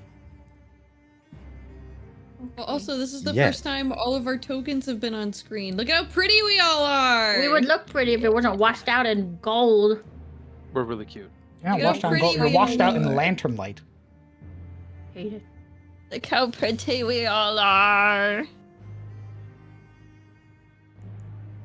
Thank You would God he moved find forward. that the path in front of you is collapsed. The open swung gates have been filled with rubble, and these walls outline the interior of this camp. Abigail slowly unbuckles her sledgehammer. Yeah? Yeah. And then We're trying to get in or what? She looks to Snapjaw. It seems to be blocked. I just bought a sledgehammer. I have a sledgehammer. Damn, how Heidel big are these turns rocks? around, her wings, right? Damn, how big are these rocks looking? How big? If you would like to attempt to clear it by hand, you may. Understand that doing so you will take damage and take stress. Damn, okay, fuck. I didn't realize I work at a low-paid minimum wage job. Jeez. You are. You're adventurers. We got the sledgehammer. You got the tools. Can I use my fists? She'd hold her hand out. Oh my this gosh. clawed thing with white protruding tiny feathers crawling up her forearm. You want the sledgehammer? Yes. Oh. All right. Hands it over. Did you want to do it? Nah. Looks at your arms, like directly. You can't see her eyes, but you could feel this, like, She raises an eyebrow. So small, so skinny. No, I bought it. So, glad it's coming in handy for everyone. Ah, you're very not going good. to charge us for that, are you? No, that was just the snacks, the good snacks. Oh, just speaking of saying. which, Fenrir, would you have cooked today? Or would everybody have eaten a ration? Ooh. Smile. Cooking in here? Smile. Cooking with the potential of luring whatever weird ass shit? No. I think we would have stuck to our rations. Okay, everybody mark off a Rations it ration, is. please. Okay. Thank Down you to 9. for buying this sledgehammer. Oh yeah, sure. No problem. she's still holding her hand out. It's been passed over. Ah, perfect. She graciously bows and turns around again, her wings.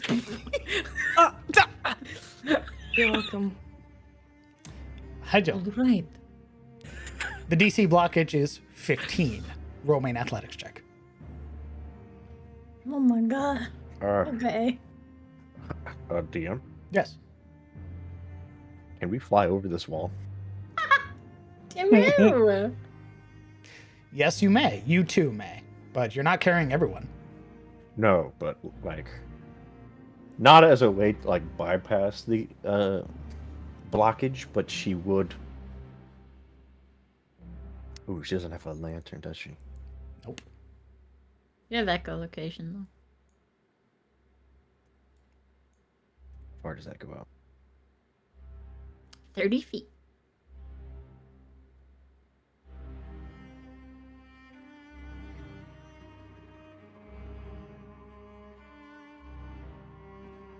It's like. Yeah. Not I very imagine far. Hydeel's like about to swing. And Thunder's like, I'm gonna look over.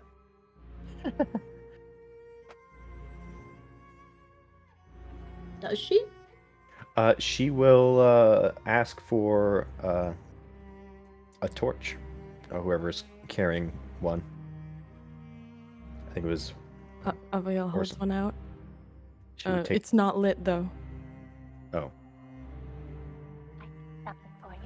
Okay, she would light the torch, and then this whoosh, as she takes two large like flaps of her wings to sort of peek over the wall.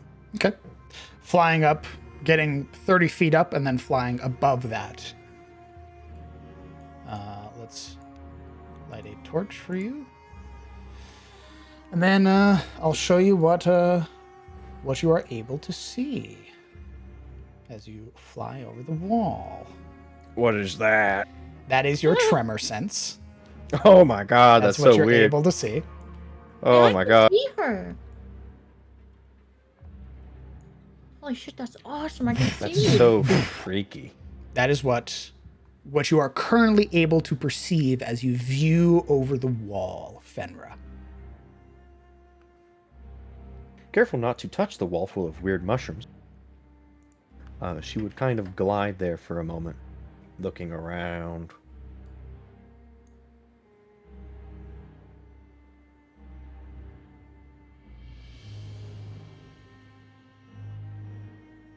Taking in the site. Does it look like there's any hostiles? Roll me perception.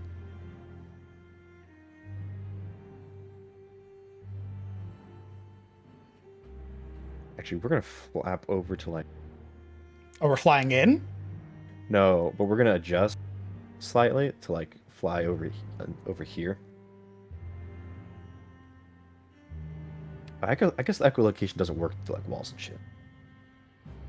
Correct. The only reason you can see them is because you're over the wall right now. Yeah, that's fine. All right, we'll do perception. We won't get too weird with it. 17.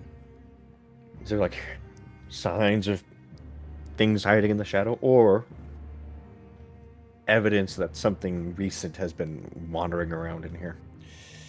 From this high up, hard to tell, especially with the sort of limited by your torchlight. Peering around, there's been movement. Things have moved through this place. But who knows if they're just creatures or if they're enemies. Gotcha. Okay. She would, as quickly as she went up, she would land back down where she was. It looks clear. Abandoned, in fact. No evidence of something or some things moving are noted. There's a nod from Hydeal. There is also splatterings of that strange crystalline thing we found in the right hand's rooms. Oh, ew.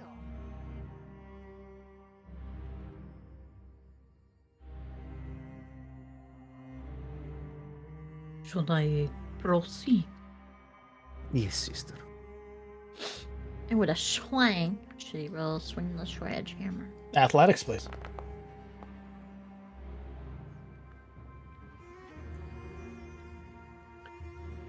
Hey DM. Yeah. Can I give her advantage by assisting? Yeah, how you gonna assist me? You cannot. Unless you also had a tool. Do my fists count as tools? Unless you want to hurt yourself. Do my gauntlets count as tools? Do you want to hurt yourself? Fine. Look, okay. Fucking Snapjaw looks like Abiel. You got another one of those hammers? Well, it shouldn't be. No, so I didn't buy two. I didn't. I try again. That's it. My rippling muscles.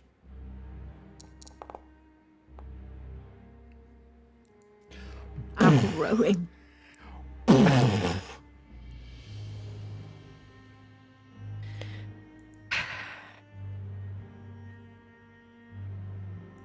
Abiel just looks away, sad. One more time. Well, you have another roll? You haven't failed by more than 5 yet. Oh my god. With a 25. Yeah, she just had to. It's the third charm, you know? She just Warm had to get the swing in. You would hear rear back, final swing connect, sending the mass that had sort of gathered this large portions of wood and stone send scattering outwards as the blockade is fully destroyed, revealing the interior of the camp to your light. Oh.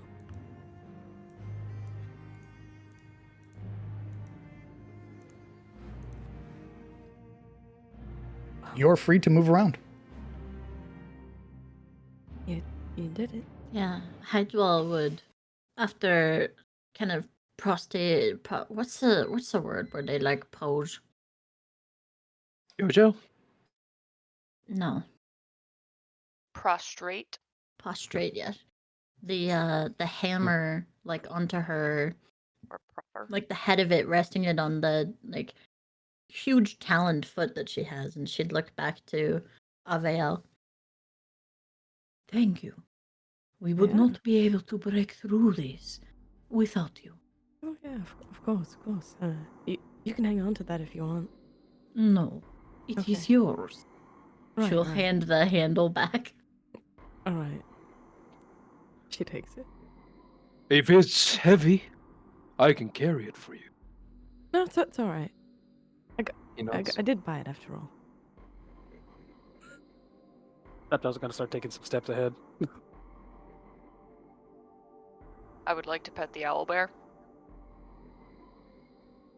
Owlbear hoots, reclines its head, squeezes it back out, and accepts the pet. Pets it like right behind the little flaps of feathers that tend to pop out when they. When they flare, yep. Yeah. Okay, let's go, buddy. Striding inside the camp, you would note just how ruined this place is. The most immediate thing that catches your attention is the tower that resides here in the center. It's a portion of its wall having been blown out.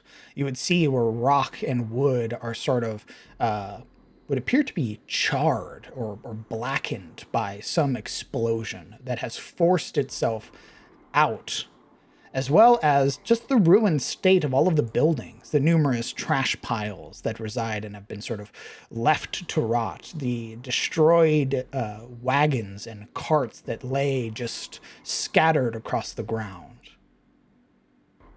This place has been abandoned for how long, who knows? Is this normal for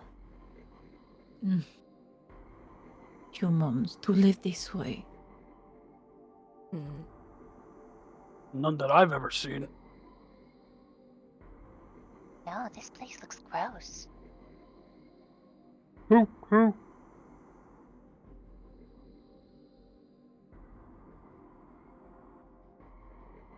It has been utterly destroyed. DM. This shiny stuff right here, the shiny stuff, it looks the same as the one from back at the tower, right? It is a very prominent blue color that appears to have stained the rock, and it also gives off a subtle glow. Unlike the sort of stain on the shirt, which didn't glow, this appears to have a light source to it. Does it have that same smell that made my nose bleed last time? You'll have to get closer to find that out. All right, fine. Fine. Sniffs it. He sniffs the air, but Getting closer to the sort of charred rock, it does make it. It does in fact make you bleed. You would find your nostrils running with blood as you inhale a more potent form of whatever energy had been left behind. okay. Snapjaw taking some steps back. He's gonna like just snort, shooting out the blood from his nose to clear out his nostrils, and then comment, "This is the same stuff from the tower, but more potent." Perhaps the source? Could be. Maybe.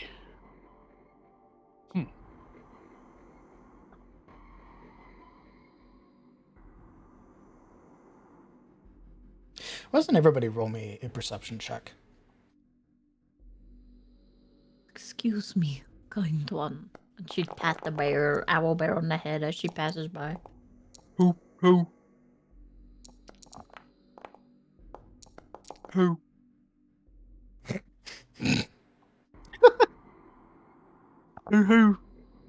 Same minute.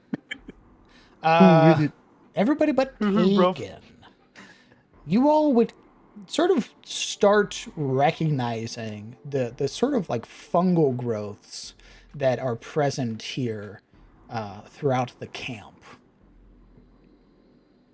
You will notice that a lot of fungus has sort of grown or fixed itself from the ground up along the walls and has sort of wormed its way in between the various rocks, sort of like pushing out mortar to replace it. And you would see that a lot of the buildings here are sort of affixed with this sprawling sort of fungus.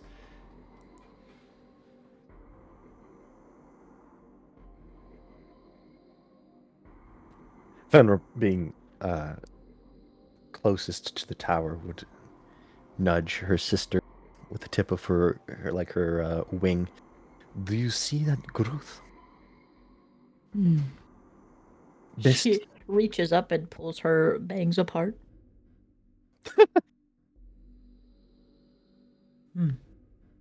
Let's go. Avoid if possible. The vegetation here is not our friend.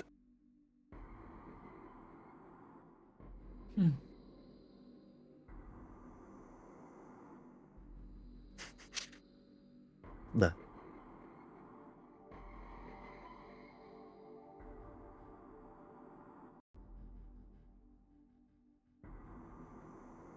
How high up is this? You said it was a tower, or is that like a hole in the wall? This is a hole in the wall. This is the base of the tower. Alright. Heidel's gonna flap her wings up and kind of just fly over the weird crystally vegetation. Who?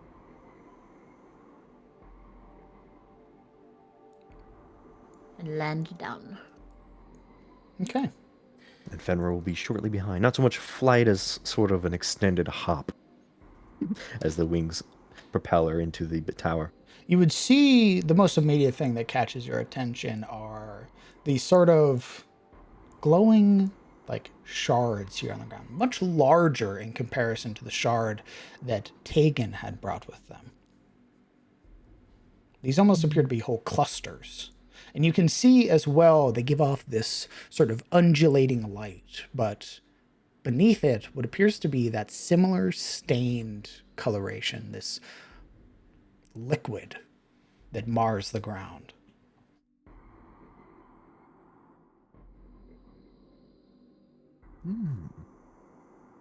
Do you see these, sister? I suspect Erhan's previous collection looked like these before it erupted onto him. Best to keep our distance.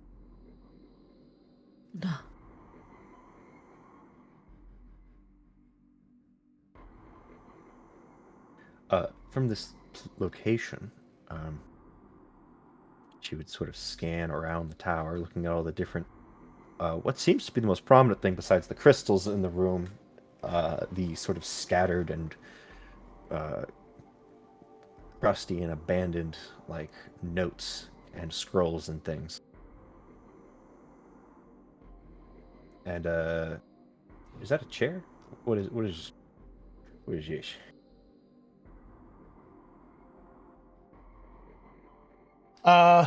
Well, if you, for some reason, could put a different marker down there. Yes, that is a chair. Is it on something? It looks like it's on another window. It wasn't, I don't know why. Oh. Look over there, sister. The map is glitched. You die. That is where we can speedrun. Collision noises. Oh, that's a chair? I thought that was like a mega cool looking scroll. My bad. I thought it was a mega cool looking scroll on like a table. I was about to go look at it. You would see the what appears to be a desk of some sort, the chair still upright, and the sort of destroyed shelves. You would also note, much like outside, there is a lot of fungal growth in here. Ooh. This is bad. Is there any way to search through these pockets of garbage without touching the fungal growth? Absolutely. Oh, okay. Roll me an investigation.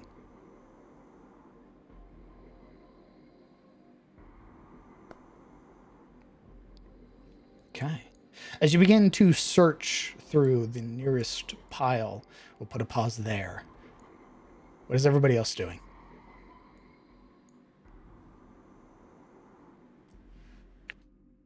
Snapjaw is kind of just skulking around, looking, peering in the buildings. Who? Avail would be eyeing this door and its rubble. Or this potential opening. This being a sort of central location, Tunon has sort of sat down, and his head is just on a swivel, looking left and right. Okay. Orso is walking alongside Avael, looking at this opening as well. Tunon is occasionally getting scritches as Pim kind of stands on what would, for lack of better terms, be their tippy toes, trying to peer over the rubble to where Fenra and Heidal are investigating. Okay. Snapjaw, as you meander your way into the building, roll me a perception check. Or investigation, boss. whichever you prefer. All right, let's see what's better. Perception, because I can't investigate shit. Okay. We'll put a pause there. Fenra, with a 14, as you begin to search through a lot of the books, you would note that a lot of them are almost waterlogged. Like the pages are adhered together, or the ink has run and been bled. These things, with what you're seeing, appear to be purposefully damaged.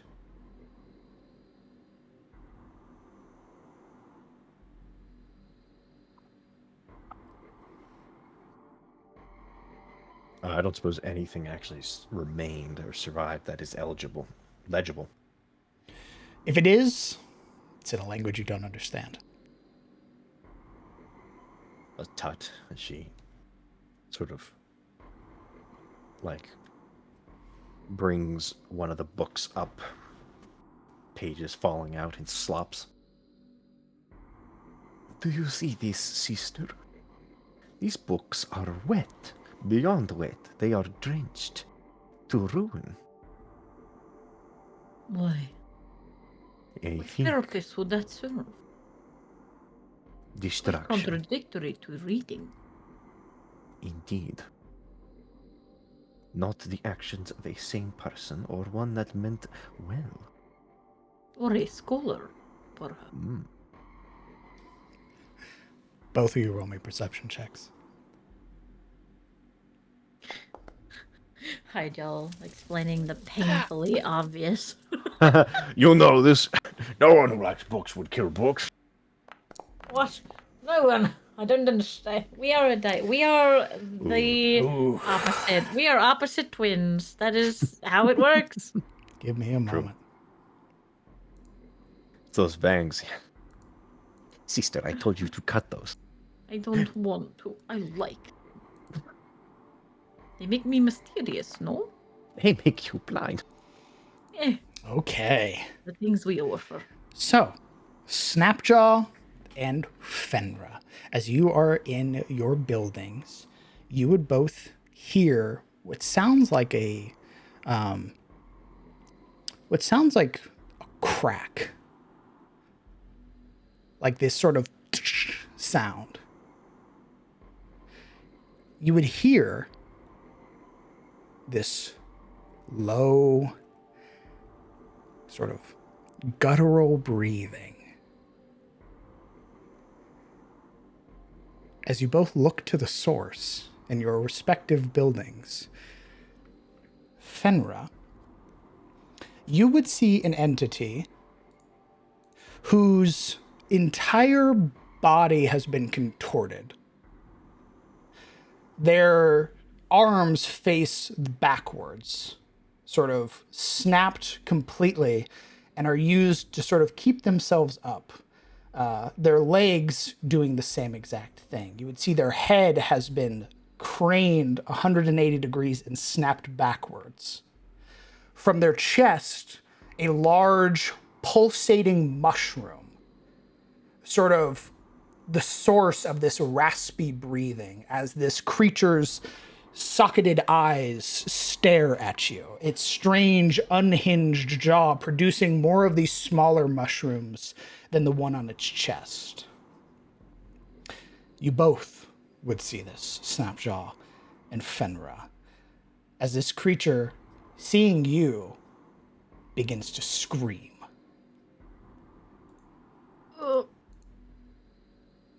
Ew. Oh, ew, what the fuck is that? Ew! Ew! Oh, God. Is that ew? Ew! And that is what we're going to call it for today. Oh, man, There I it want is. to... Bro, come on, I just want to punch something, bro. We will be picking this up next week with initiative. God. Let's go! I want to punch something. Yeah. Yes. Do I get to at least attack it with my 20 perception? You're not surprised, if that's what you mean. Oh, okay. Never mind. We will pick this up next week on the 25th of June with initiative against the fungal monstrosities here in the camp. Thank you guys so much for playing. For as long as the players wish to stick around, you may ask any questions you have pertaining to the game, the characters, or anything like that using your channel points. Which channel this? Pants grab. Isn't that from Darkest Dungeon? Yes, program man. Yes, it is. Welcome to our Darkest Dungeon inspired game. We do a little theft. You, if you stick around, you'll notice that there are a lot of similarities.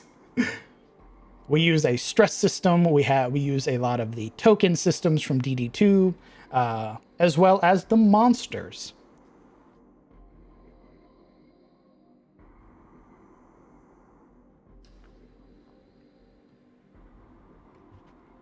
It is very cool. Cordyceps going nuts? Indeed. Can't wait for a pile of rocks to just break apart and like 15 infected come pouring out. I would never do that, Smile. Just wait till we reach Elden Ring. Welcome to Caleb. Can the Hyjal crush my head between her thighs? All right, Gregred. Sure. No, sister, you're not supposed to just do that. That's murder. Oh. Sure.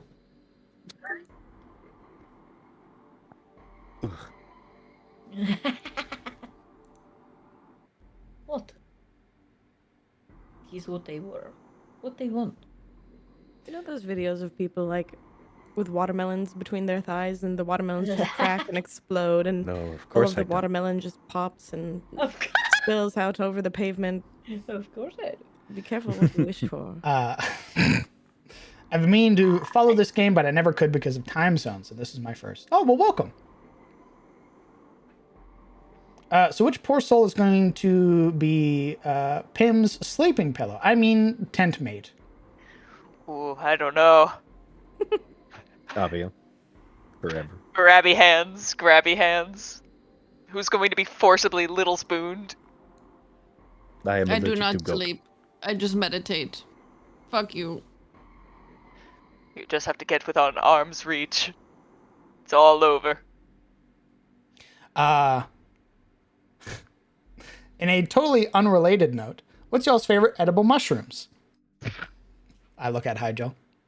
I would say, whichever one, doesn't, taste the worst, because I'm only gonna be able to try it once. So. Oh my Shiitake. Inoke. Oh fuck.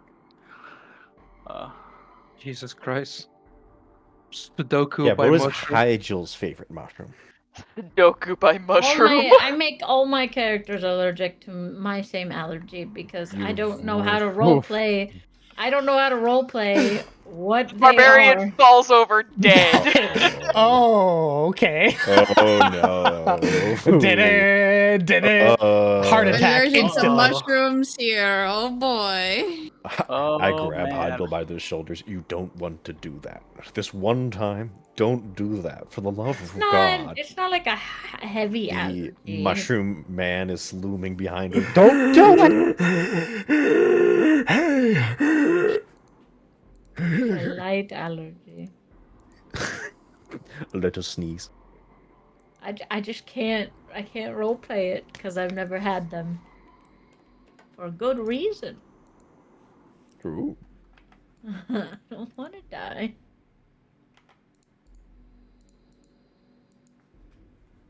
Hey, yo, what the fuck? My man was doing the goddamn Dark Souls thing where he was just hanging over by the entrance. Yeah. You'll realize what's about to happen when combat begins. We didn't look up, did we? No. I hate when it's like you specifically have to look up. God damn it. I don't eat mushrooms. I don't have like a favorite. Whatever one doesn't kill me and or make me high. For Snapjaw, getting a cake for his birthday, what kind? What kind of cake would Snapjaw get for his birthday? Mm-hmm. He meatloaf. I want to say that. I would love to say that as the answer. But like, Snapjaw doesn't like cake, so it would. If they were to make him a cake that he would like, it'd probably be like some sort of fucking meatloaf meat casserole thing. Yep. Because Snapjaw doesn't like. He don't like sugar. It's Don't like like meat bread. pies. He doesn't like processed cake. sugars and shit. Well, you really are an alien. Here. Uh, This is what he would eat. oh boy. What is it? What is it? Liver. Oh. Liver cake? Yo, I bet you Snapjaw will be all over that shit. Yeah. Liver cake. I just imagine him like slurping it up like a dog on a plate, where the plate's like shifting around. He's just looking at it. Yes. No, You no. put it on the You floor. see it. You see it, and it's like, we've made you the finest liver cake. You expect to go ravenous. He picks it up with like one hand. And he's just got like a little fork, and he's like, exquisite, Refined. delectable. Uh, Yeah, he wouldn't eat a cake. He'd just eat like a meat casserole or some shit like that. If you're gonna make him a cake. We could probably take like ground beef and form it into a cake. That's what my uncle had at his wedding. He didn't want like a groom's cake. He just wanted a giant meatloaf, and it was like it was a really dark, like tasty meatloaf, and you know how like cakes have cream cheese in the center? It was mashed potatoes. Oh, that's pretty sick. I love That's that. Giga Chad. That's like a shepherd's pie, but we just got rid of the pie. It's just shepherd. It was like frosting. The frosting on the outside was mashed potatoes. It was awesome. That's pretty great. Sounds dope. Snapjaw bite your fucking head off? No. Well, maybe. It depends. See how things go. Maybe. Sure. What is Snapjaw looking for? I know he's disappointed in the exalted rations and wondering what Snapjaw was looking for. What he's looking for? With the Love. rations? Well, love. Let's just say like I don't want to say really too much, but like let's just say, despite it being like an ascendant like ration, to him it just wasn't good. But there's reasons for that I don't want to reveal at the moment. Fine. Keep your secret. Does Snapjaw require more rations per day? Maybe. Yeah, maybe. He likes to eat. Before I answer any more questions, I'm going to show off some fan art. Because we got a lot of it. Because I didn't do it last week. I know what you're talking about. Oh boy. So first things first. First grade. First things first. We got Tegan and Gerbo. No, dude. Oh, baby. Made by Yoshi. Baby. He's a little guy. No fella. This is also made by Yoshi. This is Aviel flipping a fucking bed. Yes. We search. Perfect. Next we have also by Yoshi. I have no idea what these are. Talking about stars. Twice now. What the fuck's a star? Yo, why does the sky have dandruff? Do not understand. Sky has dandruff. The sky looks like my cheeks, very freckled. The skies have freckles. I don't get out much, Fenrir, looking at Tegan. I take it you're a gamer. I'm not a gamer, dude. I'm not. Next we got more Tegan doodles done by Gren. Yo, is he Spider-Man? Into the Spider Tegan-verse? Dad. Dude. Dude, I'm Into Spider the Dad. Tegan-verse? Into the Tegan-verse? What? I'm Spider Dad. Oh my god. He's a real Spooderman. Also done by Gren. More Tegan. Bad. Punk Tegan. Whore. Points at screen. Whore. Oh. Whore. I like You look that like one, an though. Undertale character. Bro, why the fuck would you do this shit to me, bro? You can't have nice shit. Oof. This is Snapjaw eating fried chicken without no chicken. You skipped one. You skipped one, sir. Show off your tits. Yeah. Skipped one. I don't know if I can show that. Yes, you can. What do you mean you can't show? You can totally show that. What the That is fuck? that is bad. that is This is- absolutely pales in comparison to the 90 million VTubers on Twitch. I think you can show that. This is Let's say Snapjaw's so. reaction to fried chicken with no chicken. What? Bro, not gonna lie, that'd be my reaction. This guy. You're sad. You're a sad boy. I like how he kind of looks like a whale. Kind of does. And maybe this is Moby- me trying to get back at the DM for not letting warbles into the game. Moby dick me down. This There it my is. Goblin There it VTuber is. persona apparently. The cum with DM. Fat titties. Yeah, that's not too bad. That's not bad. It's not bad at all. Yeah, like I'm just saying, if some VTubers get Done away by with it, this Gran. is fine. Gran. Nice. Here is I think this is Vivian. Vivian and Snapjaw. Why? Who's Vivian? What? Vivian's an NPC we made. Her name is Vivian Cade. Why is he taking pictures of her feet? Oof. Ooh. I'm sure there was context for this like a week ago. Snapjaw's a freak. I'm just doodling random memes, Gren says. Here's another You piece finished? Confirmed. done by Gren. Yeah. This is the Take It and Snapjaw This is- show now.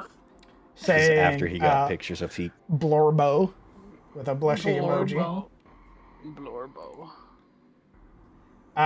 This is a meme I don't understand, which means I'm getting old.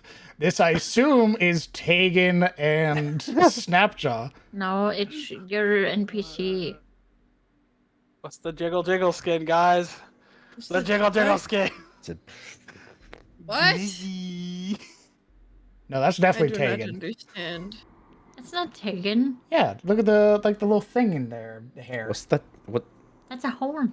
That is not a horn. That's meant to be the flower or the feather. Or whatever. You could always ask Gren. You got feathers. I don't understand the Doesn't meme. look So bloody enough, so. I don't know. You know, I'll show you the meme, buddy. Don't worry.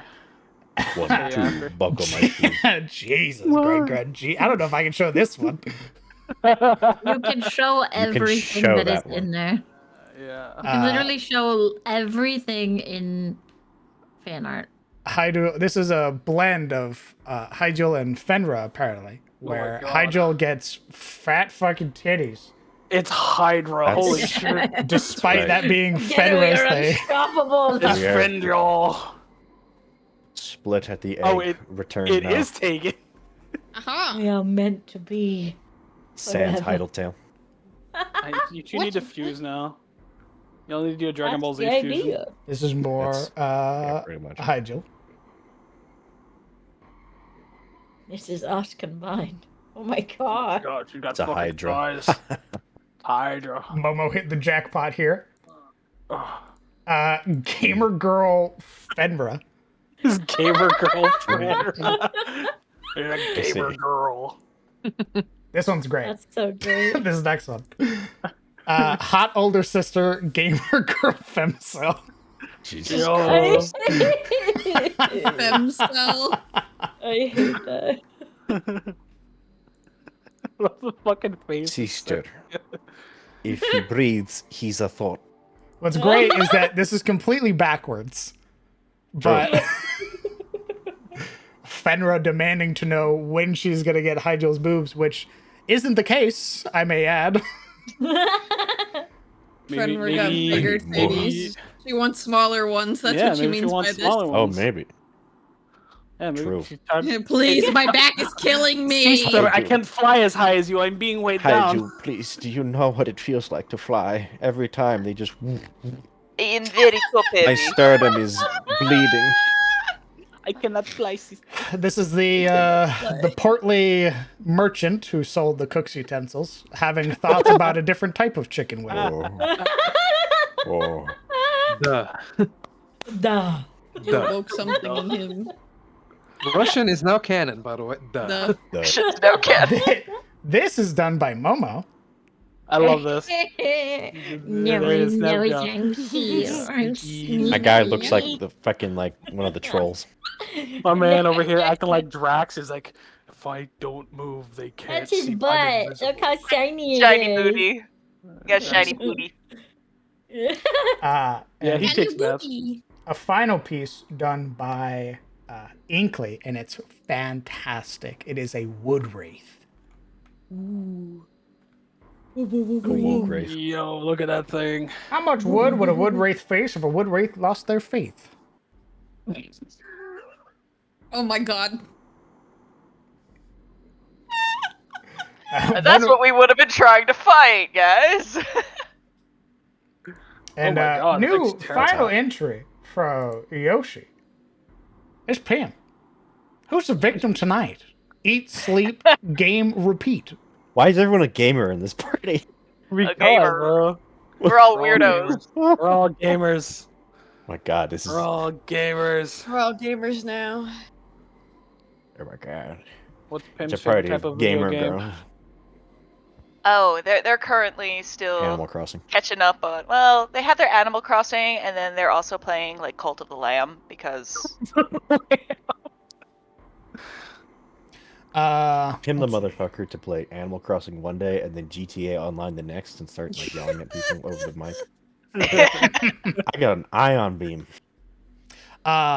Who in the entire party would be deemed as the androgynous king/queen? I would vote Tegan. Tegan. Yep.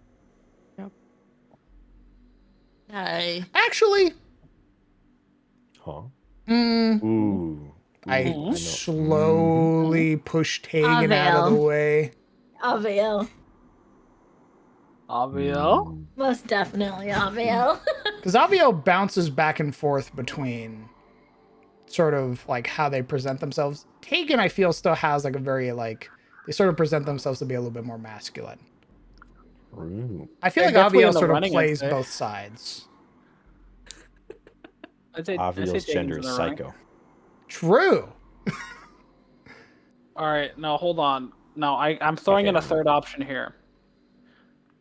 say Snap snap. jaw, because technically technically You have 2 cocks. So doesn't mean shit. Yeah, it's not you. It ain't you, Chief. Technically, You're not that guy. I'm sorry. his people You are that don't guy. have that. Uh, I can't believe you do this. Do spider have puss? how's Gerbo taking the adventure so far? I'm sure he's loving it until he takes a fireball and fucking dies. No, you don't kill my familiar. Fuck How you. to make an My NPC baby. in one easy step. Name him Gerbo. It can be literally anything. It could be a rock, but the moment you call him Gerbo, the party now wants to know about Gerbo. You're not allowed to kill Gerbo. I'm just- not gonna kill Gerbo, but things happen. I eat. I love Gerbo. What? Gerbo, Said- I'm here for the Gerbo betrayal arc. Is one day he's gonna betray me. Nothing personal. Nothing personal. I'm gonna get big now, bitch. I got promised I'd be big. He's Oh, yeah, the Spider Queen! He's just like, I'm huge now. You're all small. I'm gonna fucking kill you all. Would Snapjaw roll like the silly guy gif you sent me? I assume you sent a gif. Yeah, I sent the GIF to Gren where it's just like an alligator rolling around playfully, and you know what? Sure, why not? Why wouldn't Snapjaw do that? But by playful, I mean he's got someone in his grip.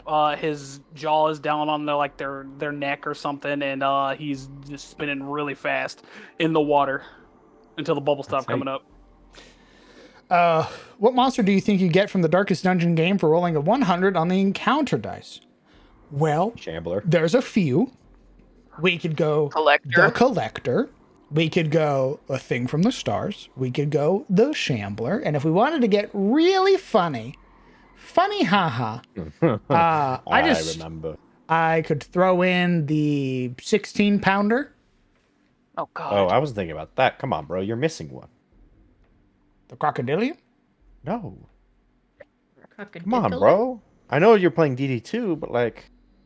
Shambler, Collector. Thing The from the Fanatic? Stars. Oh, you said Collector. Never mind. Yeah, I said the Collector was the first thing I said. Collector was I first. said, oh, well, you're also missing one again. I mean, we could also do the Shrieker. There you go. Shriek, ah. There you go. No, Shrieker's I in want Shade the Mark. Fanatic, though. Shrieker's... Oh. Well, thank God we won't have to fight him. Getting chased by a dude that just screams at you. Bring in Death from DD2? I plan to. Oh. Wait, there's a boss in Or- DD2 that's just called Death. Yeah. Or hear me out. Hear me out. Oh, Don't right. Don't do that. It is a I chance thought of it read spouting encounter. if you have a certain I person gotta in your party, Smile. Yeah. I got a better idea. Why don't you bring in 100 puppies? How about that? Sure. I like the 100 puppies idea. Absolutely. Yeah, 100 Don't want to do Rabid that. blink dogs. You don't... No, not blink dogs. He would Not be like, blink oh, dogs. God, Just All right, puppies. I want spooter puppies. Sure. That's worse. You fool. What are they called? The infiltrator spiders that drows make out of metal that go and abduct people from the surface and bring them back down. Yeah, I want a little baby. I want a Okay, little Harry. spider mutt. Can I change my answer? Can I get 100 of those like Jesus Christ lizards that run on water? What? Yeah, there's like lizards that instead of puppies, I want little lizards that run Oh, on water. I know what you're talking about. Yeah. I want the Jesus Christ lizards, and I want Snapjaw to Why have are like you a calling crate full them of them. Jesus Christ lizards? Because they run on water. That's what they're called. They're called Jesus Christ lizards. I want to have Snapjaw just like go to the fucking pond in like the noble fucking area. He's got a fucking crate full of them. He just pries the thing off and just lets them all go into the water. Maybe, Job. Maybe I'll find out a reason why death appears. Smile. It is actually called the Jesus Christ lizard. I looked it up. What the fuck? I told you. And they she'll run on suffer water. no abnegation. They're also called basilisk, ironically. I couldn't think of any other text for the shirt. It's great. I like that we've just made... I think it's because everybody's charisma's so low. I'm actually really enjoying the like low charisma. Nobody. It's great. There was It's a either moment just where I was low like, or average. huh. I think it's funny as fuck, yeah. It's really hi. This is my elven sword, not made out of elves, by the way. This is my elven leather armor, not made from elves. The blacksmith immediately understanding that it's elven armor and then being told it's not made from elves goes, Oh. Man. Oh no. Wait a minute. It's like, What hey, can I get my Jeepers Creepers pizza? shit are you pulling right now? Dude, Winks at that whole fucking scene got me fucked up, dude. He's like, oh yeah, well, you know what? Never mind. And then I'm just imagining that fucking. He's just slack jaw, just like, what the fuck? Yeah, I want What? to file a report with the guards. I think there's a psycho who escaped the sanitarium. Am I being robbed? Is that what's happening? Is this a threat? I just want to make sure that the people are safe. It's the like boneless pizza moment. What? Hey, can I get my pizza boneless? You want bones in your pizza? No, that's why I said boneless, idiot. What firearms would each of the characters use if they were a tactical squad? I think less about gun. Has everybody played Siege to some degree or know about Siege? I have. What's your operator loadout? Yeah, what's your operator loadout? Let's go down the line. Avio, what's your operator loadout? Dual wielding Tech 9s. Little run and gun play, I like it. Fenra. Oh. Ooh. God, my mind went completely blank. I was actually Googling operators. Get back to me. Get back to me. Hydro. There's a lot of them.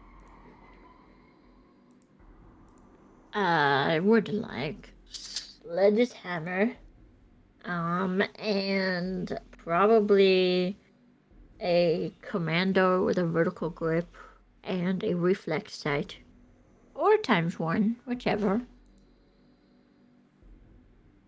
And then an offhand deagle. Just like Nock, the stealth operator with your silenced deagle. Yeah. Good. Orso. Oh, I got it. Pretty easy. A Montagna with the extendable ballistic shield, and he beats the shit out of things with it. Fenra. Smoke, because she does necrotic damage. Or the newest operator who has the fear gas. Oh, Fenrir. Yeah. That just sucks. It's not that bad. What gun? Probably like a really weak, like main hand. Like the Brazilian SMG, but also like with like a really powerful like sidearm, like the mini SMG sidearm. There you go. Prim. I don't know much about the game. You need just gun. Gun you like then. What type of gun would you Pim like guns, have? right? Pim is either going to be someone with like a fucking flamethrower or like all the flashbangs and then beat your fucking face in. Goyo or Capital. No. She's duck gun too. Isn't the flashbang Clash operator? or Crash or whatever the operator is? It has which one? The flash shield.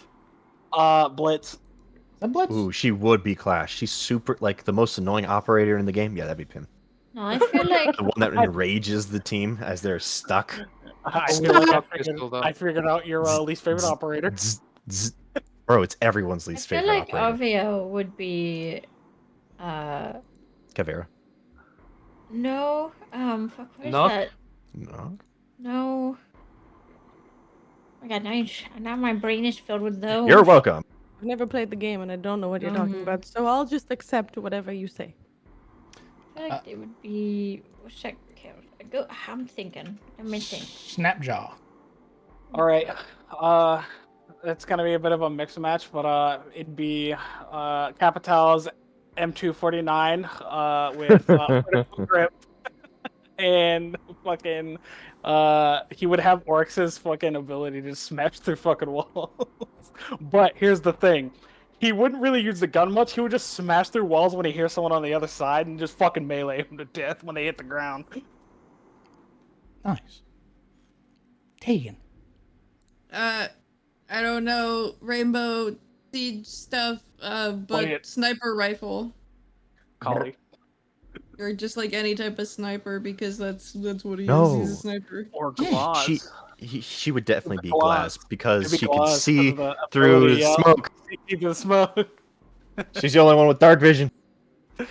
Glass the only one with dark vision. Glass also means eye in Russian. I remember. Eyeball. Glass. You can see.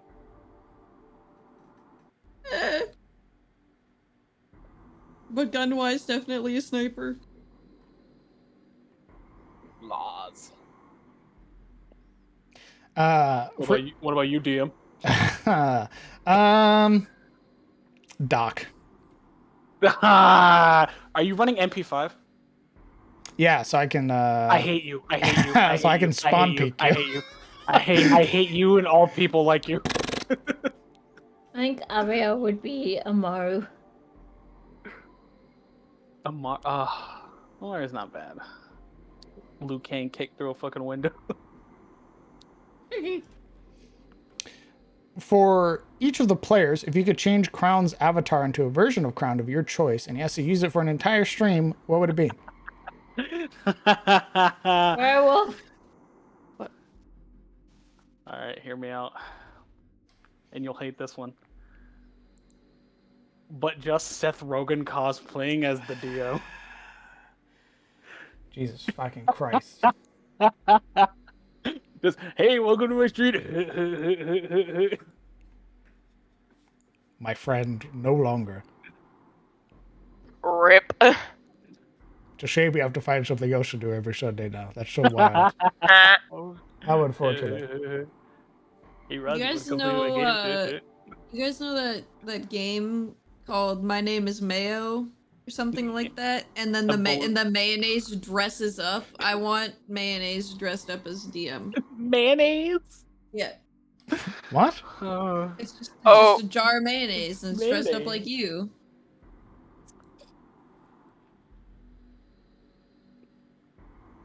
What a fart. Sizzle says a flump.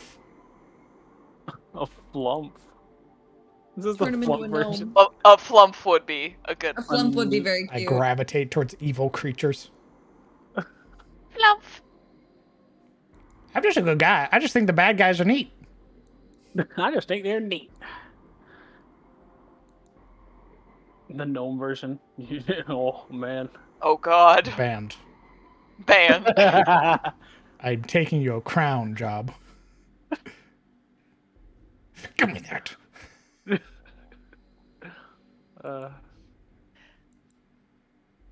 You become some kind of cryptid. Maybe a big feet. Big feet. What the hell is that? Oh, like a Bigfoot? Oh, I see what you're saying. Yeah! I got Sasquatch! And we'd all be cryptids, and I get to be Mothman, because fuck you. Everybody gets to do this as long as I get to be Mothman. Exactly. That turned him into his crown, but with like googly eyes, and they're always upset. Googly eyes! Yeah, he has like He's eyebrows. just made out of, like, pipe cleaners. Yeah. Pipe cleaners are good. Yo, hold on, can I change mine? Yeah, I want you to be a Muppet. I want you to be a Muppet, dude. Change mine. Yeah, dude, I want you to be a Muppet. Every time someone says something dumb or like bristling, he just grows brows Wait, and frowns so- at you. Super weird reference, but do you guys know that one video where it's Donald Duck's cover of the fucking When You Walk Away song? And it's like the sock puppet. It's the sock puppet Donald. I want that, but DM. Oh, What the fuck? Sock puppet! Wait here, I'm gonna find it just so I can show Jesus. you. God, it's so good. Last few questions. I'm not answering that question, Gurkred.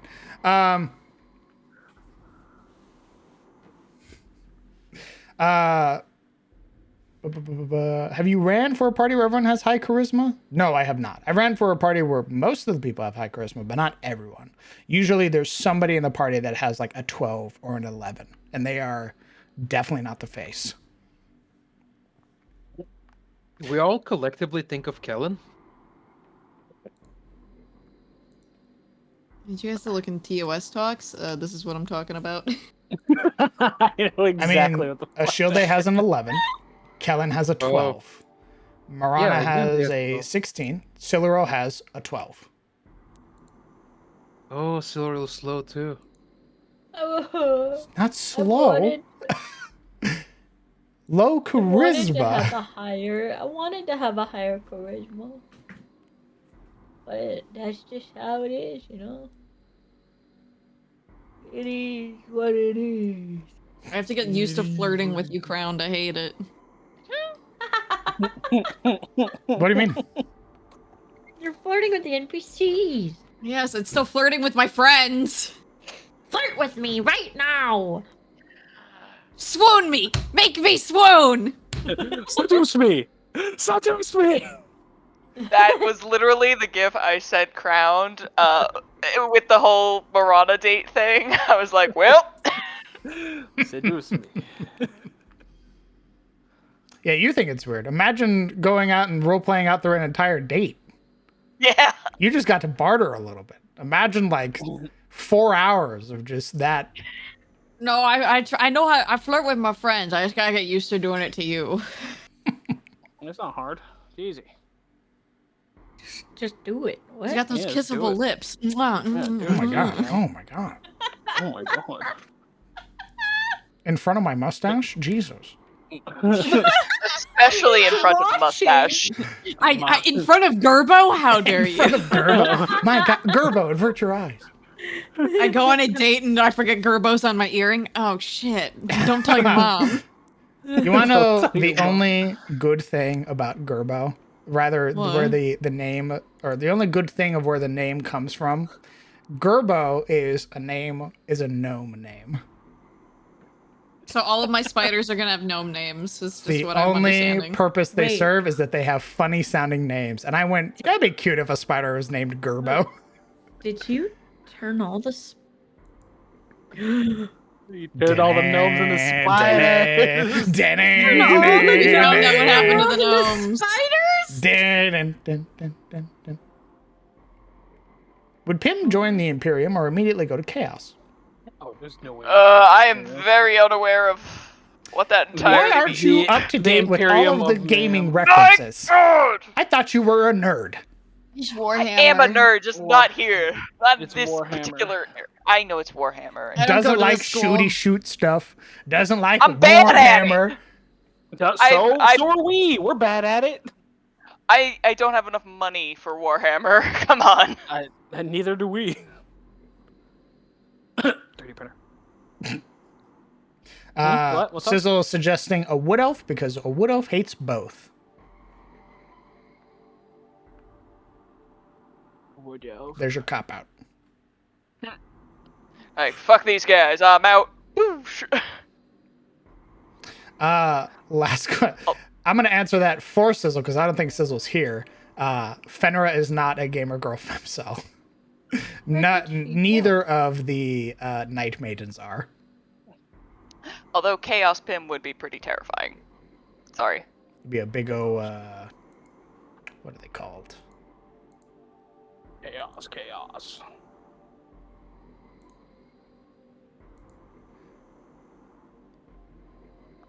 There's a big O like gore that throws rocks and it eats magic people.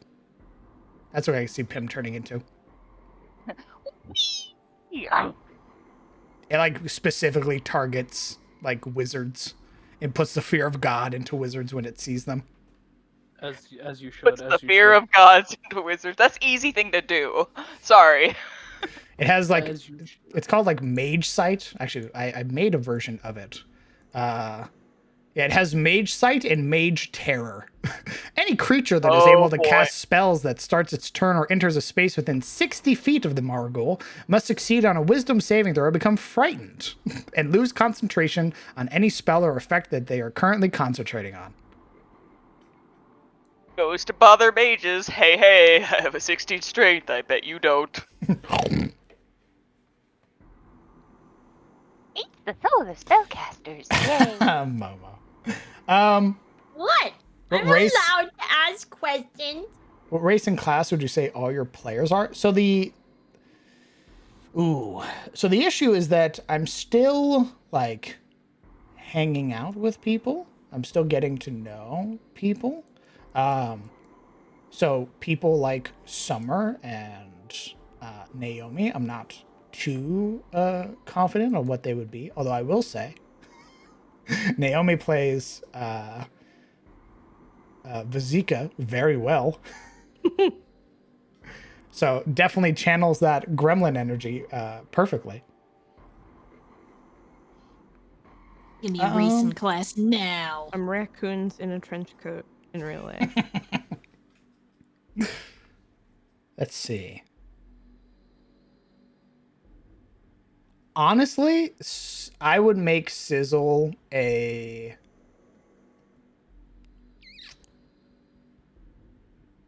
Given a lot of his interests,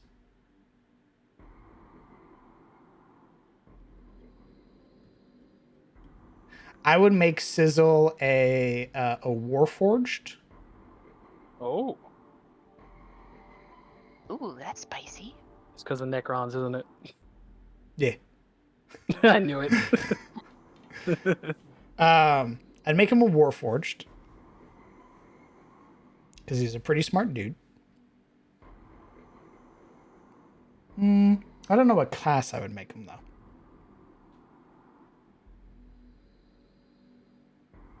Where is my base? Artificer? Sorcerer.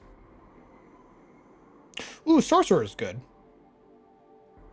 What kind of sorcerer?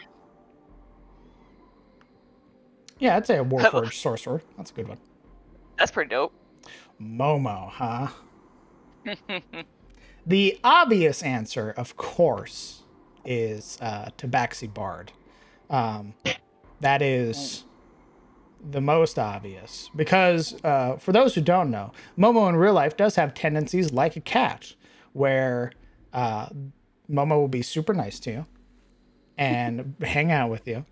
And then in the same breath, be like, hey! What? Ask the There question. it is. Left. Unplugs the internet. Tabaxi Bard. Oh, hi! Go on, DM, as you were. Fucking Discord updated. I'm sorry. Yeah, okay.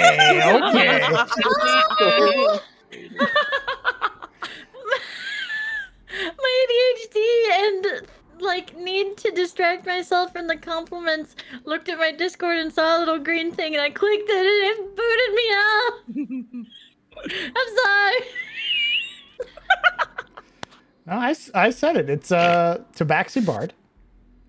For those of you who perhaps are new here and don't know, I don't need that. when Momo does perform, like actually rolls like performance checks and stuff, she actually sings songs and plays instruments. If you're interested in seeing any of them, there is an episode of CTF called The Bright Festival where she sings. So you should go check it out. It's in the highlights or on YouTube. Also, Sirik. Hi. Honestly, Oh god. Sirik does give me half-elf energy. Ooh. What's another, like, really scholarly class? Because you don't have, like, the constitution of a wizard, right? You're not going to fucking fall over if you get hit. But you are, like, annoyingly smart. War cleric. Artificer? Artificer? Artificer, Knowledge like... cleric. Ooh. That's good, because it's also wisdom-based. Cleric. No, I wouldn't say war cleric either. War cleric has, like, implications that, like, he's out there throwing hands all the time. I would say knowledge cleric would work. Wisdom and intelligence-based. Possesses a lot of this sort of sage-like wisdom. Yeah. I like it. I mean, no one likes a smartass, but I like it. I point at Necro. Hi. Honestly, I mean, the class is going to be Warlock. Straight up. Yes. Class is Warlock, straight up. No ifs, ands, or buts about it. Makes you say that? For those who don't know, Oh boy. having had Necro visit recently, you would look upon them as a person and be like, ah, that person serves a patron. That person puts hexes on people.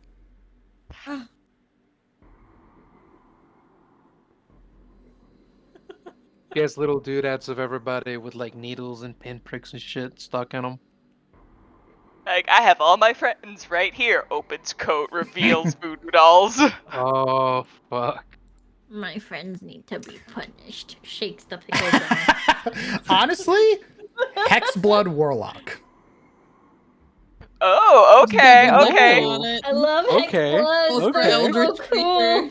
Hexblood Warlock is my vote for Necro. Having known her for close to a fucking decade. Full Baba Yaga vibes I see. Got it. Absolutely. Especially, I mean, I still have, like, I keep them on my desk, but I have my runes still, and I consult them from time to time. So, absolutely. Ooh, I might have something else you're interested in then. Hi, hello, that's me. I'm Razi. Razi. Hello. Razi gives me big orc vibes. Yes.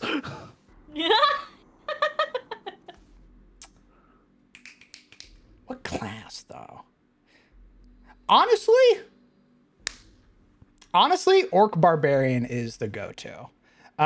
Because, for those who don't know, having had Razi visit twice, Razi's very animated. They make sure that their emotions are well known. Much like I'd imagine a barbarian would. So I'm just saying. That game of Mario Party, you all ganged up on me. I reacted that way because y'all bullied me. Yeah. Unfortunate, there was a thunderstorm coming by and the game just turned off. You know, it happened. We'll never know who won. I still hold that grudge. I would say, let me hang out more with Summer and Naomi and ask that question again in the future. Okay, but initial thoughts. I'm like, come on. Initial thoughts? Initial. I have a suggestion for Summer in terms of race. Oh yeah? Changeling. Because they got multiple forms. Ah. Slut elf. Yeah, but isn't the real Slut form elf. of the changeling like some incredibly horrible shit? No, that's a full doppelganger. She's a goblin. Goblin. I don't know what you're talking about. I don't know what you're talking about. You're a goblin. Look at that.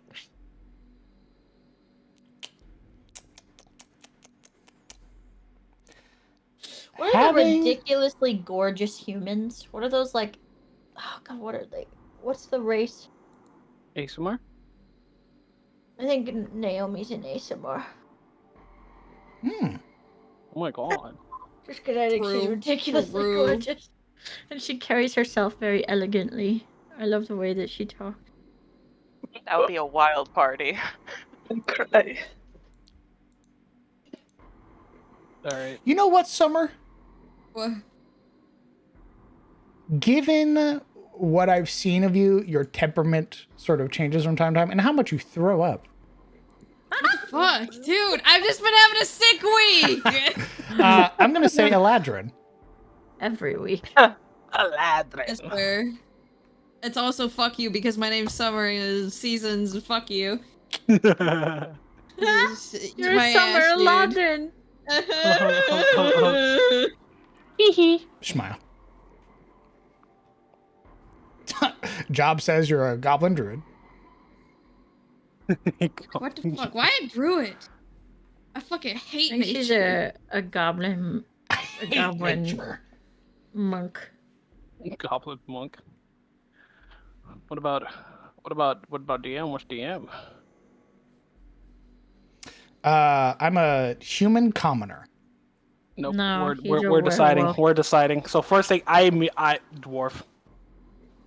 That's the race. Has to be. War cleric. You just want to slap War Cleric on anybody.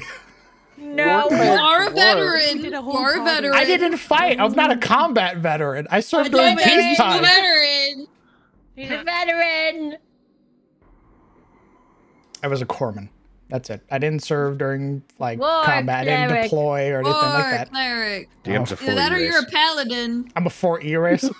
Yeah. Oh my god, you are! Yeah, you're a paladin. I think he's like a muscle wizard scribe. Muscle wizard scribe. Yeah, yeah. Dwarf paladin. You know when a wizard has like also like physical stats? Oathbreaker. Oathbreaker. Well, A if rage you want to be breaker. super on brand, it would be Dwarf Oath of the Crown Paladin, of course. Oh! Ground paladin. Let's go. It would be a Dwarf or Oath of the Crown Paladin, 100%. Holy shit. It'd be either He's that or he's also got a level in the bard. Mm-hmm. yeah, Yeah. a couple levels in bard. Ooh, I get myself. I multi-classed. Oh Yeah. Fuck. Also, con is your dump stat. No. Con and Dex. Ooh. Oh rough, no. Yikes. Yeah, but it's only lower body dex. You're very dexterous, like upper body. Like your sleight of hand, on point. It's just, your sleight of feet, not so much. Slight. The bad guy goes, I've seen you sweep the catch leg. things, like I've seen you catch things like a cup or something that like goes to fall off, and you're just fucking got it. But not with stairs. Also seen me hobble down the stairs one step at a time. Again, your sleight of hand, amazing. Your acrobatics, not quite there. Hey, you're fine on the stairs. I've seen that sideways technique you got. Like you got that shit on lockdown, bro. True. That shit's Last lockdown, question bro. from Gungring because we've already gone over. But thank you guys so much for sticking around. Have I ever played with min-max players? Yes. Absolutely. How'd that go? It's going well. You tell me, you are one. I'm not a min-max player. What the fuck you talking about? Sentinel and Polar Master, come on. Come on, bro. That wasn't even my idea. That was Rogue Todd's. barbarian. Rogue barbarian. Literally, I'm just Come doing on. what people One tell me more. to do. Rogue I have not barbarian? looked into Alright. any of this. Who told you that? I don't know. Someone in fucking chat told me. I was like, okay, that sounds like a good idea. Why are The you answer making is things up? yes. And it's fine. Weird asshole. It just means you get to make stronger bosses. True. Can't believe it. My friends are bullying me again. Just like a Also, Mario Party. fucking Summer's obviously a goblin arcane trickster rogue. What the fuck? Really? That's like super specific. My God. Or mastermind rogue because they're gremlins. What the And they're little fuck? shits, but they're also really good at strategizing just crazy fucking builds. I got a brain. It just only works in very hyper specific times. The rest of the time, it's not there. It's just very hyper specific scenarios. Same. My brain also does that, where it goes like, it's like, hey, tap, tap, tap. This is the thing we're working on today. You're not going to think of anything else. And I go, oh, okay. How long am I going to work on this? And they go about 8 hours, and then you're never going to want to touch it again for like a month. I go, oh, Yep. okay. That's the way of it. All right. That's the way It it is what it is. Uh, be like that sometimes. Thank you guys Listen. so much for playing. I appreciate it, especially for sticking around and answering all the questions and all that stuff. So thank you guys. Thank you for running. Thank you. Of course. We are going to meet up again on the 25th for episode 10 with initiative starting off. So why don't you guys go ahead and say goodbye to chat? Bye, chat. I'm gonna miss you, chat. I'm not Later. gonna miss you, Oh. but I'll think about you Oh. Gotcha. Wow, tonight while I'm in bed. Oh my God. Oh my god. All right. I'll be back. Okay. Fuck you, chat.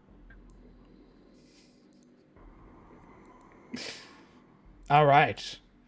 Thank you guys so much for coming out and supporting the stream. You guys showing up, you guys being here, it means a lot. Thank you guys for coming out, supporting the players, and supporting me. Without you guys being here, I would not be able to do the thing that I love, which is this, playing Dungeons and Dragons with my friends. So thank you guys. That is going to be it for me tonight. Streams should continue apace as normal. So we should have a map making stream tomorrow on Monday. So if you're at all interested in that, be sure to tune in and take a look. It'll be around 4 or 5 p.m. CST. As well, you can join the Discord to find out whenever I go live. Or follow the Twitter for notifications. It's plug time. Hey, if you're a new follower and you don't know who I am, or you're tuning in, this is your first ever stream, hello, welcome. I'm the Crown DM.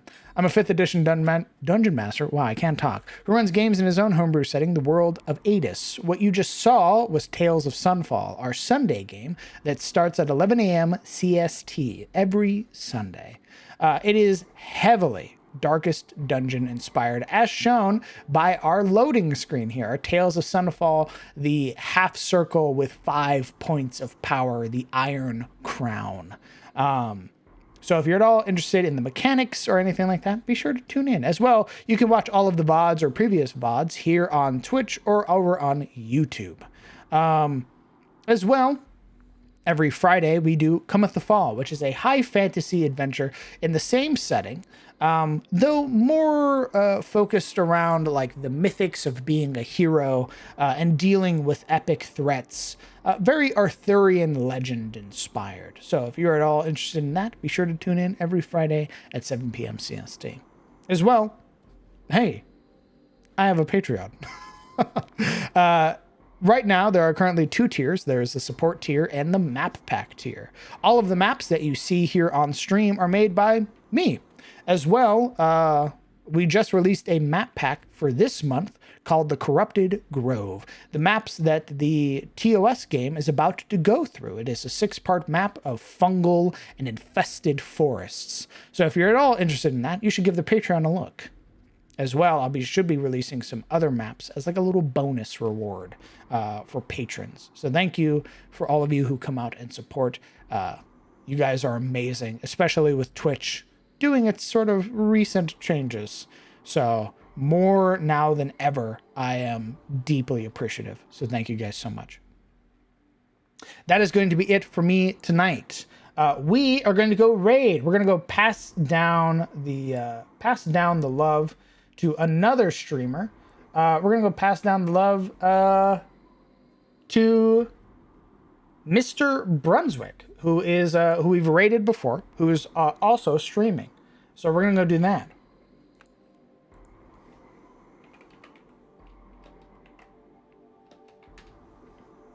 So, I hope that you guys have a fantastic night. I hope you guys take care of yourselves. Hug your loved ones. Tell them that you love them. Tell a father that you know today, Happy Father's Day. And I hope that you guys have a fantastic night. I will see you guys later. Remember, our raid message is we pass the crown to you.